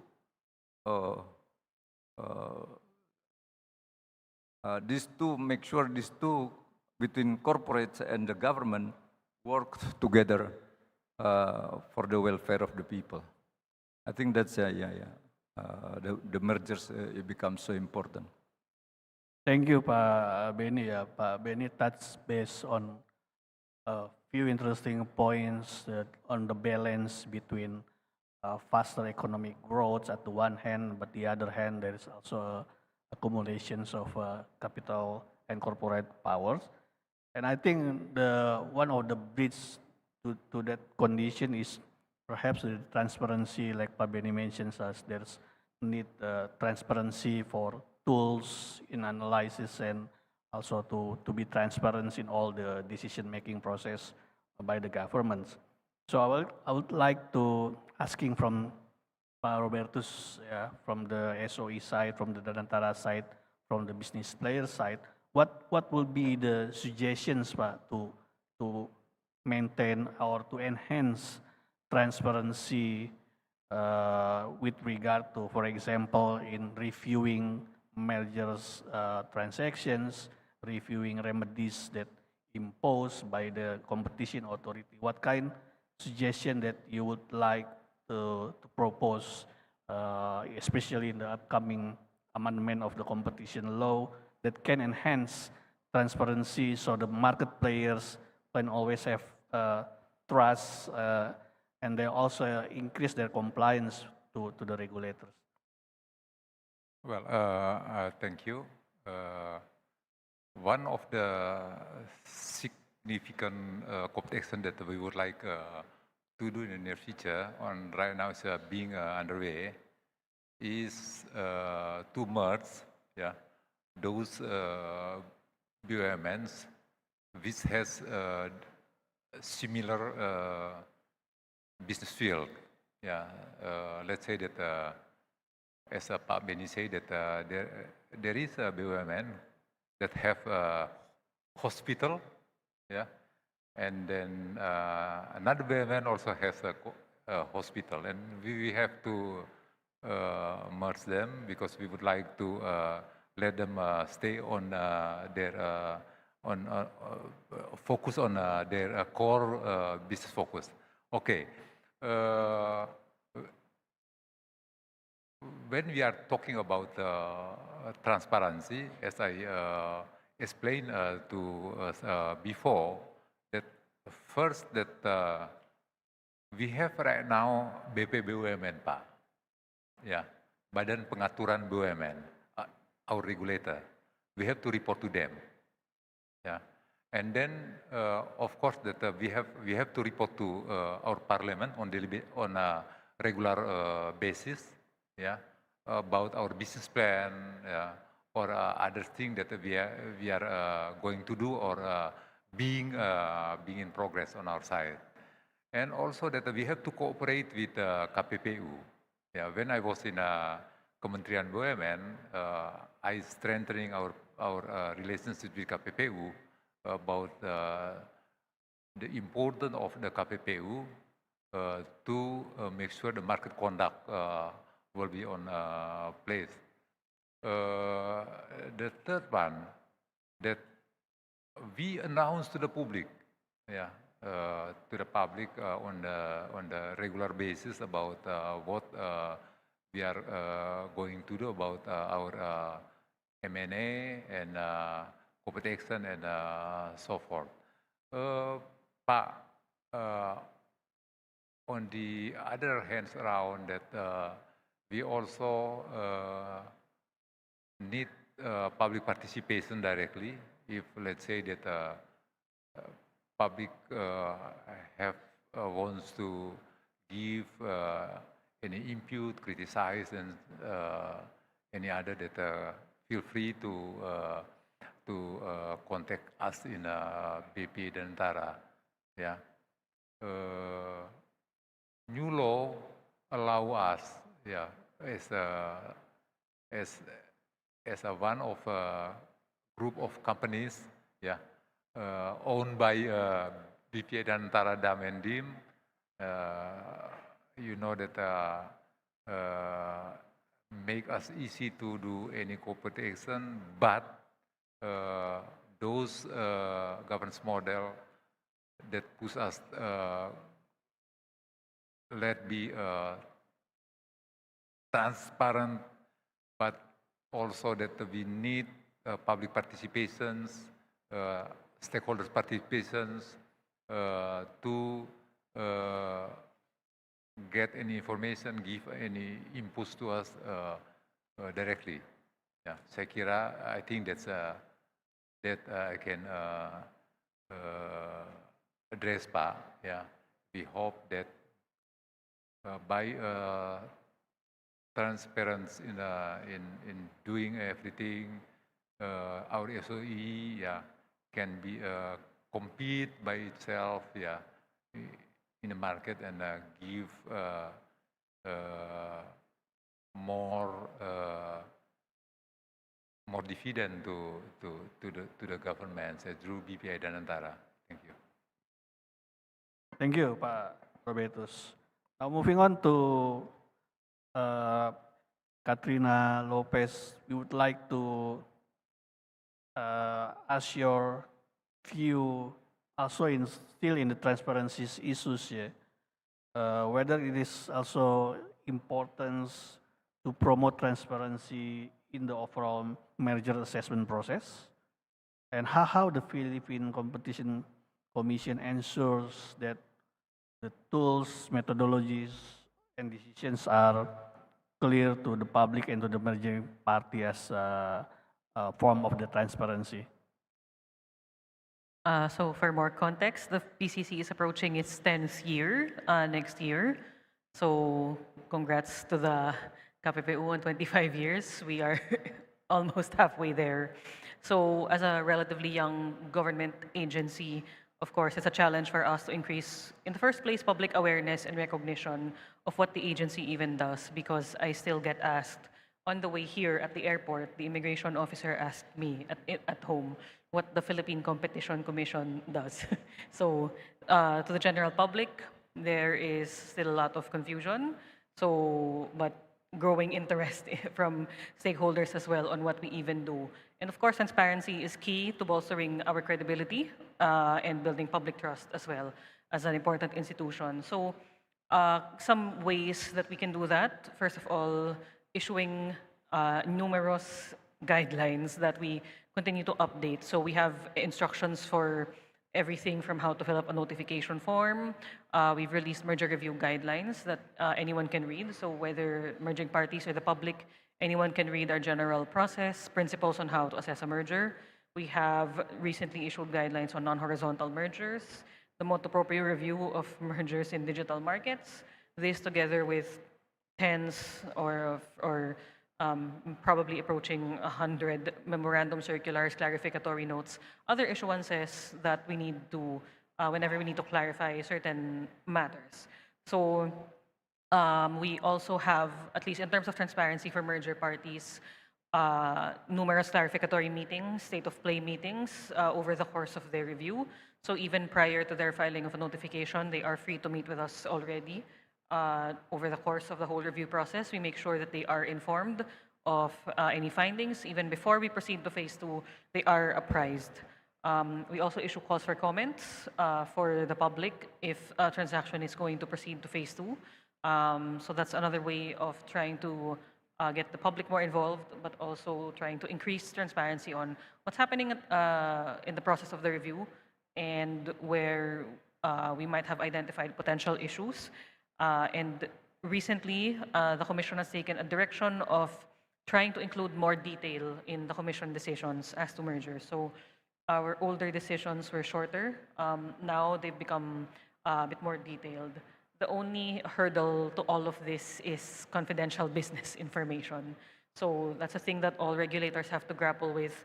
How do we inform the public, but also not accidentally disclose any confidential business information? So anything that we publish must be vetted repeatedly and thoroughly by just cross-checking with whatever they claim to be confidential. But yeah, for a growing agency, these are some of our methods and considerations. Thank you very much, Katrina. And moving on to Xiaomeng, yeah, can you share with us in Singapore when the CCCS does a market study, whether it's play also how it's interplay in forming the M&A control policy and how it also came into play in enforcement beyond the individual case by case. Can you share with us the practice? Sure. I think the first thing to note is that case-by-case intervention or ad hoc interventions and enforcement can deal with the immediate concern, but doesn't quite provide a more systemic solution to a problem that's occurring in a market. So usually that's where market studies come in, because market studies actually allow for the competition authority like CCS to be able to compel parties within the entire value chain to give us clearer information about what their business practices are, how do they actually manage the market, how do they interact between their competitors and their suppliers, and that allows us to develop a very holistic picture about a particular market. I mentioned just now a bit earlier about the e-commerce market study that we did, and one of the things that came out of that study was a better understanding about how the platforms actually interact, not just between themselves, but also with their customers, and realizing that there are multi-sided markets that are at play. And from there, it actually helps us to then review our merger guidelines. So your question was, how does market studies actually help when it comes to informing M&A policy?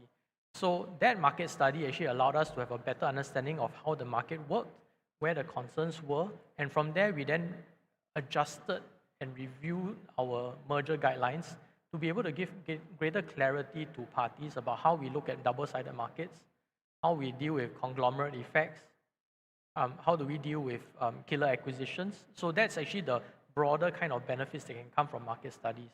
But leaving aside the amendments to merger guidelines and M&A policy, market studies actually allow for competition authorities like CCS to fulfill one other important aspect of our role, which is to serve as an advisor to the government as well as the rest of the statutory bodies in Singapore about the national needs in terms of competition.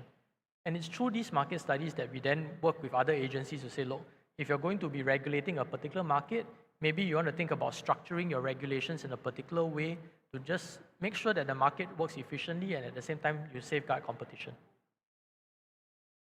Thank you. So it's clear it's quite very important, the market study, how it's also shaping the laws and regulation. A bit running out of time, maybe we can move to questions from the audience that we have in the display. I think this can be answered by Xiaomeng and also Katrina regarding the, I think this touch based on the, whether it's something that important, is it necessary to have like international cooperation among competition authority in the region? If example, if Grab and Goto merge, how is it necessary to international competition agency to have, competition agency in ASEAN to have coordination and harmonization in dealing with like cross-border merger that affect the whole the regions? What do you think, Xiaomeng and Katrina?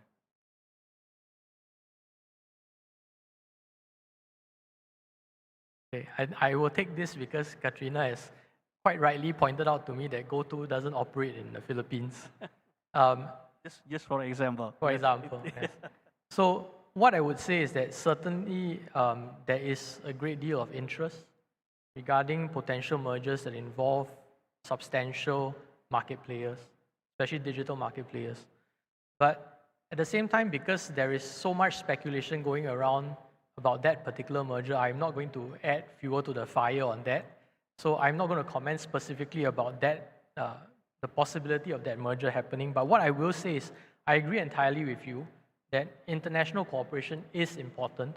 I think in the context of mergers, what we have come across sometimes is that merger parties might try to adopt a kind of a domino effect strategy when it comes to clearing their mergers.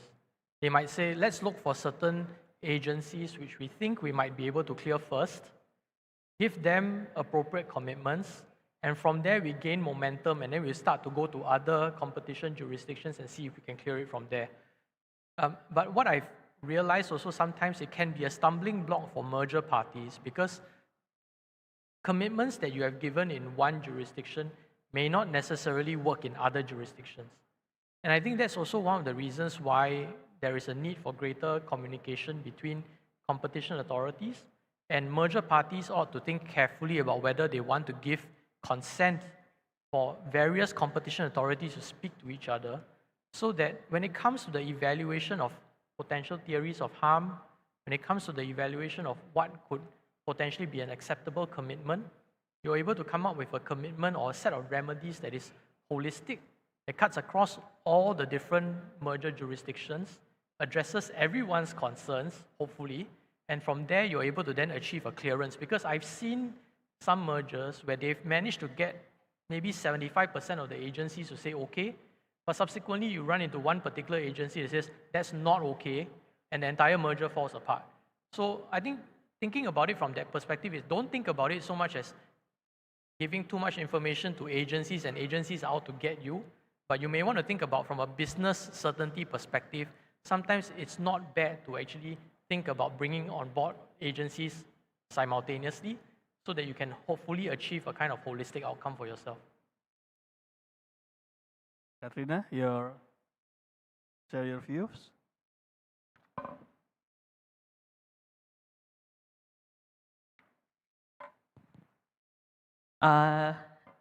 We had actually coordinated with other agencies in ASEAN during one of our investigations. So there's definitely room for cooperation and coordination among competition authorities, especially with a lot of similar large players operating in our countries. We've actually observed a bit of the domino effect that Xiaomeng was describing, wherein parties would tell us that we've obtained approvals from they list everyone that had approved, and we are supposed to, okay, we note this information, we will conduct our own assessment and continue to do that anyway. It's also useful when just to see, even at an earlier stage, what direction another competition agency might be leaning towards. Because as he mentioned, if we are about to come out with conflicting, at least for the parties, rulings, that's going to be very difficult for them to enforce. So if you can merge in one country or not, or you are severely restricted in your operations in one country, practically speaking, that's very difficult for these parties.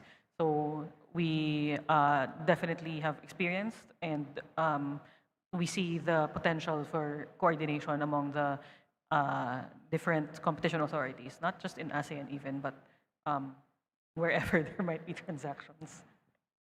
Yeah, thank you very much. So I think we look forward to have that kind of international cooperation, so there will be a more unified and comprehensive approach to global merger and transactions. So maybe one more question for Robertus Bilitea before we are wrapping up, and we'll ask each of the panelists to have its final statement.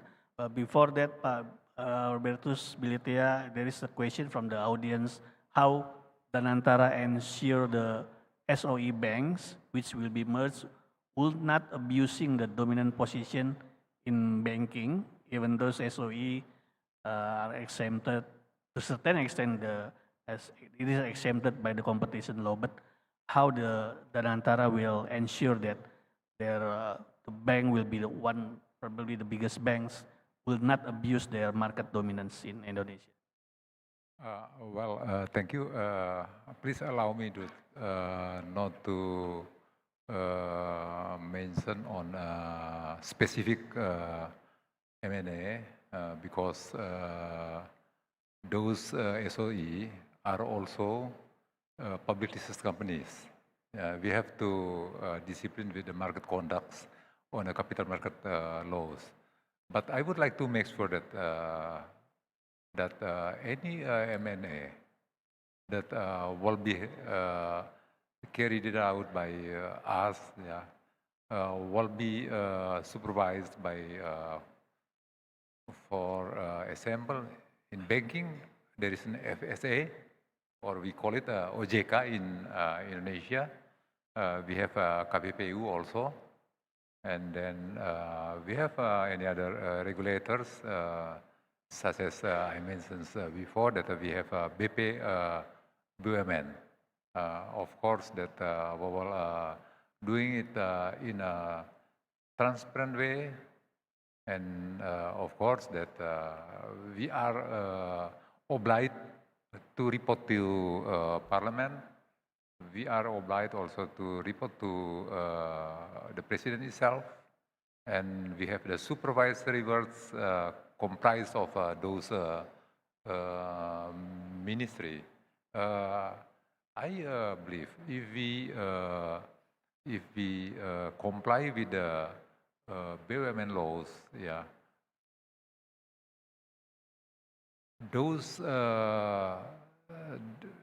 those worriness or worrisome from the public will be set aside, actually. Yeah. We have a lot of regulators right now.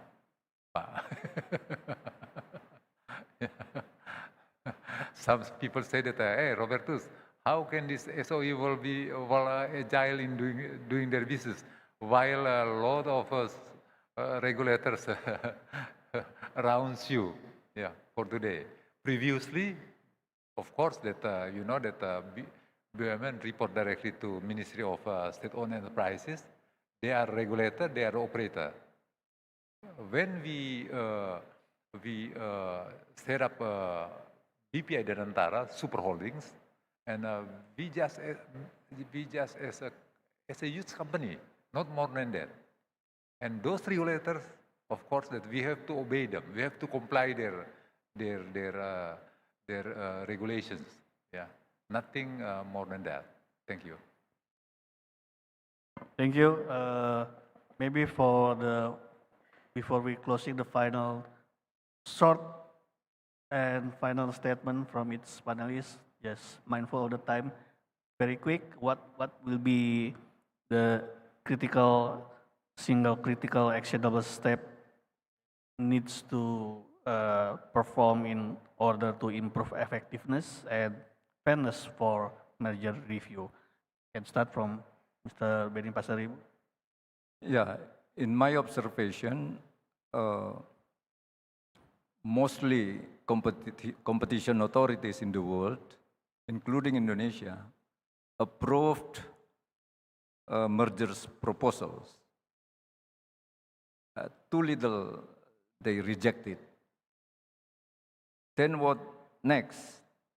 This is not the final one. I think competition authority has to monitor, has to control the potential lessening competition because of this high concentration, market power, market sharing, and the use of this power may be abused. Yeah, you have to follow up. So the guidelines is more important, especially for these mergers corporations, because we are talking about the giant corporations, and I think we should put more energy to solve these kind of problems. Once the market is in a better ecosystem of competition, I think efficiency will be there, jobs will be there, economic growth will be there. I think this is the key. So I'm not thinking that we have to discuss more about ex ante or ex post mergers reviews, but instead, after you approve the mergers, what next? You have to monitor very closely. That's my final words from me. Thank you. Thank you for KPPU. Thank you. Next, Yao Ming.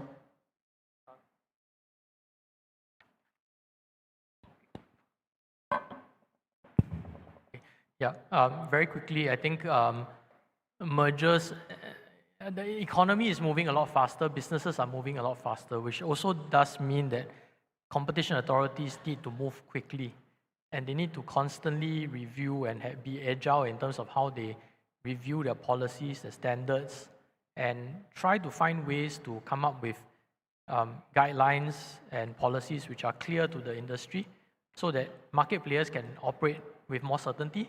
But at the same time, then it frees us up to be able to focus our energies on the other kinds of mergers that are more problematic. Thank you, Katrina. So for us, you said one takeaway, but I'm going to use one word for it. So growth for 3 areas, I think. First, of our guidelines and our rules to be more responsive to changing markets, of course. Second, of our digital systems for ease of use of all stakeholders. So we're trying to digitize even more of our processes now. And of course, of all of our staff, so that everyone in the agency is more equipped to be good regulators. Thank you. Robertus. Well, thank you. There are 3 points that I would like to emphasize. Thank you. First, by this new law, that we have to discipline ourselves to comply with those regulations from the regulators. Yeah. The second one, the new law allow us to do agile in doing business, because right now that those is owned by the super holding, what we call it BPI dan Antara. The third, that of course that we have to the law required also to transparent governance, fairness, and so forth. Yeah, as our core principle in doing business. Please, ladies and gentlemen, support us, because this is the historic moment of Indonesia. Just nowadays, just from today that we have super holding. Before that, we don't have super holding. Yeah, those SOE before the BUMN law, the new BUMN law, it's running a silo. Yeah, it goes to Ministry of Finance by each of them. But right now that it's owned by BPI, then BPI have to do 3 things that I have spoke before. Thank you. Thank you very much. That's all from our session today for session 2. Please join me to great round of applause for all panelists today. Thank you very much for your time. Thank you very much for your attention, all your questions. Unfortunately, not all questions can be addressed due to the time constraint. Thank you very much. Assalamualaikum warahmatullahi wabarakatuh. Waalaikumsalam warahmatullahi wabarakatuh. Once again, give big round of applause, ladies and gentlemen. Please stand together in the middle of the stage to take pictures together.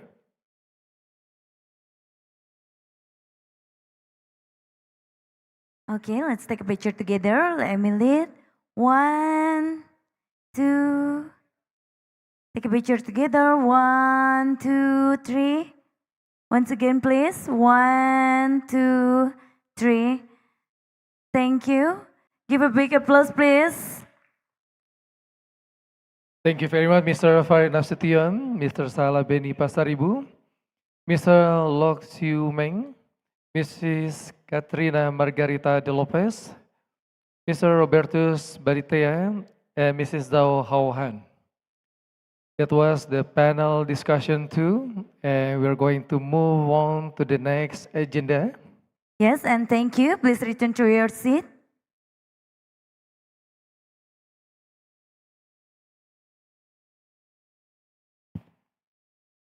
Thank you so much.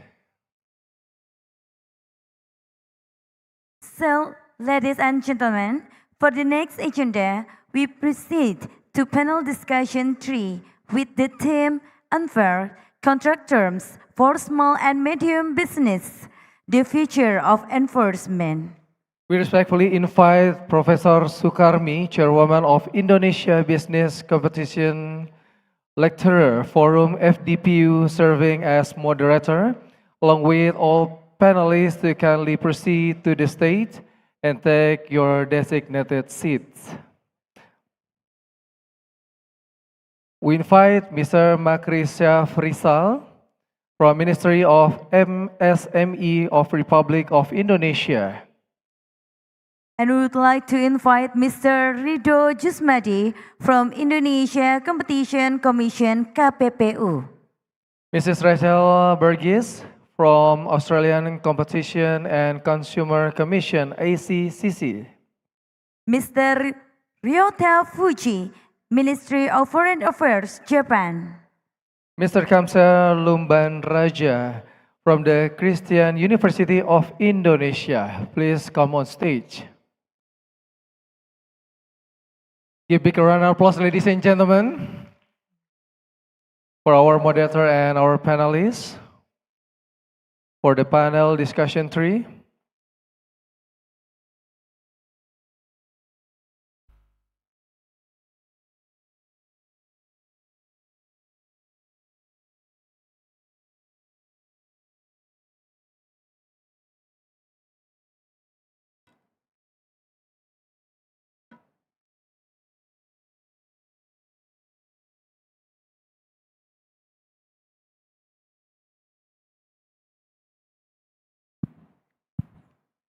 So ladies and gentlemen, please welcome panel discussion 3. Give big applause, please.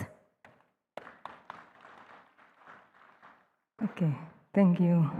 Good afternoon. Assalamualaikum warahmatullahi wabarakatuh. Ladies and gentlemen, welcome to this crucial session, I think, about the unfair fair contract term for small and medium enterprises, the future of enforcement. The last century focused on protecting the consumer. This one must equally focus on protecting the producers, and especially our small medium enterprises, the backbone of our economies. Their success increasingly depend on fair partnership, but they often face unfair or one-sided contract term from larger enterprises.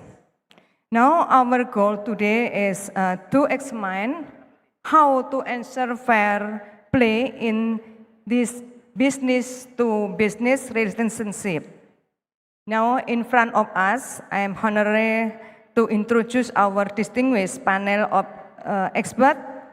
One is Pak Mahri, Deputy Secretary for Small Medium Enterprises, Ministry Republik Indonesia, and then Pak Commissioner Rido Jasmadi, and the third Raquel Baldes from ACCC, and then Ryuta Fuji, Ministry for Foreign Affairs of Japan, and Pak Bro Kamser Lumban Raja from University Kristen Indonesia and partner at DEP Law Firm and former commissioner.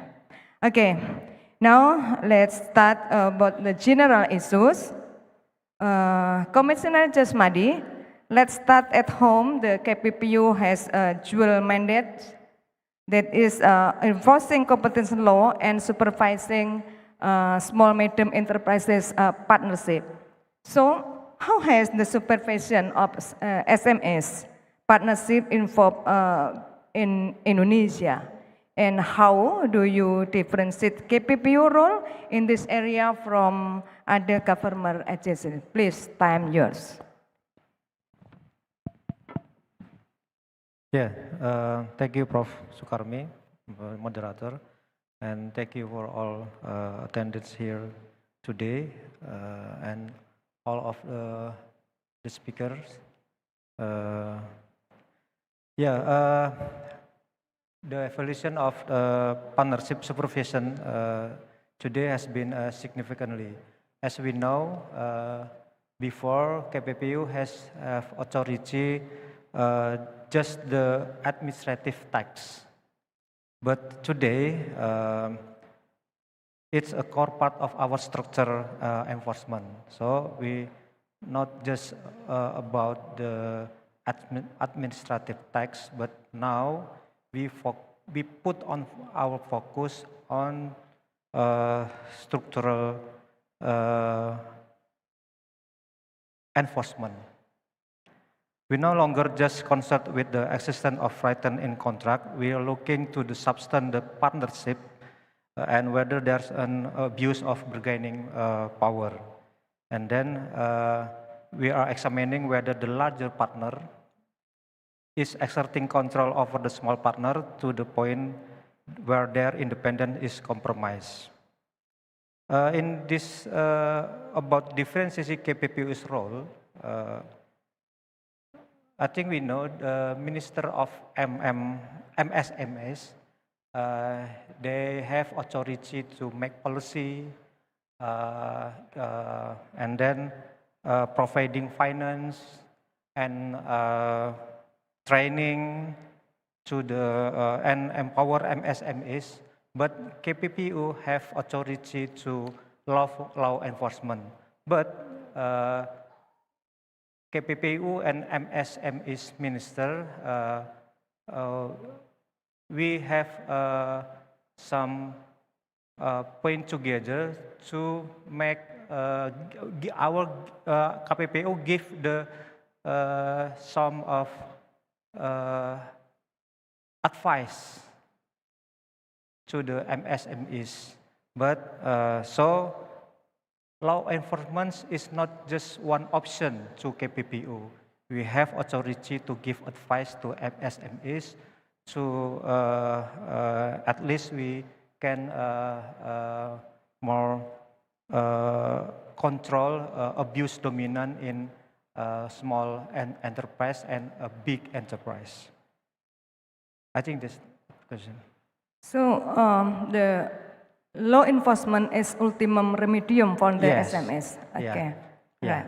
That's the ultimate remedium for Okay. us with KPPU. Okay, very interesting. Now move to Pak Mahri. Like Pak Commissioner said that the Ministry of SMS have the policy about the partnership on SMS. Please mention in this forum.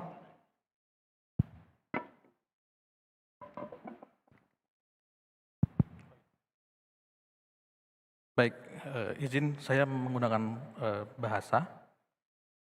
Terima kasih Bu Prof. Sukarni atas pertanyaannya. Benar bahwa kita memang memiliki berbagai peran, terutama terkait dengan kemitraan yang adil, yang memang tidak hanya mengandalkan pengawasan dari KPPU semata sesungguhnya. Izinkan saya mungkin memberikan beberapa pernyataan di sini. Yang pertama memang secara regulasi melalui peraturan pemerintah nomor 7 tahun 2021, di mana di situ jelas bahwa Kementerian UMKM beserta pemerintah daerah sebagai institusi utama yang memang memiliki tanggung jawab dan melakukan peran dalam pengawasan dan evaluasi. Di situ ada di dalam pasal 103 di dalam PP 7 tahun 2021, di mana regulasi ini juga menetapkan terkait adanya prinsip-prinsip kemitraan yang adil, yaitu saling membutuhkan, saling mempercayai, saling memperkuat, dan saling menguntungkan. Serta juga memastikan bahwa semua pihak tanpa memandang skala usaha memiliki kedudukan hukum yang sama. Sehingga ketentuan ini bukan hanya memberikan kewenangan, namun juga memberikan kewajiban kepada pemerintah pusat dan daerah untuk dapat melakukan intervensi.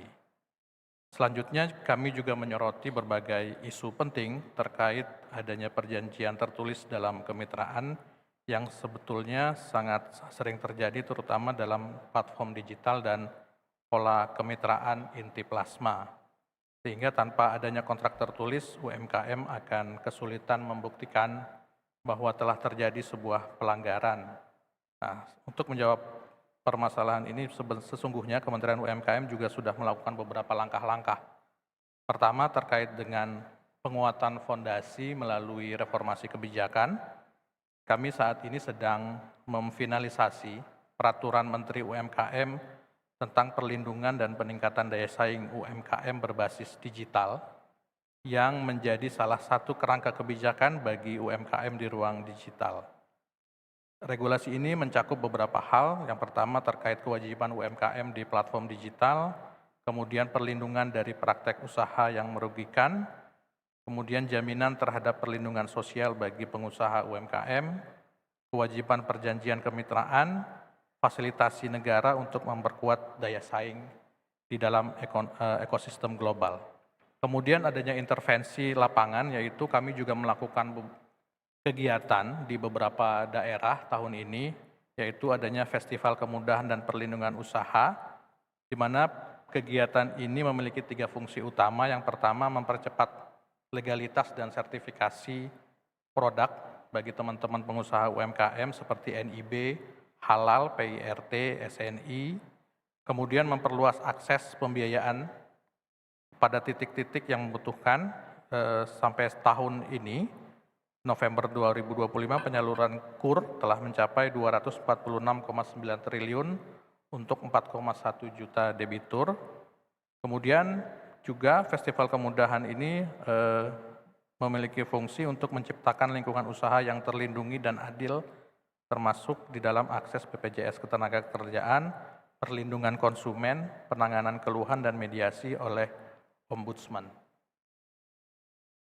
Kemudian yang ketiga, kami juga saat ini sedang membangun sebuah platform digital, yaitu Sapa UMKM, di mana platform super apps ini akan memberikan kemudahan akses bagi teman-teman UMKM untuk akses terhadap pembiayaan, pelatihan, sertifikasi, dan jejaring bisnis. Sehingga ada hal-hal positif yang akan nanti teman-teman UMKM dapatkan dalam hadirnya Sapa UMKM ini. Yang terakhir adanya layanan bantuan hukum gratis bagi teman-teman pengusaha UMKM, di mana para pengusaha mikro kecil dapat mengakses layanan konsultasi ini serta mendapatkan pendampingan. Sehingga UMKM yang minim literasi mendapatkan layanan akan mendapatkan alternatif dalam menuju keadilan bagi mereka. Mungkin itu dulu, terima kasih. Baik, cukup banyak ya kebijakan-kebijakan yang sudah dikeluarkan oleh pihak kementerian terkait dengan kemitraan ini. Tetapi bagaimana kemudian untuk improving the supervisinya, Pak, pengawasannya? Ya, terkait dengan pengawasan memang Kementerian UMKM tidak berdiri sendiri sesungguhnya, Ibu.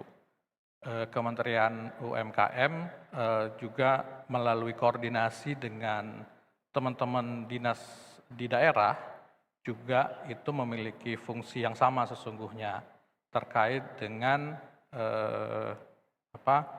peran dan bagaimana pengembangan dan pemberdayaan UMKM ini bisa berjalan sesungguhnya. Jadi kami memang berbagi peran dengan teman-teman di daerah dan itu juga bisa saling memperkuat antara daerah dan pusat. Mungkin itu, Bu.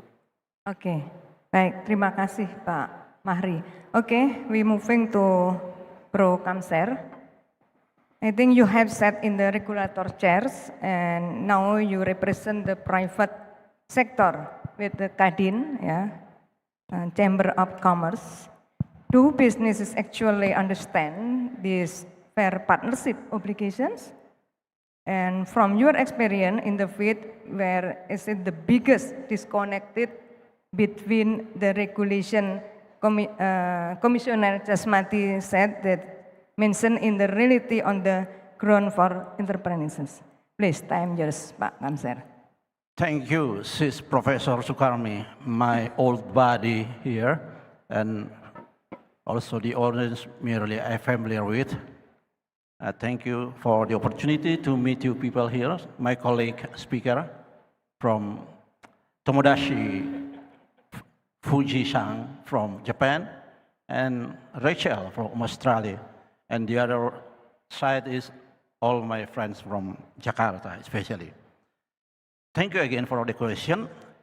That drawing up my experience, both as a former regulator at the Indonesian Competition Commission, KPPU, and as a representative of private sector through my years' experience in Kadin, it is absolutely evident the most significant challenge does not lie in the absence of rules, but in the profound disjuncture between the normative architecture of regulation and the I'm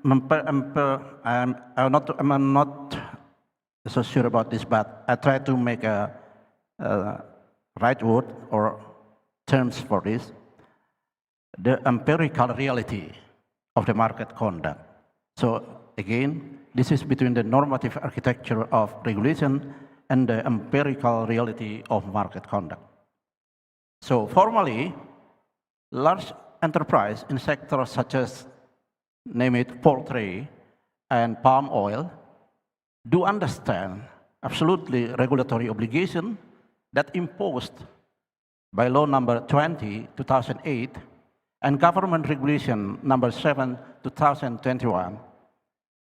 Of course, they have absolutely legal teams sophisticated enough to navigate compliance. But however, this understanding is often superficial, confined to textual compliance rather than substantive transformation. This is where the core structure problem lies, to my opinion. Indonesia partnership regime rests on the assumption of symmetrical bargaining power that simply does not exist. The law imagines equality, but the market rewards asymmetry. That's the fact for today's. So let me offer one empirical illustration from the poultry sector. In theory, contract farming is designed as a simple symbiotic arrangement. But in practice, or in reality, it functions as a risk externalization mechanism. When substandard feed, or DOC, DOC, day old chicks, supplied by the nucleus company, and the result in mortality or suboptimal weight. What happened? The smallholder bears the full economic loss. Meanwhile, the nucleus company continues to extract its margin on inputs. This is the textbook example of risk displacement, and it exposes a regulatory architecture that fails to intervene in structural inequities. So, we observe parallel dynamics in digital economy right now. Another example, drivers and couriers are labeled partners, yet they operate under unilateral algorithmic governance. Their contractual position is effectively that of precarious labor, yet the legal veneer of partnership obscures the imbalance. The result is a form of algorithmic dependency where the weaker party has neither voice nor exit. What this example reveals is deeper conceptual flaw. The legal framework assumes voluntariness, where the market condition produce coercion. Until this foundational imbalance is addressed, fair partnership obligation will remain, at best, aspirational, but at worst, they will legitimate the ongoing concentration of power. That's for now. Okay, very interesting. So, the Kadin, they have the special program for empowering the partnership on the SMS. Yes. Yes, just a little. Special program to empowering the partnership, SMS partnership. Kadin, you have the program?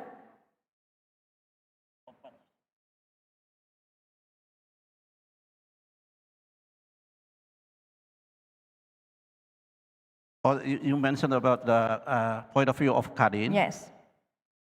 Of course, Kadin is the top umbrella of the whole business in Indonesia.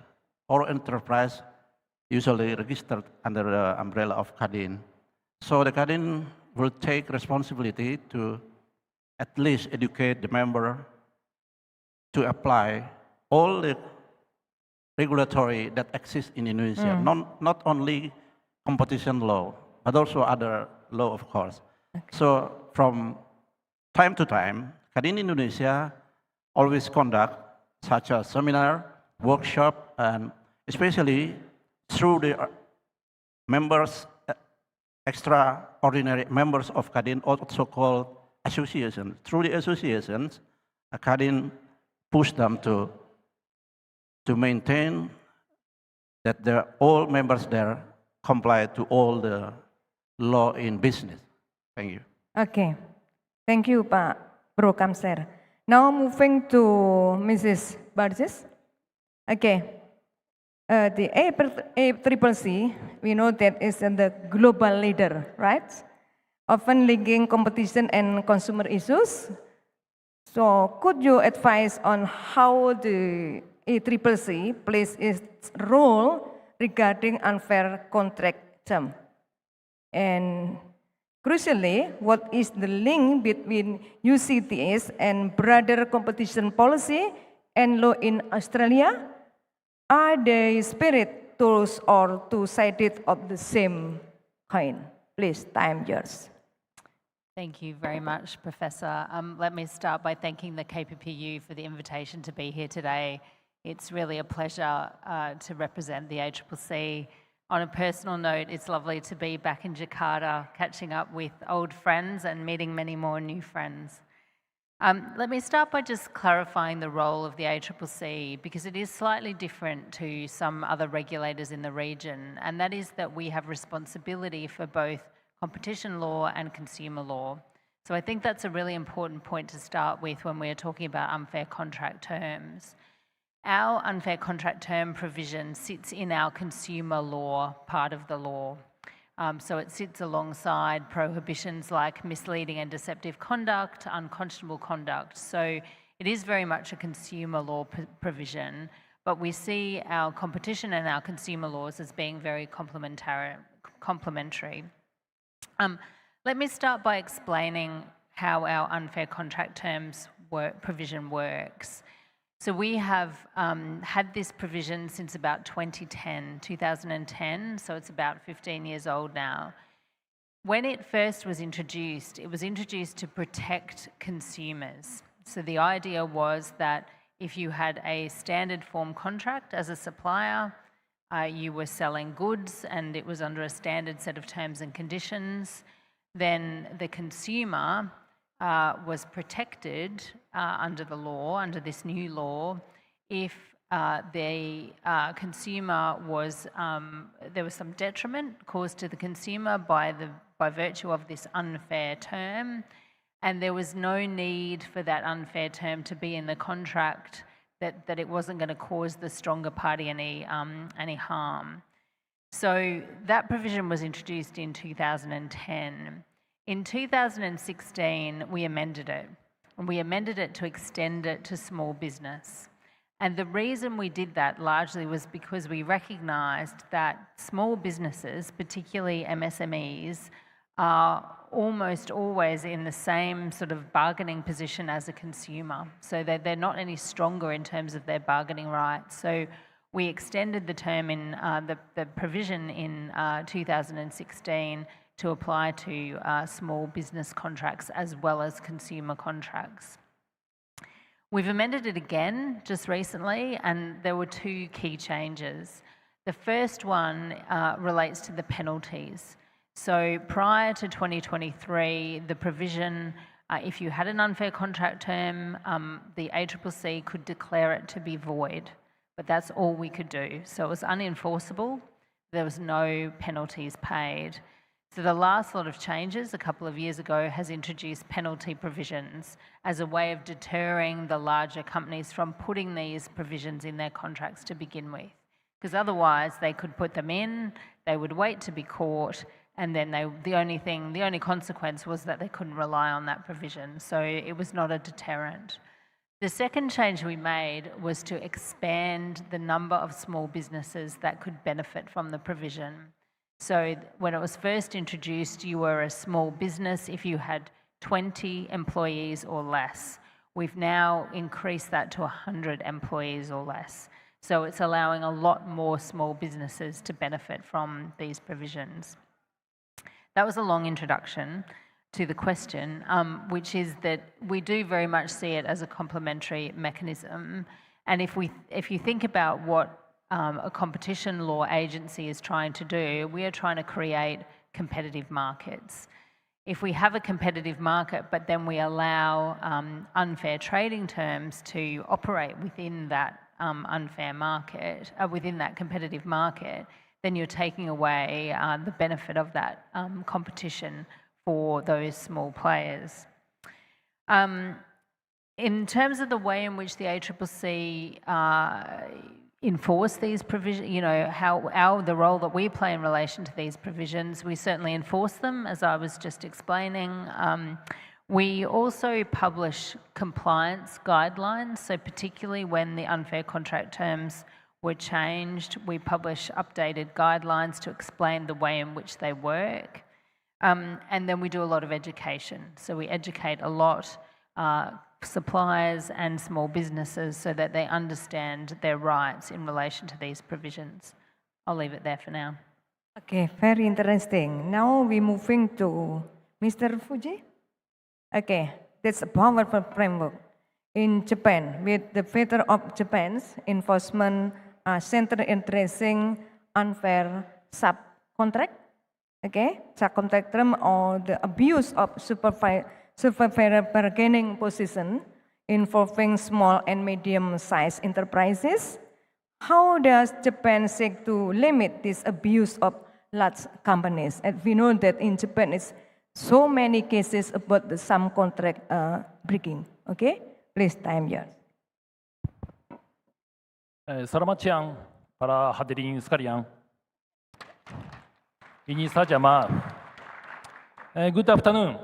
It is a great honor to be invited to this distinguished forum, and I would like to express my sincere appreciation to the ICC or KPPU for hosting today's event. Allow me to briefly introduce myself. I originally served at the Japan Fair Trade Commission, JFTC, but I am currently seconded to Japan's Ministry of Foreign Affairs and assigned to Jakarta as a competition attaché. Today, I will speak, therefore combining my experience as an official specialized in competition at the JFTC and the opportunity I luckily had to learn the situation in Indonesia. I hope I can make useful contribution to today's discussion through my presentation based on such combined experiences.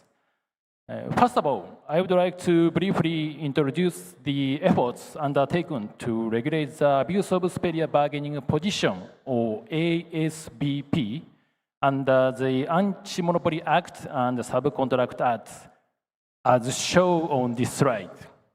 Next. Under the ASBP regulations, practices such as delayed payment, forced purchases, unjust returns of goods, requests for employee dispatch, demands for monetary contributions, and other similar practices are prohibited. Similarly, under the Subcontract Act, various conducts such as delayed payment and unjustified price reductions, among others, are also prohibited. In conclusion, Japan's approach is characterized by the fact that the protection of SMEs and the proper conduct of transactions between large enterprises and SMEs are pursued through two legal frameworks, the ASBP regulations and the Subcontract Act. Next.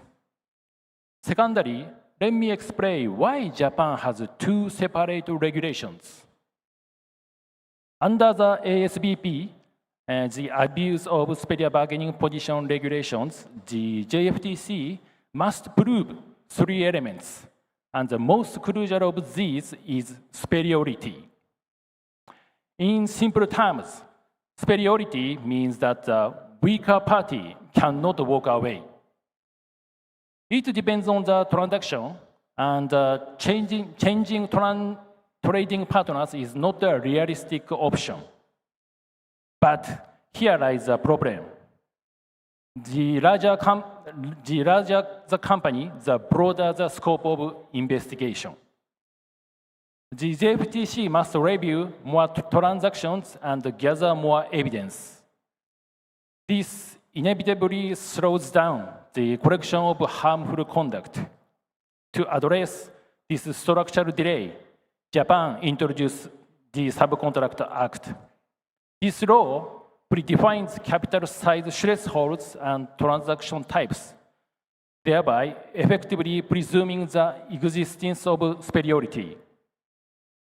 By legally defining these criteria in advance, the law allows the JFTC to enforce in accordance with clear and uniform standards. As a result, enforcement against unfair practices by large enterprises towards SMEs becomes simpler and faster. In essence, Japan uses a distinctive two-tier system: the ASBP, the abuse of superior bargaining position to address power imbalance, and the Subcontract Act to ensure speed through a legally presumed superiority. Next. Another important feature of JFTC's enforcement is the diversity of its advocacy activities. Slide, please, next. The JFTC undertakes a wide range of initiatives. For instance, in 2024, the JFTC received more than 20,000 consultations related to Subcontract Act and ASBP. To be honest, I also learned about many of these specific initiatives for the first time while preparing for today's forum. As mentioned earlier, the JFTC not only enforces the ASBP, Abuse Superior Bargaining Position, regulations, and the Subcontract Act after violations occur, but also carries out various advocacy activities aimed at preventing such violations in the first place. This proactive preventive approach can also be regarded as one of the distinctive characteristics of JFTC. Thank you. Okay, thank you, Mr. Puji. Based on our panel's explanation, what the hearing is universal challenges addressed through different legal angles and competition law, specific partnership, supervision, and general consumer on contract law. This intersectional is key. Now we moving to the specific issues. Back to Pak Mahri. In English is okay ya Pak ya? Atau saya dalam bahasa Indonesia? Is English okay ya? Okay. Yeah. This is where the rubber meets the road. We know that KPPU has limited resources to overseas partnership nationally. What is the critical role of the Ministry of MSS in encouraging and enabling the development of SMS partnership in Indonesia? This is the first question. But about the proof of violation of English in written agreement, which are rare, especially in digital or inti-plasma sectors. How can your ministry address the weak bargaining position of SMS in this agreement? Please explain, Pak.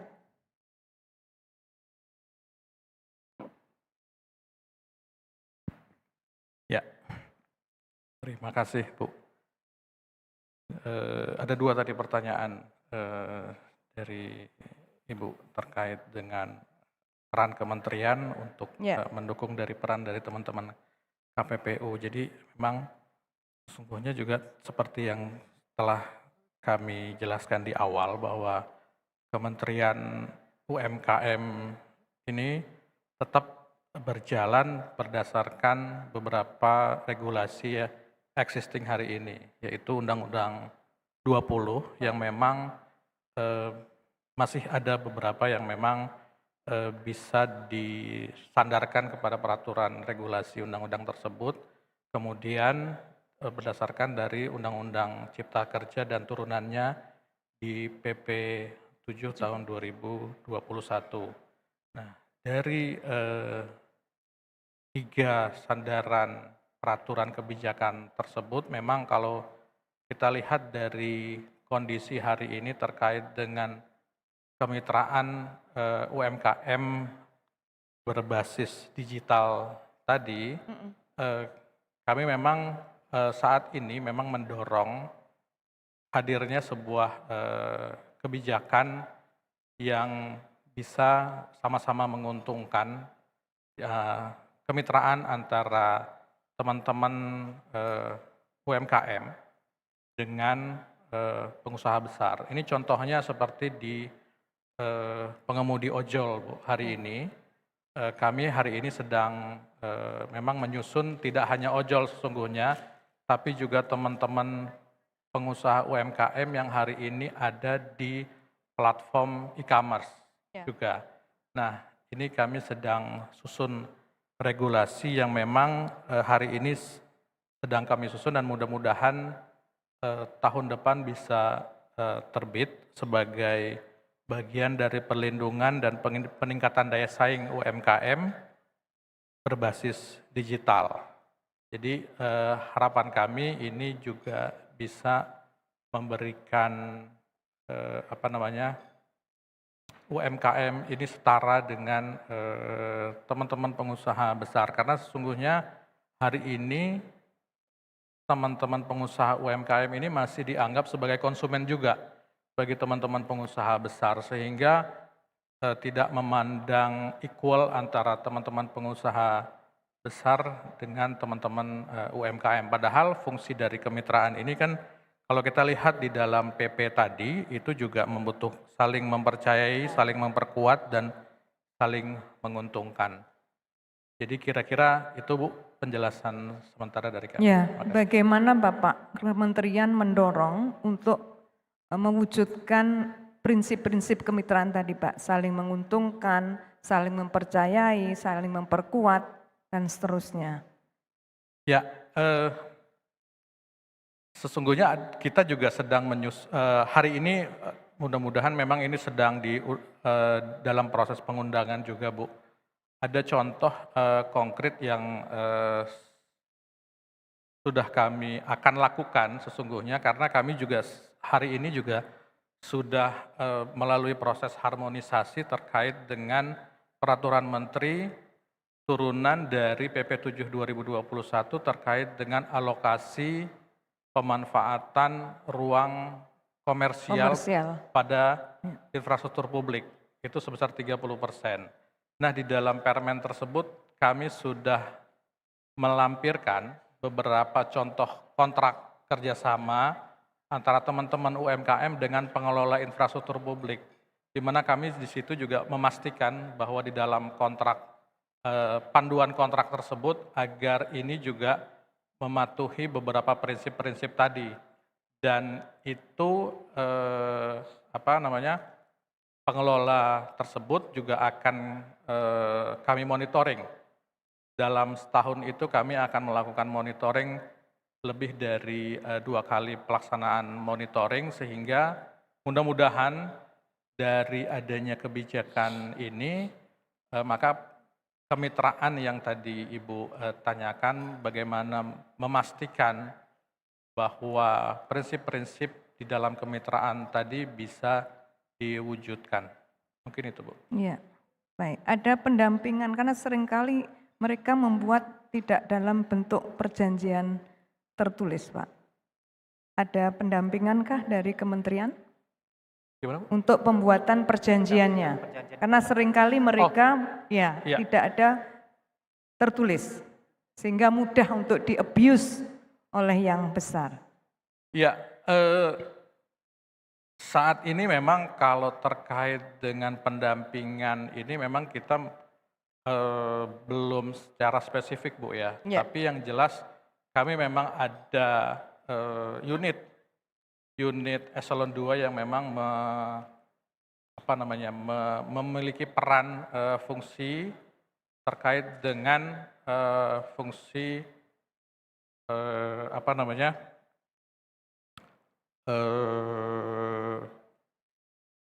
fungsi advokasi bagi teman-teman UMKM. Jadi kalau di sini kan melihatnya jadinya setelah akibat gitu. Jadi, nah itu yang mungkin hari ini memang baru sampai sebatas itu unit kami yang ada. Jadi setelah kejadian baru masuk di dalam unit tersebut untuk ditangani, baik itu terkait dengan adanya dispute antara pengusaha besar dan teman-teman pengusaha kecil. Nah harapan kami memang ke depan ini ada keinginan dari Pak Menteri untuk bisa meninjau ulang kembali Undang-Undang 20 tahun 2028 agar bisa memberikan penguatan-penguatan lagi bagaimana kami di Kementerian UMKM dan teman-teman UMKM ini bisa memiliki peran untuk lebih di dalam fungsi kemitraan ini. Itu mungkin Bu. Okay, thank you Pak Mahari. Now moving to Bro Kamser. The major hurdle identified is that fraud of violation often hangs on written agreement, which are rare in sector like nucleus plasma or digital partnership. As a lawyer and doctoral candidate, how do we address this legal void? If a small partner has no written contract, what is the playbook for them to seek justice? Is the current law sufficient? I think 1, 2, 3 questions. Please, Pak Kamsel. Wow. This is an academic question or seminar question. But I think I will answer, I will respond this with academic public, not academic university, right? And also I will give the response with a very brief one, but I try to give all my ability to give a response that cover all the questions. This second question concerns the evidentiary void created by the absence of formal contracts, like Bapak said tadi, yeah. An issue at the heart of enforcement failure in emerging economies.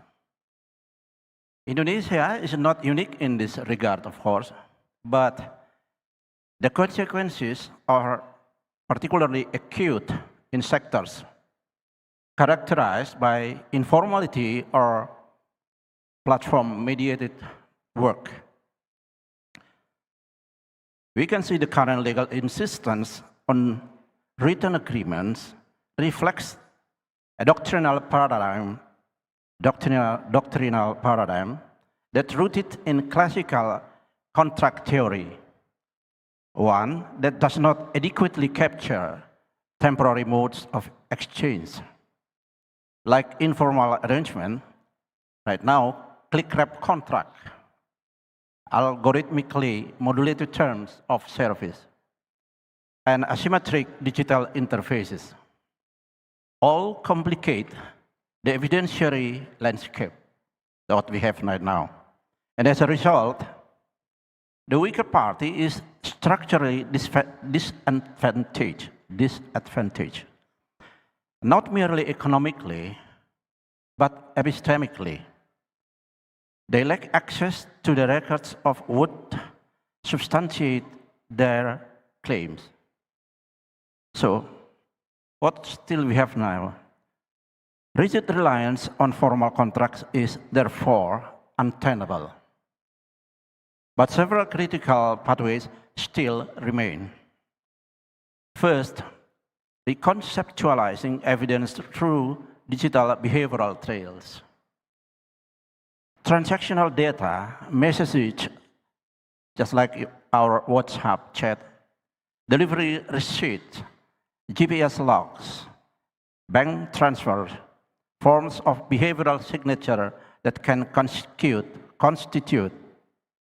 and imply contract.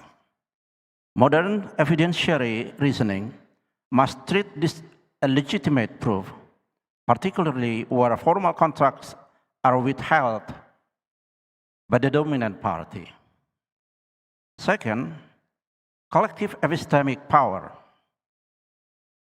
One single MSE faces epistemic asymmetry, but a collective does not. So, aggregated complaints reveals patterns that regulators cannot ignore. And collective action transforms isolated grievances into structural evidence. The third one, competition law as a corrective framework.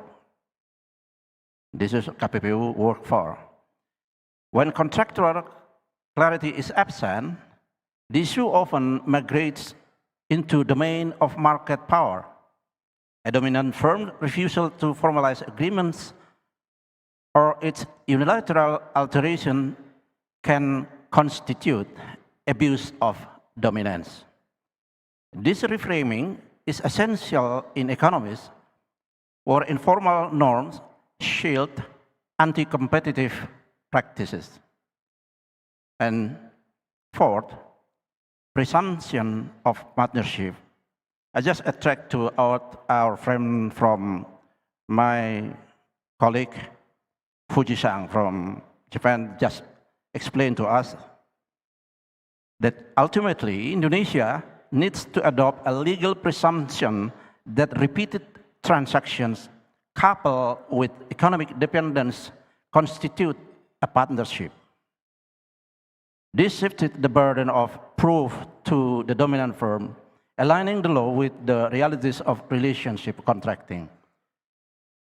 I, in short, would say the problem is not merely legal insufficiency. It is doctrinal lack, to my opinion. Okay. The regulatory system must catch up with the structural realities of contemporary market. We are now here in contemporary market. So we just listening and absorb the information since this morning till now about this. Thank you. Okay, thank you. Very interesting, Pak Kamser. Now we are moving to Mr. Fuji. Let's talk about the evidence. How does Japan identify or probe competitive harm? It is enforcement against abuse bargaining power or bargaining position, especially when dealing with smaller players. What evidence playbook work best for SMEs victims, please? Thank you for asking very practical questions, Professor. First, in Japan's regulations of ASBP, the abuse of superior bargaining position, fair competition is defined as a situation in which the parties to a transaction can freely and independently decide whether to accept or reject the transaction and its terms. Competitive harm is understood as a situation where there is a risk that such fair competition may be impaired. This assessment takes into account factors such as a degree of disadvantage and the extent of the conduct.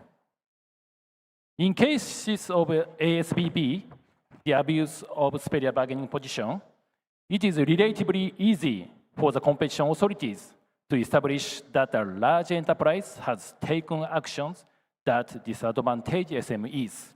For example, if a large enterprise refuses to accept goods commissioned for manufacture by a small company, the authorities can confirm the fact simply by checking that no delivery record exists or that the goods remain with the small company. However, under the ASBP, the abuse of superior bargaining position framework, determining the existence of superiority remains a significant challenge. ASBP, the abuse of superior bargaining position enforcement requires qualitative judgments. Furthermore, as repeatedly noted, in Japan, it is necessary to examine each transaction between each large enterprises and each SME. This process requires substantial time and cost. Next, please. Therefore, in such situations, the Japan Fair Trade Commission has additional measures other than cease and desist orders and surcharge payment orders. These include measures such as warnings and cautions. Importantly, these measures do not legally recognize suspected violations. This means that competition authorities do not need to make a strict legal assessment in every case. As a result, even SMEs can receive these measures with the cooperation of the competition authorities to the extent feasible. At the same time, these measures serve to guide businesses to take corrective actions and warn them from the perspective of preventing violations. By using warnings and cautions in addition to legal measures, the JFTC can shorten investigation periods and achieve earlier correction in the market. Additionally, in November 2009, the JFTC established a task force on abuse of superior position cases within the Investigation Bureau. This task force collects information on ASBP, the abuse of superior bargaining position, from public reports and ex officio detection. It also conducts investigations on suspected cases and issues warnings and cautions to prevent a correct abuse at an early stage. Thank you. Okay, thank you. Now we are moving to Commissioner Susmadi. If we compare with GFTC, very completely about the proven of the unequal on bargaining position. So following up the in resources challenging, how does the enforcement of partnership infringement affect KPPU's overall enforcement priorities, which are mainly focused on core competition law? How are you strategically allocating resources between these two areas? Please, time yours. Yeah, thank you. It's indeed a delicate balance. No one issue can be superior to the other issue. So we approach the balance to handle partnership issue and the competition issue. But to address this about the allocating resource issue, we are adopting a strategic prioritizing approach. Focus on sector where SME are most vulnerable and concentrate issue, like in agriculture and digital platform economy. These two issues is our concern today. By allocating our resources effectively, we can maximize our impact and create meaningful change. Our ultimate goal is to fix market behavior rather than simply collecting fines. We are not just focused on penalizing wrongdoing. We want to drive positive change and promote a culture of compliance. By doing so, we are contributing to the evolution of enforcement in Indonesia. Aligning with the theme of this forum, we are committed to creating a fair and competitive market that supports the growth of SMEs and drive economic prosperity. So this is okay, our focus. Thank you. Now, moving to Mrs. Burgess, the issues of interagency coordination is universal.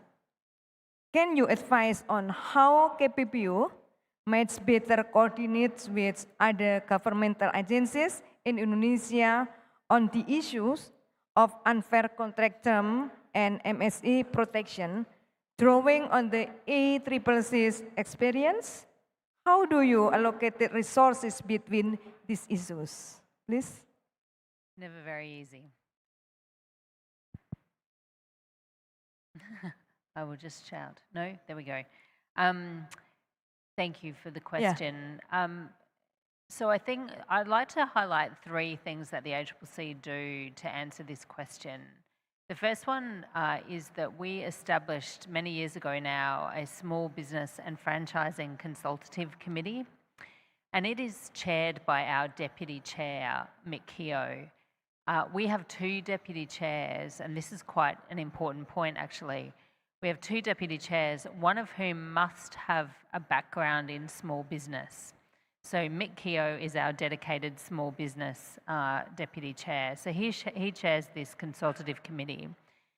The consultative committee is comprised of a wide range of stakeholders, academia, industry associations, advisors, and other stakeholders.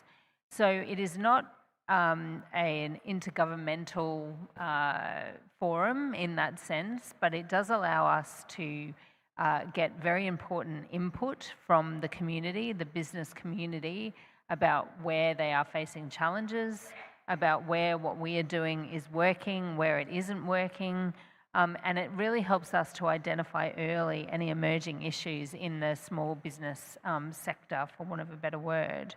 So this is something that maybe Indonesia could consider.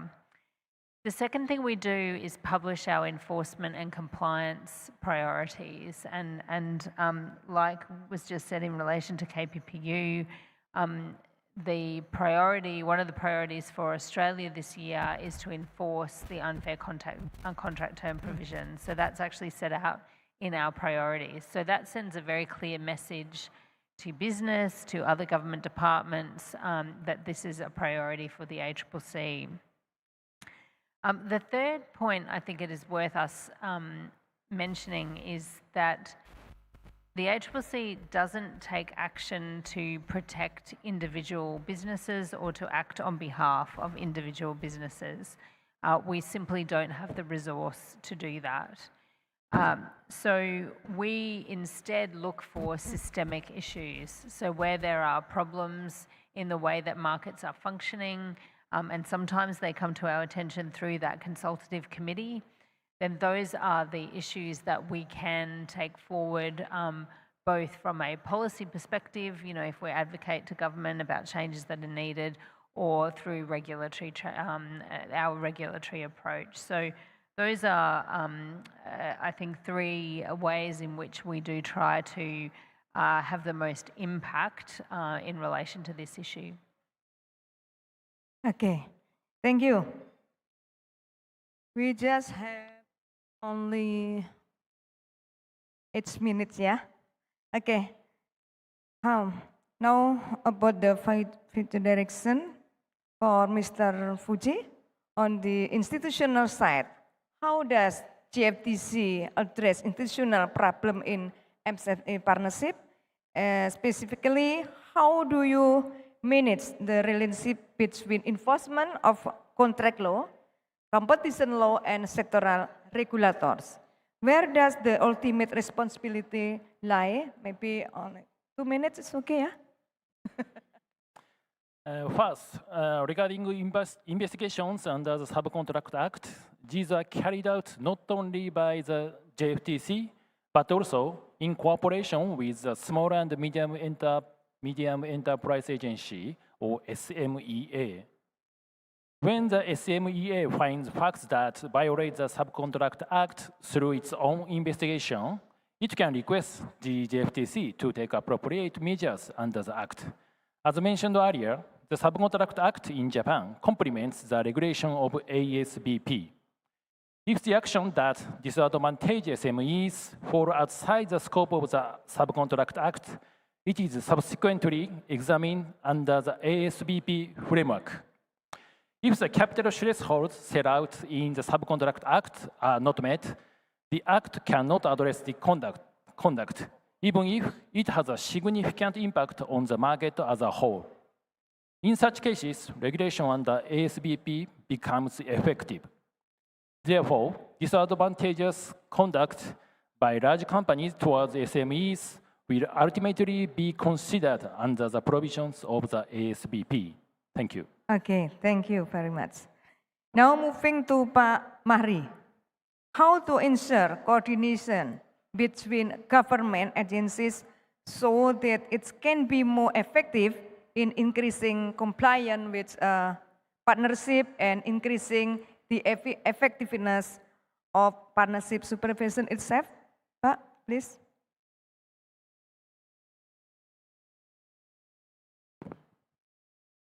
Ya, ini agak sulit nih memang memastikan. Ya. Singkat aja, Pak. Bagaimana kepatuhan. Karena kalau kita lihat dari beberapa dari beberapa regulasi yang ada, Bu, ini memang Kementerian UMKM ini memang tidak memiliki instrumen dalam penegakan hukum. Itu.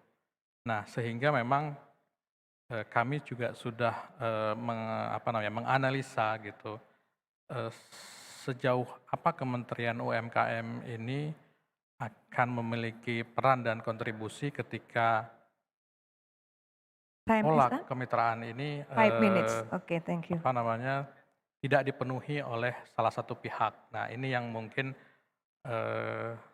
kami juga memang di dalam peraturan-peraturan menteri kami hari ini, kami ini seoptimal mungkin bagaimana peran kementerian ini bisa memastikan bahwa fungsi dari kemitraan antara dua belah pihak ini bisa betul-betul dipenuhi oleh pengusaha besar. Jadi seperti tadi yang kami jelaskan terkait dengan aturan dalam 30% ruang usaha pada infrastruktur publik, ini memang kami pastikan betul bahwa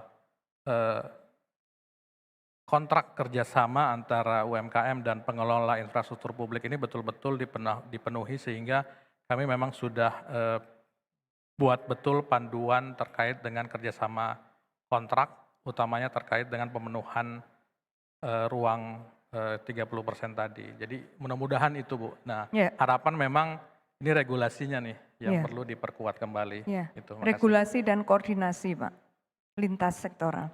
Oke, thank you Pak Mahri. Now moving to Pak Kamser. 1 minute ya Pak ya. Yes, 1 minute. Is there needs for specific law reform Pak or additional regulation in Indonesia to ensure effective SMEs partnership supervisions?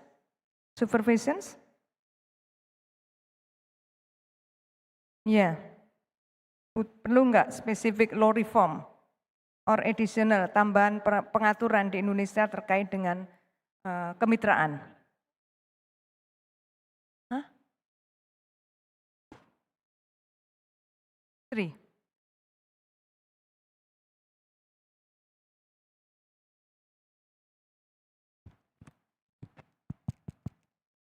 One minute. Okay, this question is, of course, very challenging, but in 1 minute, I will see. Okay, let's say to the KPPU that resourcesly constrained undeniably is, right? Okay, I now jump to the Kadin, play pivotal intermediate role here. But this role must be reconceptualized beyond mere representation and toward regulatory governance. Because today I am representing the academia. So there are 3 at least functions are particularly salient here. First, institutionalized mediation as pre-regulatory filtration. Many disputes stem from operational inconsistencies rather than deliberate misconduct. Kadin can establish structured mediation forums where I want to inform all of the audience here, to all of us, Kadin Indonesia has established one of the what so-called structured mediation forum, and they name it as Lembaga Mediasi Sengketa Bisnis Kadin Indonesia. So especially for the small medium enterprise, that a lot of problem there, a lot of dispute. Now Kadin Indonesia can resolve it together with them, as long as they willing to come before they go to the litigation or before they go to KPPU for the case. So this is the preliminary for them. Okay. The second, epistemic capacity building. Non-compliance often arises from information asymmetry. MSMEs lack legal literacy. Large enterprise may not fully internalize their obligation too. As a national umbrella organization, Kadin has capacity to provide structure, sector-specific knowledge transfer that supports both regulators and market participants. And the last but not least, co-development of sectoral model contracts. Regulatory effectiveness in asymmetric markets often hinges on clarity ex ante rather than enforcement ex post. Kadin, in collaboration with sectoral associations and regulators, can co-draft model partnership agreement. These templates can function as normative anchors, enabling regulators to benchmark fairness, and discipline deviation. And then the last thing. Last again. Through these functions, Kadin becomes not merely advocacy body, but governance co-producer, helping stabilize market conduct while enhancing regulatory reach. But this is also still challenging for all of us. Thank you. Thank you. And for Commissioner Jusmadi, for the public to support this mission, awareness is a key, very important. Are the public aware of the role of KPPU in SMEs partnership supervision, and how is this role made distinct from other government agencies with overlapping mandates? Please. Seconds, minutes. It's enough. Yeah. Public awareness about our role and responsibilities is now growing, I'm sure, but there is still a lot of confusion out there. Many SMEs are hesitant to report issues because they are worried about the relation from the larger companies. This is an issue about the long relationship between with the big companies, and they cut them off. Some even confuse us with the agency to provide grants, which isn't our role at all. To address this, we are taking a proactive approach. We are organizing initiatives like the SME Compliance Clinic, where we go directly to the association and explain our role in protecting their contract right. We want to send a clear signal to the public. KPPU is the agency that's committed to protecting SMEs and promoting fair competition. We are working hard to build trust and confidence, and we are dedicated to making a real difference in the life of Indonesian business and entrepreneurs. Okay, thank you very much. Give applause to our panelists.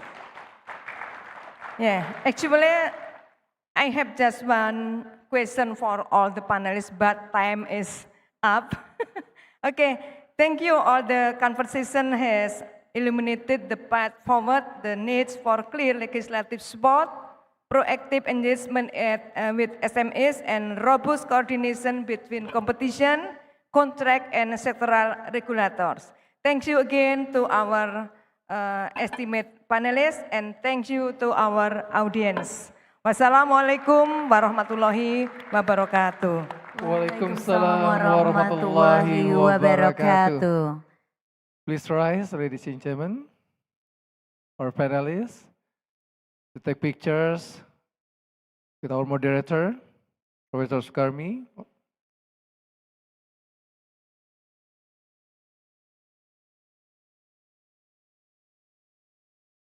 Please give your best pose. Let's take a picture together and okay. You ready? Yes, okay. Let me lead 1, 2, 3. Once again, please. 1, 2, 3. A round of applause, ladies and gentlemen.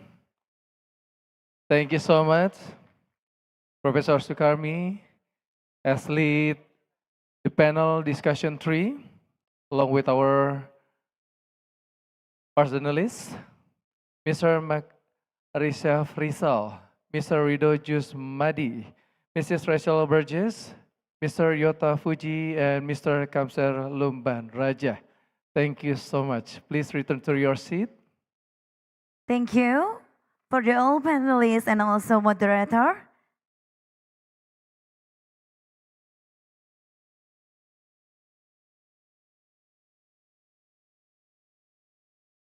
Okay, so ladies and gentlemen, we now proceed today's final panel discussion with the theme ensuring fair public procurement at the national and regional level.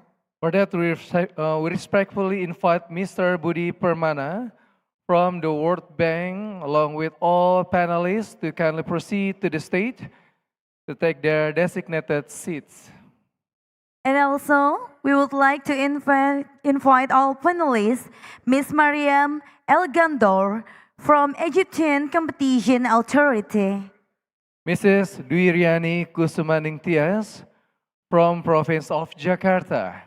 Miss Siti Rahmawati from Corruption Eradication Commission of Indonesia. Mrs. Widya Primasari Fultanegara from Indonesia's Public Procurement Agency.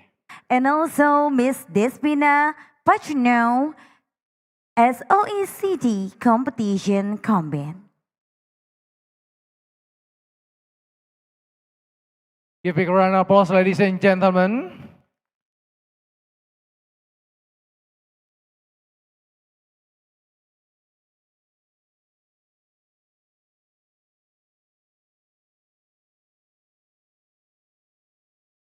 So ladies and gentlemen, this is our final panel discussion with the theme ensuring fair public procurement at the national and regional level. Give a warm applause, please.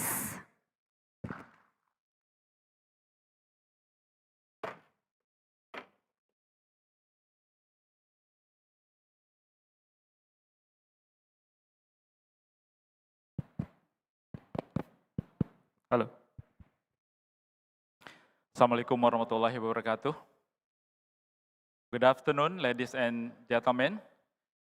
It's great pleasure for me to welcome you, all of you, in this last panel discussion.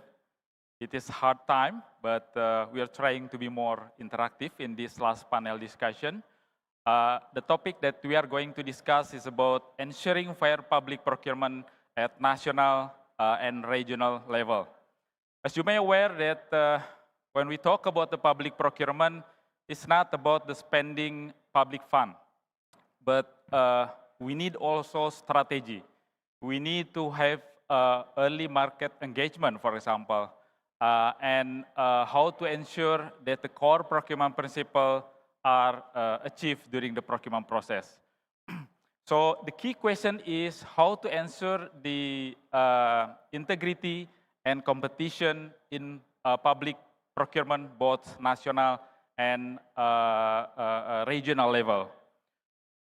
So today, we are privileged to have a truly distinguished panel of experts who are at the forefront of policy, competition enforcement, anti-corruption effort, as well as also regional governments. It's my great honor to introduce them. We are honored to begin with Mariam El-Gandour. She is a head of investigation group at the Egyptian Competition Authority. Thank you, Mariam, for traveling to be with us. I'm sure that it's a long trip from Egypt. Our second panelist is Ibu Dwi Riani Kusumaning Tias. She is a head of the procurement service unit of the Central Jakarta Provincial of Jakarta. Thank you, Ibu Dwi Riani. We look forward to your insight. Next, we welcome Ibu Siti Rahmawati. It's called Ibu Rahma. She is a head of the task force of the Corruption Eradication Commission of Indonesia, or it's called the KPK. Thank you, Ibu Rahma, for being part of this important discussion. Our fourth panelist is Ibu Widya Primasari Fultanegara. She is Senior Policy Analyst for International Cooperation of the National Public Procurement Agency, or it's called the LKPP. Thank you, Ibu Widya, for joining us today. And joining us virtually, we have Despina Pachno. She is competition expert from the OECD Competition Committee. Thank you, Despina, for connecting with us today. We understand that you are on the mission. Hope the connection also is stable. So I would like to start by grounding the discussion. Ibu Dwi Riani, from Jakarta regional perspective, why is the fairness in the procurement a competition issue? And how is the government of Jakarta actively promoting competition in its public procurement? Yes, thank you. Thank you, Mr. Budi. Okay, One of the core principles of government procurement is fairness, stated in Article 6 of Presidential Regulations, number 16 of 2018. This principle aims to foster healthy business competition with the expectation that vertical and horizontal collusion in procurement will no longer occur. Currently, the procurement of goods and services can be carried out through the digital system developed by the National Public Procurement Agency, or LKPP. Procurement using tender or selection runs through the electronic procurement system. We call it Sistem Pengadaan Secara Elektronik, SPSA, and other methods like purchasing runs through the electronic catalog, and some runs through the e-marketplaces. To reinforce fairness and transparency in government procurement system, especially with the extensive use of electronic catalog, the provincial government of Jakarta is implementing several key initiatives. The first is enhancing procurement governance. This is carried out through strengthening the roles of all the commitment making officers and also the procurement officers through the standardized preparatory document for e-purchasing implementation. Secondly, encouraging the implementation of mini competition in the electronic catalog. The mini competition method is being actively promoted through continuous socialization to the commitment making officers and procurement officers, and further supported by the mandatory application of mini competition for construction commodities starting from the 26th of August 2025.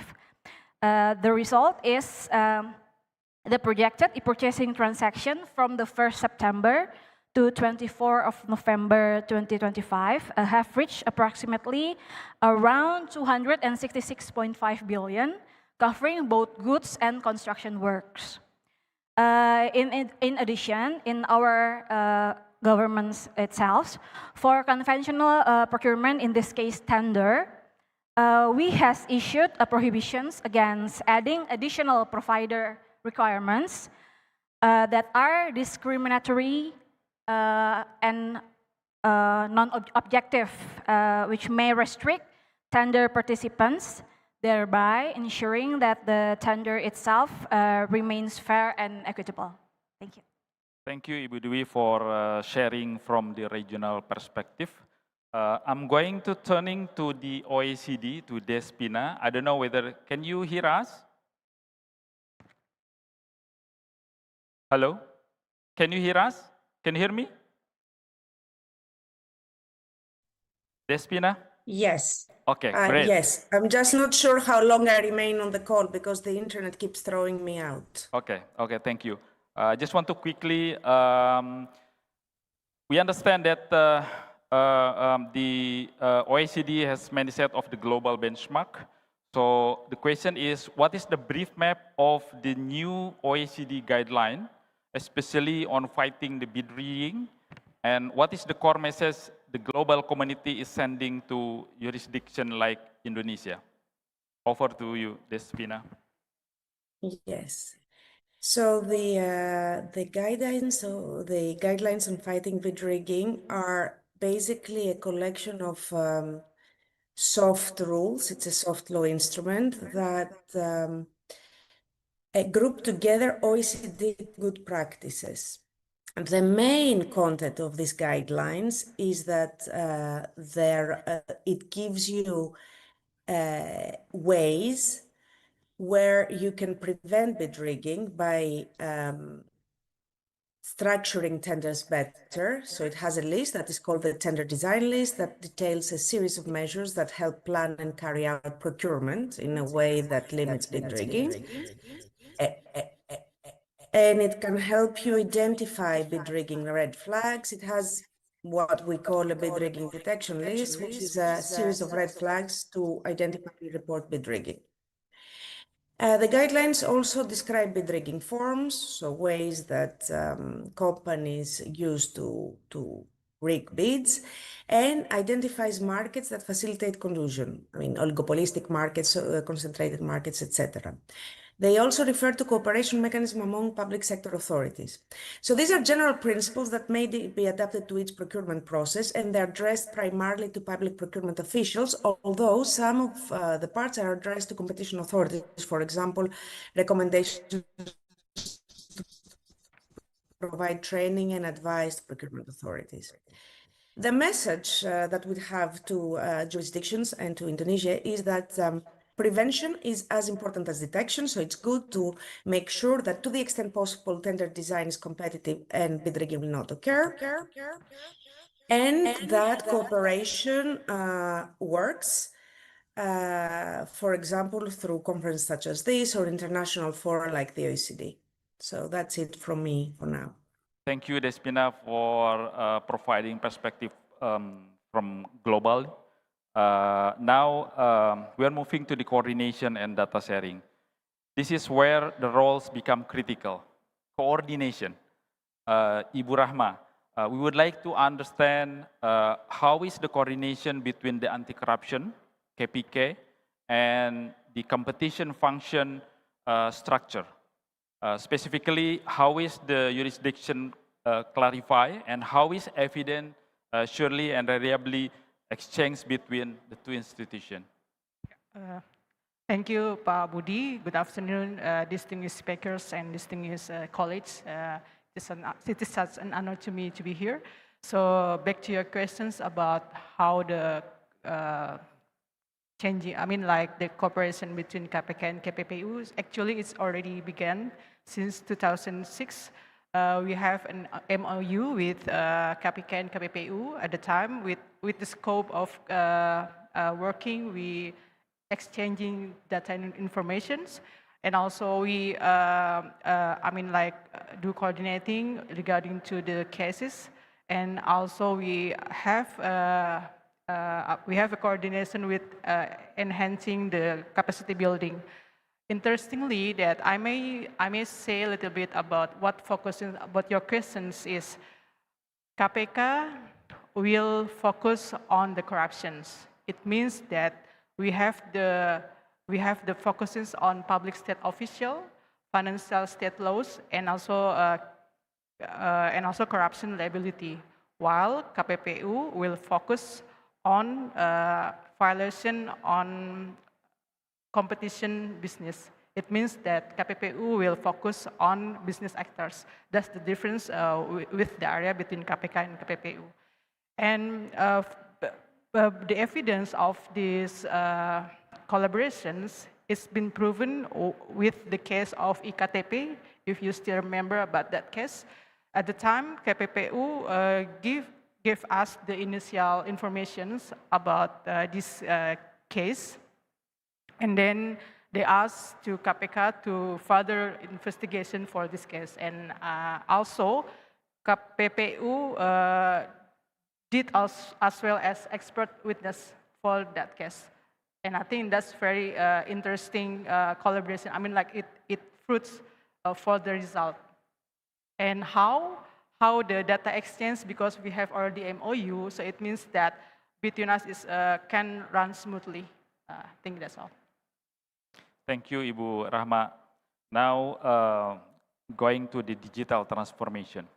Digital transformation has made procurement data a powerful analytical tool. So, Ibu Widya, how can different level of the government, which include the LKPP, KPPU, KPK, and local government, collaborate in joint screening using anomaly detection in e-procurement data? For example, price clustering, suspicious supplier network, for example. Is Indonesia moving toward to this model? Thank you very much for your question, Pak Budi. Thank you, Elsa. I'm very honored to be here before you to share about the fair competition in public procurement, LKPP's perspective.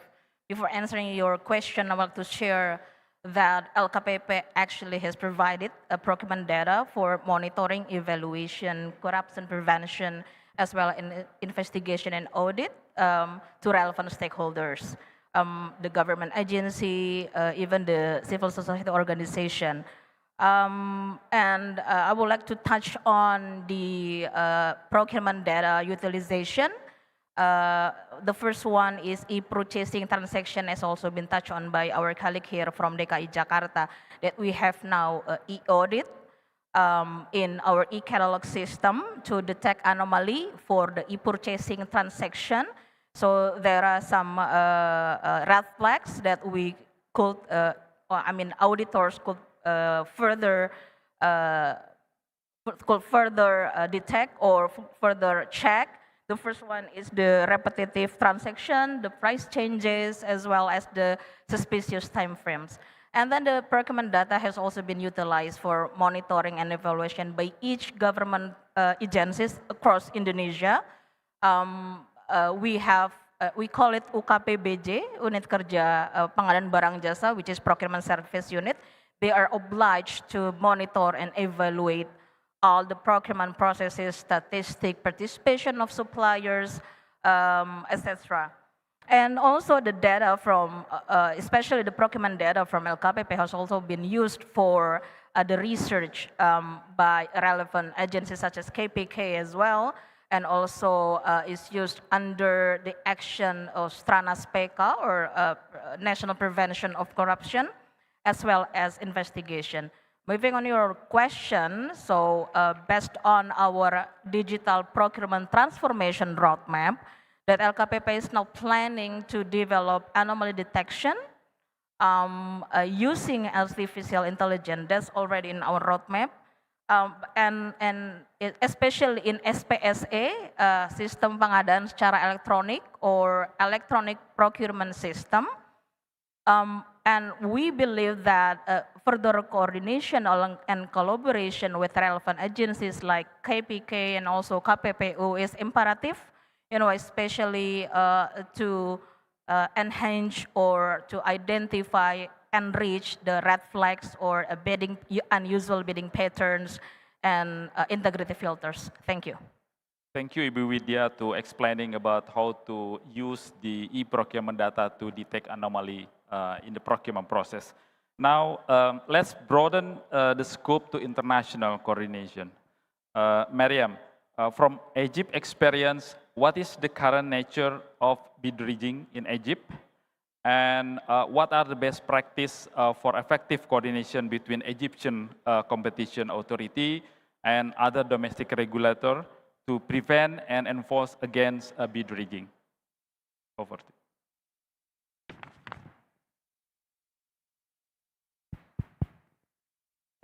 Thank you, Mr. Buddha, for the question.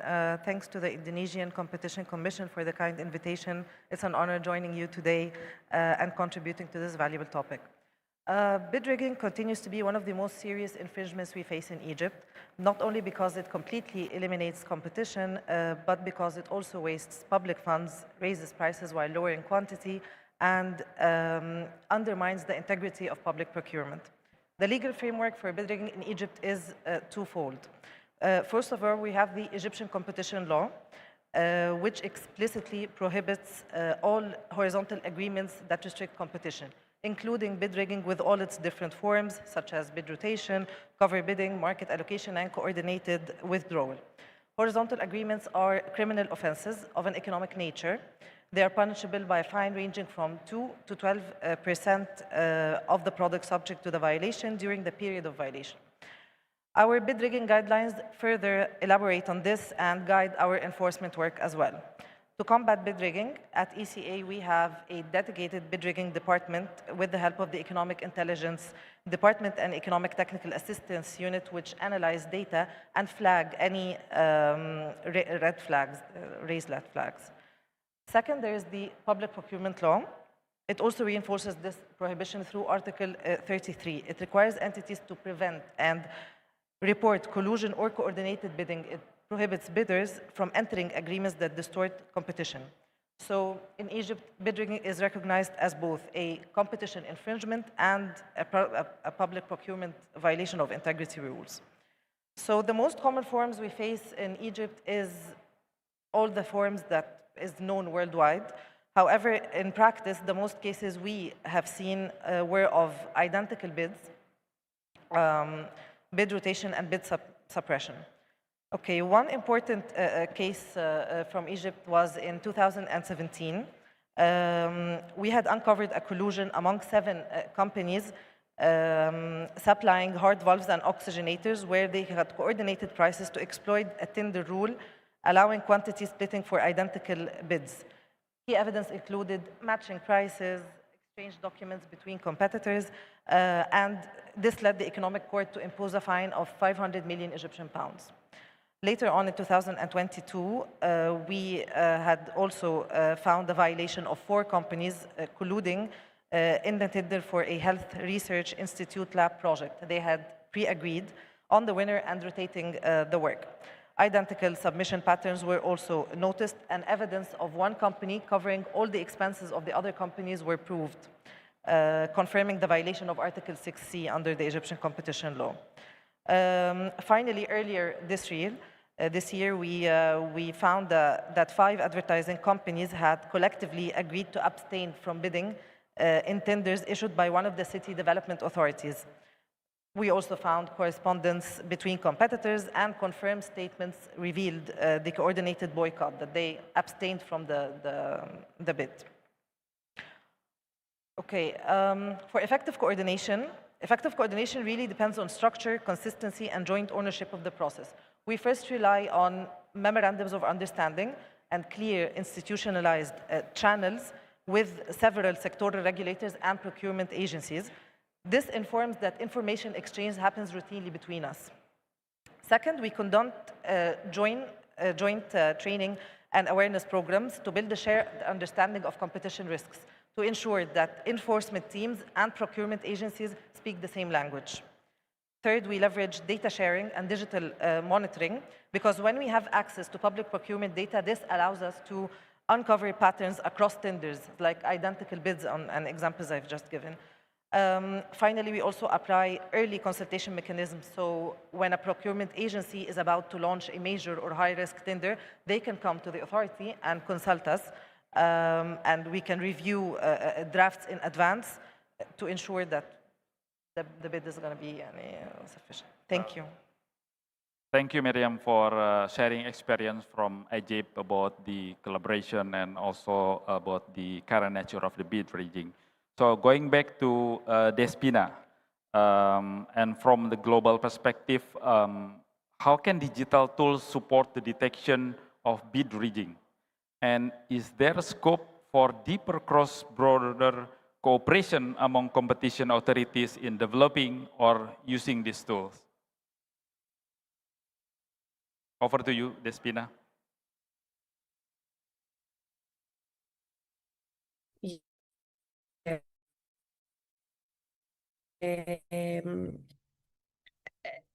So what Mariam just mentioned now are on the rise. So authorities use them more and more to help detect bid rigging, essentially software applied to procurement data. So in this regard, we have observed at the OECDs that competition authorities increased their increase, so many now have. And it is true that of expertise among each other to save time and resources. So conferences such as this, international fora, like the OECD, a good starting point to see who does what and how. Screening tools, the software, the code can be shared among authorities, so it's not something that is, it is proper.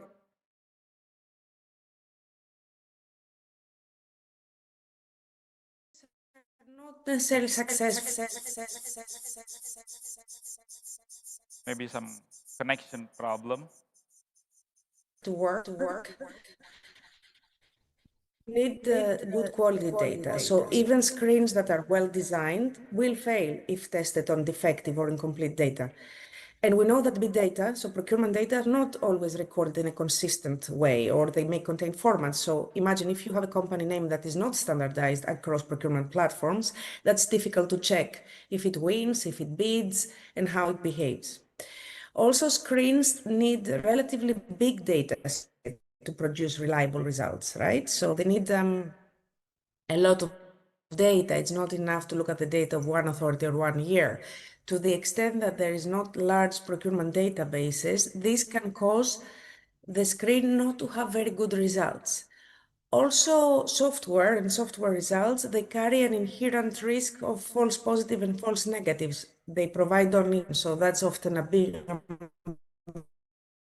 use because you can see, for example, I don't know, the same firms winning over and over, but this could be consistent with competition or independent action. It could be that just that the market is oligopolistic and the firm are not clear what the results show. You need humans to look at the results. That's what I'm trying to say. Overall, we have seen in the authorities that units that screens are very good to support the opening of cases and the prioritization by showing which cases have more data. They're less useful to decide a case based on their evidence, and the arrangement decision must offer sufficient proof of facts, and screens may not be able to do that. I don't know, I think there is a delay in the image and sound. I don't know if you got that. Yeah, thank you, Despina, for your explanation and response. Now we are going to enforcement and prevention in practice. So moving from principle to enforcement, we know that in many markets, bid rigging and corruption often reinforce one another. So Ibu Rahma, could you explain on how corruption in public procurement has evolved in Indonesia? And what are KPK's current prevention strategy, particularly those leveraging digital platform and data-driven tools? Thank you, Pak Budi. Before we go further to your questions, to respond to your questions. I may explain a little bit about the corruptions on procurement. So KPK has handled corruption on procurement nearly 90%, and the statistic that has shown that procurement cases has the second place, while the bribery or gratuities is the first place. What I mean in here is that even the gratuity and bribery still relates to a procurement case. So why this happened? It is interesting, right? So the first of all, when we are talking about procurement, we are talking about the money, right? So procurement spends a lot of our use of money. For the government of Indonesia is the largest buyers. The data shown from the LKPP, the government of Indonesia has spent on procurement about 37% of the total state budget national. It means that prone to commit corruptions for the people who involved in there. So the second one is about the conflict of interest. When the people, when the decision maker has personal or family interest with the buyers, it could influence the decision that they make. And interestingly, procurement relates, the committing corruption on procurement relates to collusion. Why this happened? Because it could be like a hide agenda between the state public official perhaps and also the provider, and then they benefit each other. So back to your questions, what did evolve the corruption, the corruption case? When we know that before 2008, Indonesia applied procurement on, database, manual, manual process. When all of the activity use the paper-based, face-to-face interactions, also complicated bureaucracies that leads to people have an agreement between the provider and also the public state official, for example. While after 2008, Indonesia has applied e-procurement, right? While all of activities implemented by systems. Unfortunately, I may say that it still has a potential issue for corruption. Why? Because the corruption could happen outside the system. I mean, like, it doesn't mean eliminate the corruptions. It's still a potential corruption for the corruption on procurement, even though we already applied the, e-procurement. Why this could happen? Based on our study, so it could be happen as the actors in here is inside the process. It means like between the staff and also the provider, and the outside actors is like the people who has the authority. So it means that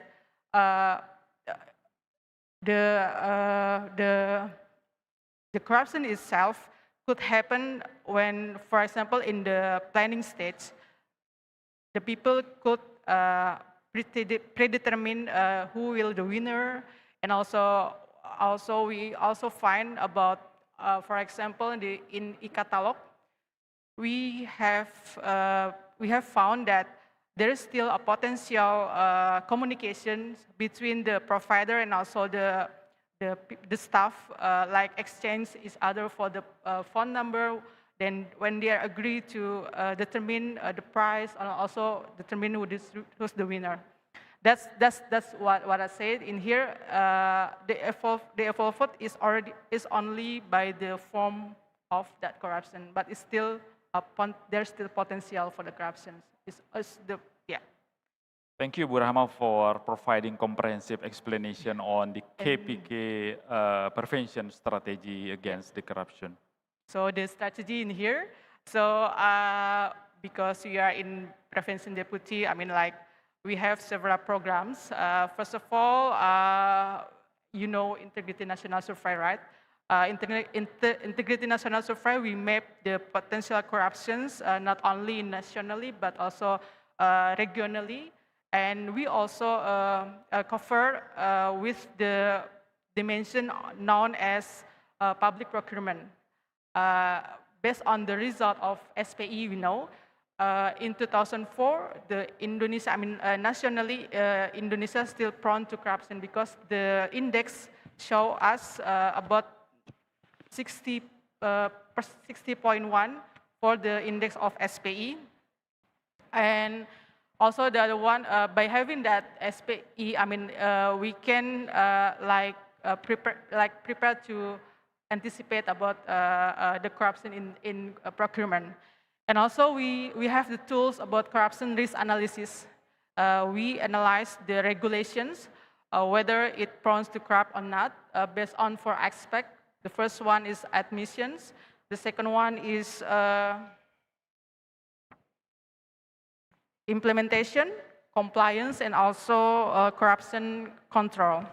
And we also have a cooperation with the Ministry of Bureaucracy and Reform, PAN-RB. We develop conflict of interest guidelines, so it could be implemented by all of the stakeholders, not only the ministry, but also local governments. And we also do conduct or do study research for government system studies. So interestingly, in 2016, I may a little bit explain about our finding. In 2016, we did study about the procurement, and we found that there is still lack of governance on the implementation of procurement, and we provide the recommendation for that. One of them is we encourage the government to provide the public procurement law. As you know, that is still a presidency president regulation, but now based on that study, we encourage the government Indonesia to establish public procurement law. And also we still found that there is still a lack of awareness from both sides. From the government side and also from the provider side. That's the case. And now in 2025, we also conduct the study regarding to governance of e-procurement, but we with LKPP, we did cooperation for that study. And the other one is Stranas PK actions. As we know that Strana PK actions involve not only KPK, but also 70 ministry and also 38 local governments for that e-procurement, as mentioned by Ibu Widya, by establishing early warning system for the audit potential fraud. And also we apply supplier information by having beneficial ownership and also on vendor performance or VSP. And also we encourage for optimizing electronic procurement and payment systems for having more strength for the systems. I think that's for the KPK strategy for prevention. Yeah. Thank you, Ibu Arhama. I think it's quite comprehensive explanation in terms of the KPK current strategy for prevention, which is really, really helpful. Now, going back to Ibu Widya, procurement agencies serve as the first line of defense. So from LKPP side, what key regulatory feature and safeguard has LKPP introduced to prevent bid rigging and to promote competition, especially in ensuring consistent remedies across national and regional procurement system? Thank you for the question. Regarding the key regulatory features and controls LKPP has put in place to prevent bid rigging and promote competition. And first of all, I want to share that in Indonesia, we have, in the context of regulatory framework, we have Presidential Regulation number 16, 2018. In its amendment, the last amendment is this year, and President Regulation 46, year 2025. So in Indonesia, the procurement regulation applies nationwide. So it applies for both central and local governments. And as also been mentioned by our colleague here in the outset, that the procurement principles consisting of the effective, efficient, fair, transparent, and accountable. I would like to touch on the, from the regulatory perspective, that there is a stipulation or ethical compliance, like you have to sign the integrity pack, and you have to avoid, you means all the parties in procurement, whether it is the procurement procuring entity, all the procurement staff, as well as the businesses, and to avoid and also to avoid conflict of interest. And regarding promoting competition, there are some stipulations in the regulations. Includes this is very important, to improve the quality of procurement planning, including the market analysis. So this is very vital. And then the second one is the procuring entity should make or formulate clear, unrestricted, and non-discriminatory requirements. So you have to, you do not restrict the participation of suppliers. More suppliers, more competitive. And then the objective evaluation criteria, including the non-price factors like product quality or life cycle cost analysis. And also the regulation also provides indication of collusive tendering and the mandates to use electronic procurement system end-to-end. We have now from the procurement planning until payment. And if we talk about the remedies, the regulation also stipulates the bid challenges and standstill periods. You know, when the bidders feel unfairly treated or they are not satisfied with the process, they can challenge to the POKJA, or we call it tender committee. And then if it's deemed acceptable, then we have the POKJA or the tender committee should reevaluate. And we also have administrative sanctions such as debarment or blacklisted It is not merely a punishment, but rather for a supplier development, to increase their performance in the future.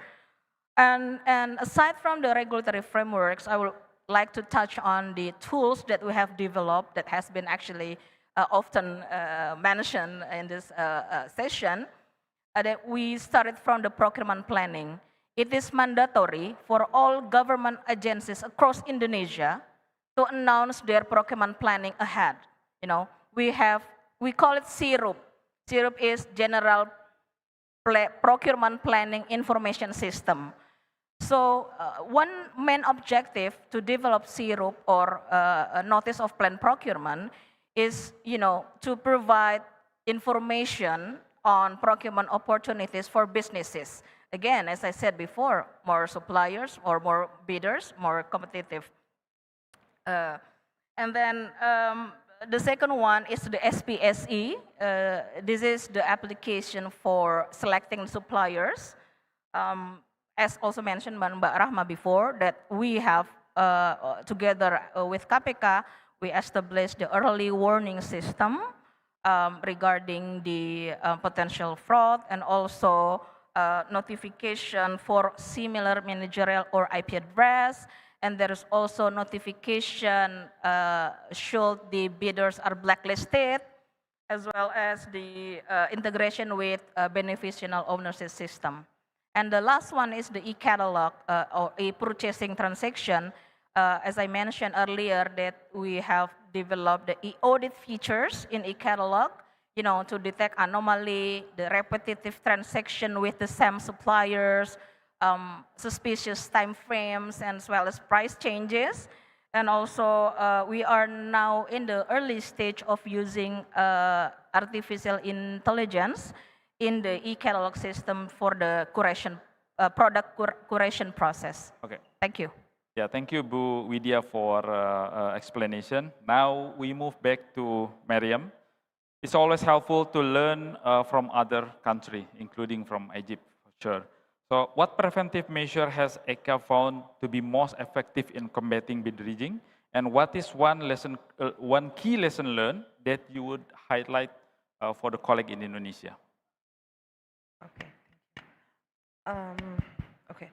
From our experience, prevention works best when we work on or focus on the design and running of the tenders themselves. So the most key effective preventative measure is the capacity building we do for procurement officials. We have been training procurement officers through an initiative called No to Collusion in Public Procurement, where it introduces competition law and the legal provisions prohibiting collusion in government contracting, and how to identify the bids and when to refer the cases to us. Since 2020, we have given out numerous sessions, about 40 awareness sessions or something, for different entities and procurement agencies. Second, and most importantly, we have the guidelines regarding the application of competition-related provisions stated by the public procurement law. The guidelines discuss the harm that may occur to the market as a result of bid rigging, as well as the different methods of infringement detection. It's an essential tool for administrative bodies to equip procurement officials with the red flags, how to analyze the market. It focuses on strengthening early detection, and it highlights the importance of referring to us when a suspected collusion is at hand.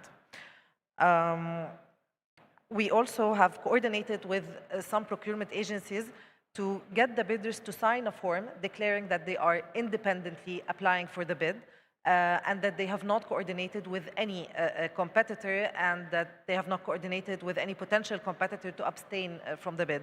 Of course, it is an awareness tool rather than a preventative measure, because at the end they can collude. However, getting them to sign that form gives them the needed awareness before entering the bid that they can violate the law if they do collude. Fourthly, we emphasize market analysis before the bids are launched. We give guidance to public entities on how to analyze the market before issuing a bid, and how to analyze entry barriers, and how to design the bids. One also key measure in that area is the in-house bid rigging detection tool we have just launched. It's pretty new. It makes us, firstly, analyze the markets or screen the markets, which allows us to measure the level of competition on each contract topic and allows us to measure how specialized or diversified each bidder is in terms of contract topics, and of course to analyze the distribution and stability of market share and concentration levels over time. If I were to highlight one key lesson, it would be this. Effective detection starts with trust, not only enforcement. We've learned that early engagement with procurement agencies is better than rather waiting for a violation to occur. The more they treat us as a partner, the more we can prevent bid rigging before it happens. Thank you, Mariam, for sharing experience from Egypt, including also lesson learned that highlight for the colleagues in Indonesia. Now, we back again to regional level. A key challenge in the region is balancing conflicting policy goals. Ibu Dwi Riani, how does Province of Jakarta manage the balance between MSME access, local content preference, and maintaining open competition? And how do you design programs that avoid becoming a protectionist trap? Thank you. The provincial government of Jakarta is firmly committed to strengthening fair businesses competition in government procurement. This also aligns with KPP regulations on business segmentation. We have different scales, like up to 50 billion rupiahs is allocated to the micro and small enterprises, and then from 15 to 50 billion rupiah is allocated to medium enterprises, and more than 50 billions is allocated to the big enterprises. With this clear business classification, enterprises of different scales, micro, small, medium, and large, can compete proportionally and fairly according to their respective capacities, but also without deviating from the LKPP regulations. In order to support the provincial government DKI Jakarta for the priority program in enhancing the development of local SMEs, we built the e-order system to support the Jackpreneur program of the Industry, Trade, Cooperative, Small and Medium Enterprises Agency of Jakarta. We made for the food and beverage procurement through the e-order system with a maximum value of 50 million rupiah per transaction. This system has been implemented since 2019. For now, it has more than 30,000 registered products, 5,900 registered MSE, and 725 active local government units and regional-owned enterprises using the platform. Based on the Procurement General Plan Information System SIRUP, or SIRUP data for 2025, we still have a balanced proportion between the allocated data for the MSE. It's about 54% or 26 trillion rupiahs in the Jakarta budget, and 46% or 21 trillion rupiahs for the non-MSE. So it's still balanced between the MSE and non-MSE. Thank you. Thank you, Ibu Dwi. So now we are going to talk about the future direction and a final actionable step.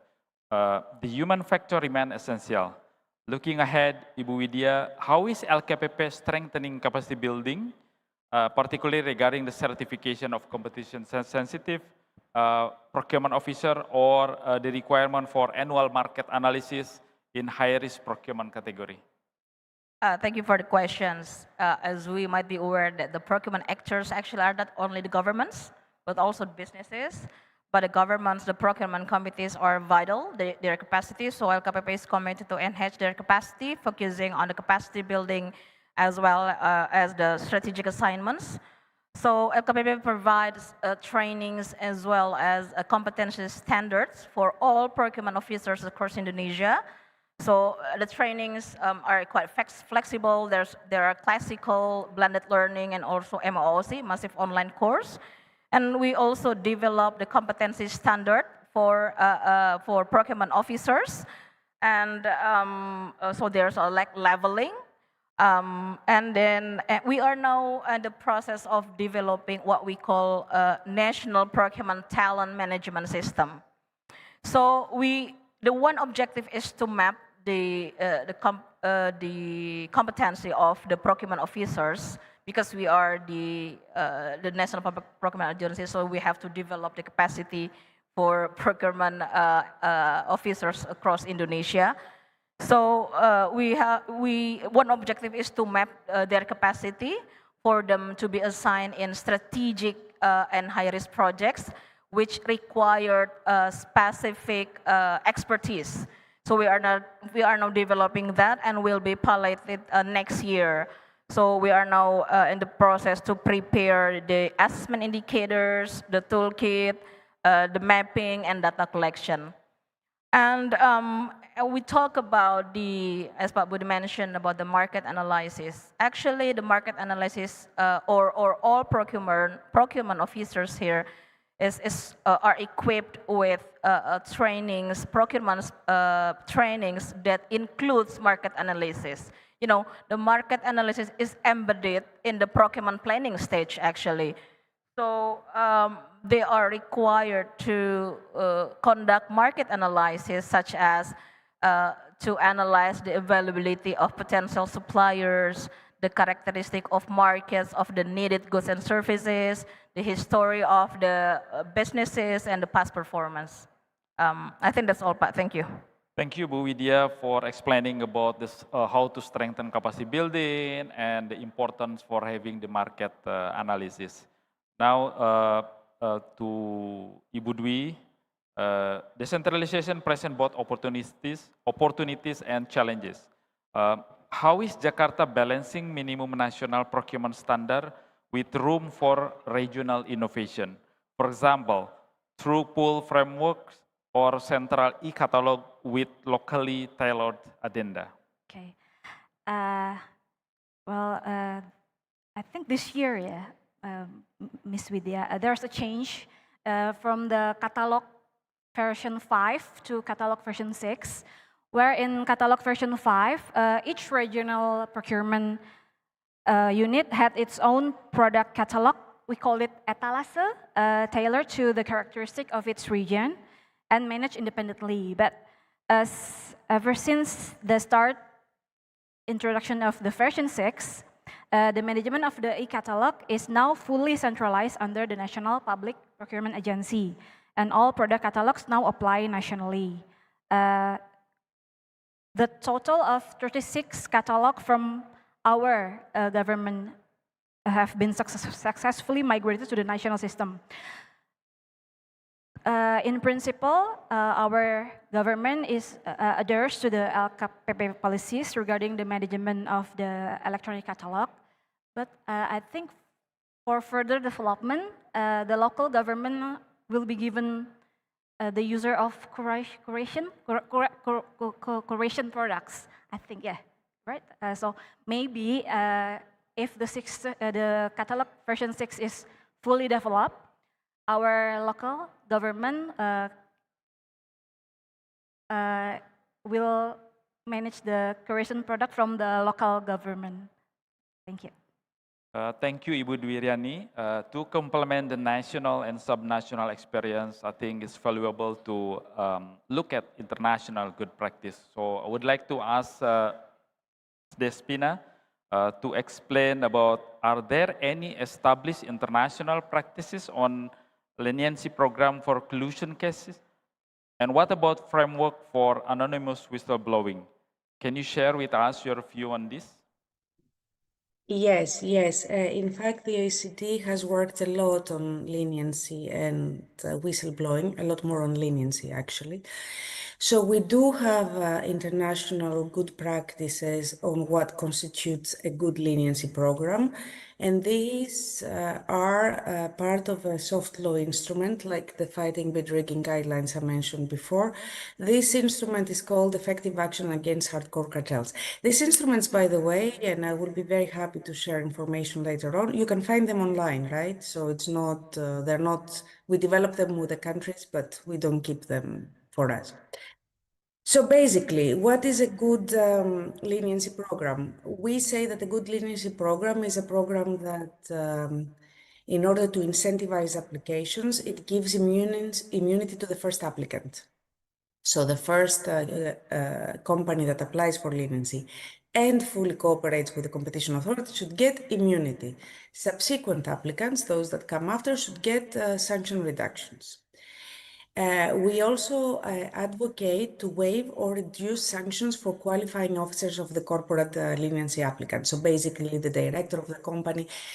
Otherwise, there is a risk that there will be no leniency application because the humans behind who push the button for leniency won't be incentivized to send in an application if they themselves are on the line and they don't also benefit from the immunity or from the reduction of the sanction.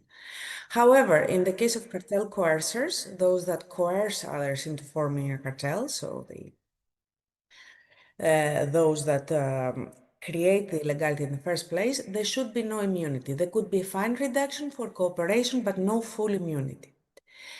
Good leniency programs should be clear on the rules, on the procedures, timelines, what you have to submit when, and the benefits you get.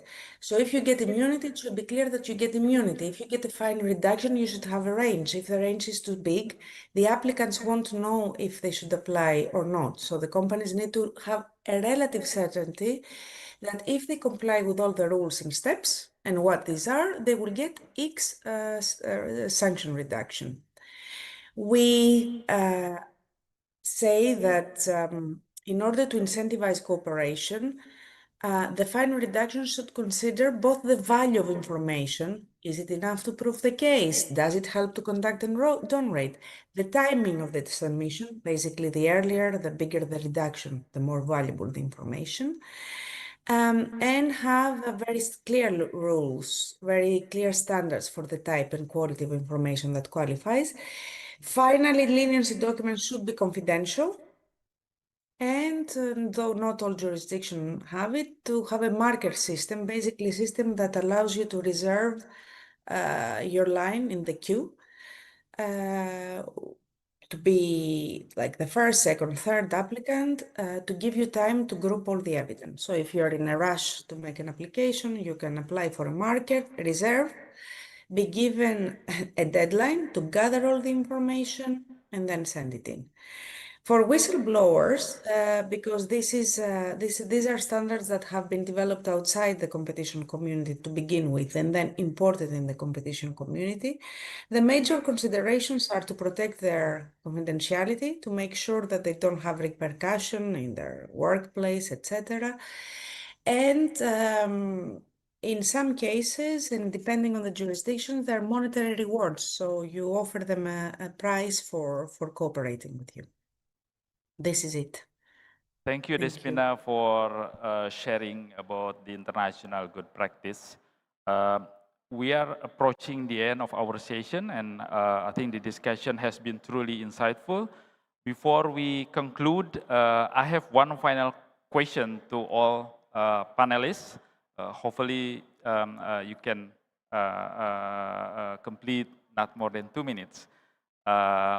What is the single most critical and actionable step your institution is currently taking to strengthen fairness and competition in public procurement? And with that, appreciate if you can also give some closing remark or final statement to wrap up today's discussion. Maybe we can start from Despina. Over to you. Yes, I think, I said it in the beginning, maybe other than detection, which is a very important action to punish bid rigging, a focus on prevention, and prevention is carried by public procurement authorities and public procurement policy bodies that can work together, consulting with competition authorities to make procurement more resilient to collusion. We haven't found the formula that makes procurement immune to collusion, right? You can't protect it entirely, but you can make it more difficult for companies to collude. So prevention is key. And the other thing is that cooperation. So we salute this initiative, and it's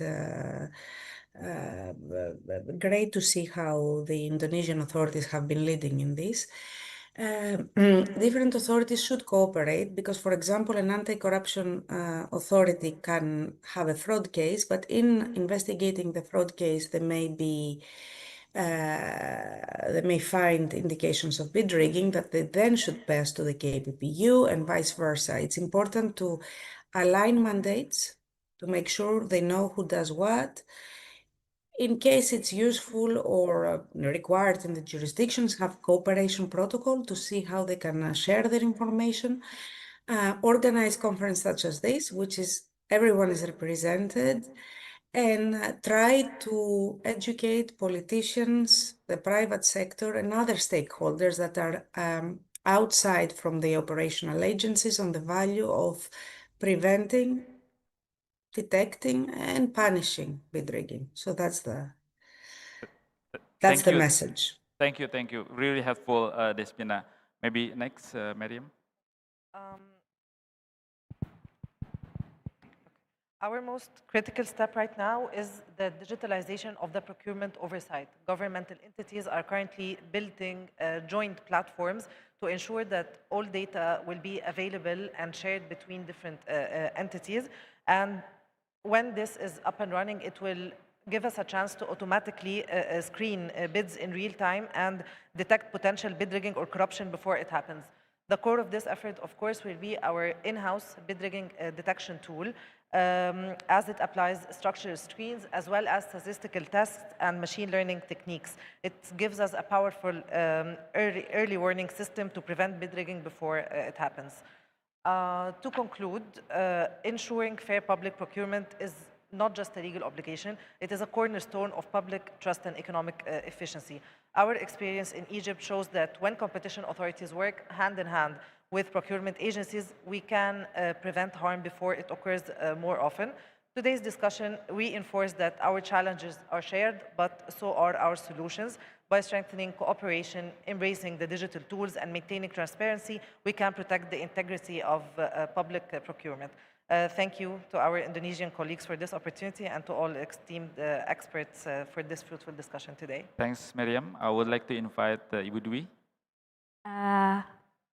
Maybe the first way is we need to strengthen our integrity from the commitment officers to the procurement officers. And second, in form of the digital transformation, we should all learn and maybe increase our own insight in using the digital procurement. And next, Ibu Rahma. Thank you, Pak Budi. So, well, KPK realized that KPK cannot stand alone in combating corruptions in Indonesia. KPK need all stakeholders together to combat the corruptions. What I mean in here that I might highlight about we need to break the silo between institutions because it's really important. I mean, like we go together to combat the corruptions. And another one is we need to strengthen the transparency and accountability. It leads to the good governance, particularly on procurement side. And the last one is, last but not least, I think the improvement is needed for e-procurement. Thank you. Finally, Ibu Bidia, please. Thank you. I think from LKPP's perspective to ensure fair play and competition in government procurement, I think we have to look at the two sides, like from the demand side, the government as well as the businesses. And from the demand side, I mean, we have to, especially LKPP's enhancing procurement system through the improved regulatory framework. The second one is strengthening the human capacity, actually not only the human capacity, but institutional capacity as well, which we have now at the moment the procurement service unit across Indonesia in each government agency. And the third one is the digital tools in conducting procurement from end to end. And now and also the utilization of data. The procurement data are there, millions of procurement data are there. But as Despino mentioned earlier, that it should be standardized, to use them. And we have to divine or identify on enrich or the red flags, so the patterns will be very helpful. And then from the supply side, as I mentioned earlier, that the procurement actors are not only governments, but also the businesses, right? They supply and provide goods and services for the government. So I think it is important for them to be trained as well. Like also LKPP has also conducted regular business coaching, to enhance the capacity, how to participate in government contracts. And also including, we have training for integrity and anti-corruption as well for the businesses. And we also conduct, and especially the procuring entity, particularly procurement officers should provide the performance, to give the performance to the suppliers. The LKPP is now developing, we have actually, and now being revised, the performance measurement of suppliers. I think that's very important. One thing is no less important is the collaborative actions. My colleagues also mentioned before, between the LKPP, KPK, KPPU, and other relevant agencies. I think that's very important. Thank you. Thank you, Ibu Widya. Ladies and gentlemen, we have reached the end of our panel discussion. Would like to express my sincere appreciation to all panelists here. Thank you to Mariam, Ibu Dwi, Ibu Rahma, Ibu Widya, and Despina who is joined online. So thank you to all participants and audience for your attention and engagement. With that, I formally close this panel discussion. Wishing everyone a productive of today's event. Thank you all. Thank you. Give a big applause, please. Could you please, for the moderator and also panelists, to stay on the stage to take a picture together, please. Be ready to give your best pose to our photographers. 1, 2, 3. One more. 1, 2, 3. Okay, thank you very much. Can we give a round of applause, ladies and gentlemen? Thank you so much, Mr. Budi Permana. And also thank you, Miss Mariam Elgandar, Miss Dwi Riani Kusuma Ningtyas, Miss Siti Rahmawati, Miss Widya Primasari Fultanegara, and also Miss Despina Pashno for joining virtually. Thank you.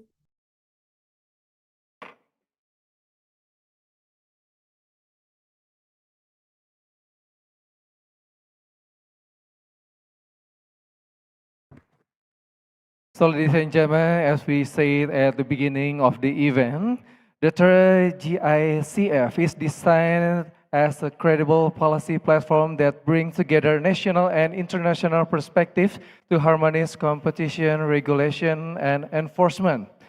Through this forum, Indonesia Competition Commission, KPPU, aim to generate policy notes and actionable recommendations for authorities and policymakers, strengthen cooperation among regulators, academics, and industry, and encourage follow-up initiatives across agencies.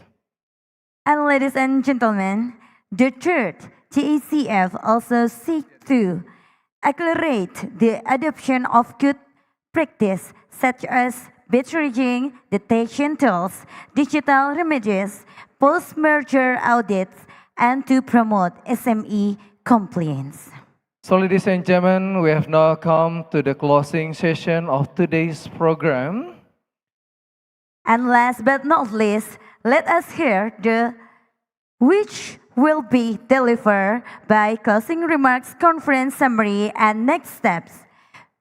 Delivered by the Vice Chairperson of Indonesia Competition Commission, KPPU, Mr. Aru Armando. The time is yours.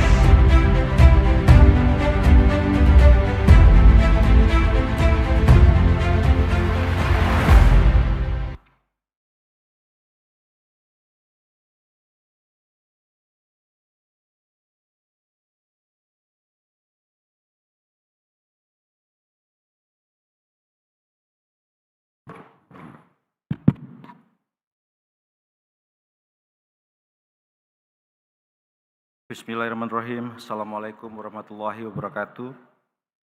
Honorable Chairperson of KPPU, Bapak M. Vansurullah Asa,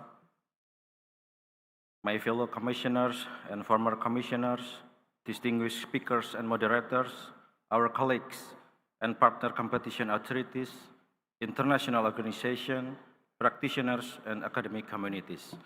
Ladies and gentlemen, good afternoon. We have reached the end of the third Jakarta International Competition Forum. Our chairperson began today by highlighting the fundamental market shifts driven by digital transformation. Throughout 4 focused panel discussion and a special 25-year commemoration, we directly address these challenges and advance our shared mission. Today was not merely about discussion, it was about defining a new direction. We have successfully addressed the 3 core pillars of this forum: legal reforms, international alignment, and enforcement evolution. Reflecting on our sessions today, first on digital dominance, we recognize that the forms of dominance from self-preferencing to algorithmic tacit collusion requires a shift from a reactive, case-by-case approach to proactive and risk-based standard. Our discussion on interoperability and data portability underscore the need to address algorithmic dominance more proactively. Collaboration between the government and the competition authority must be escalated for a fairer digital market. Second, on merger dynamics, we agreed that cross-border enforcement must be coherent. As discussed, notification threshold must now account for the strategic value of data and talent, not just transaction value to prevent killer acquisitions.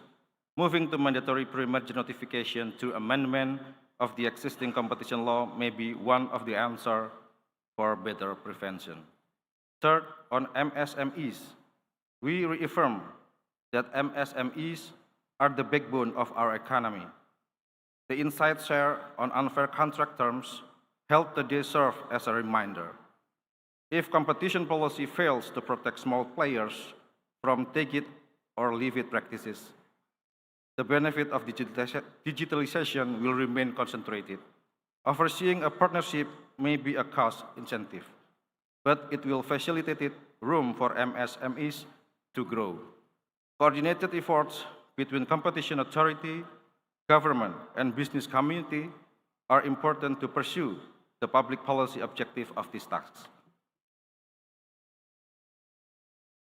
Fourth, on public procurement, we emphasize that government spending is the large single market. The call for digital screens and data between institutions like LKPP and KPPU is critical to preventing bid rigging and saving public money. The use of artificial intelligence to prevent markup and collusion can be something that can be developed between the institutions. Ladies and gentlemen, KPPU takes a firm stance. Our objective is shifting from a narrow narrative of consumer welfare toward market constability, innovation, and ecosystem resilience. As we prepare to leave this forum, we carry with us more than just ideas. We have the foundation for actionable policy notes to be shared with authorities, a stronger network of cross-jurisdictional collaboration, and specifically for the Indonesian context, a commitment to ensure Indonesia does not repeat expensive experiments, but leaps forward with proven global policies. Lastly, I would like to extend my deepest gratitude to our international partners from ASEAN, Australia, ACCC, China, SAMR, Japan, Russia, and Egypt, as well as the area, OECD, and World Bank. Your willingness to share what works and what doesn't allows us to leapfrog expensive experiments. We also would like to thank our colleagues from LKPP, KPK, FDPU, ICLA, and Government of Jakarta. Your contribution has set a higher standard to this conference. We are eager to collaborate further on the advices that will arise from the panel. To the organizing committee and our partners, thank you for your tireless work in making the third JICF a success. Lastly, for our speakers and invited guests, please remember that the dinner reception will be hosted at 7 p.m. this evening.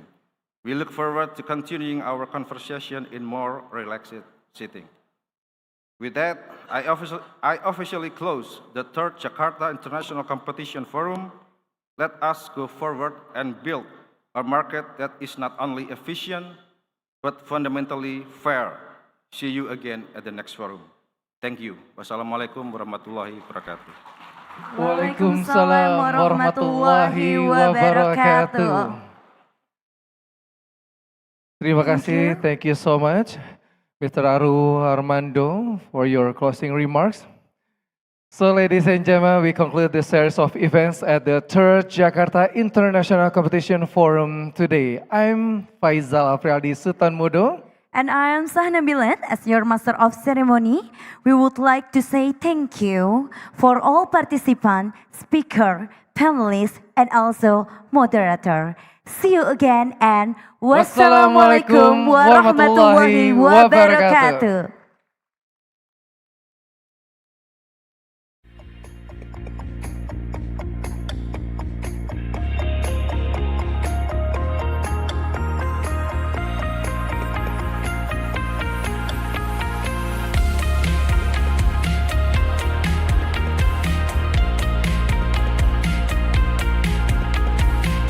Ladies and gentlemen, please make sure to leave your interpreter device on the table. One more.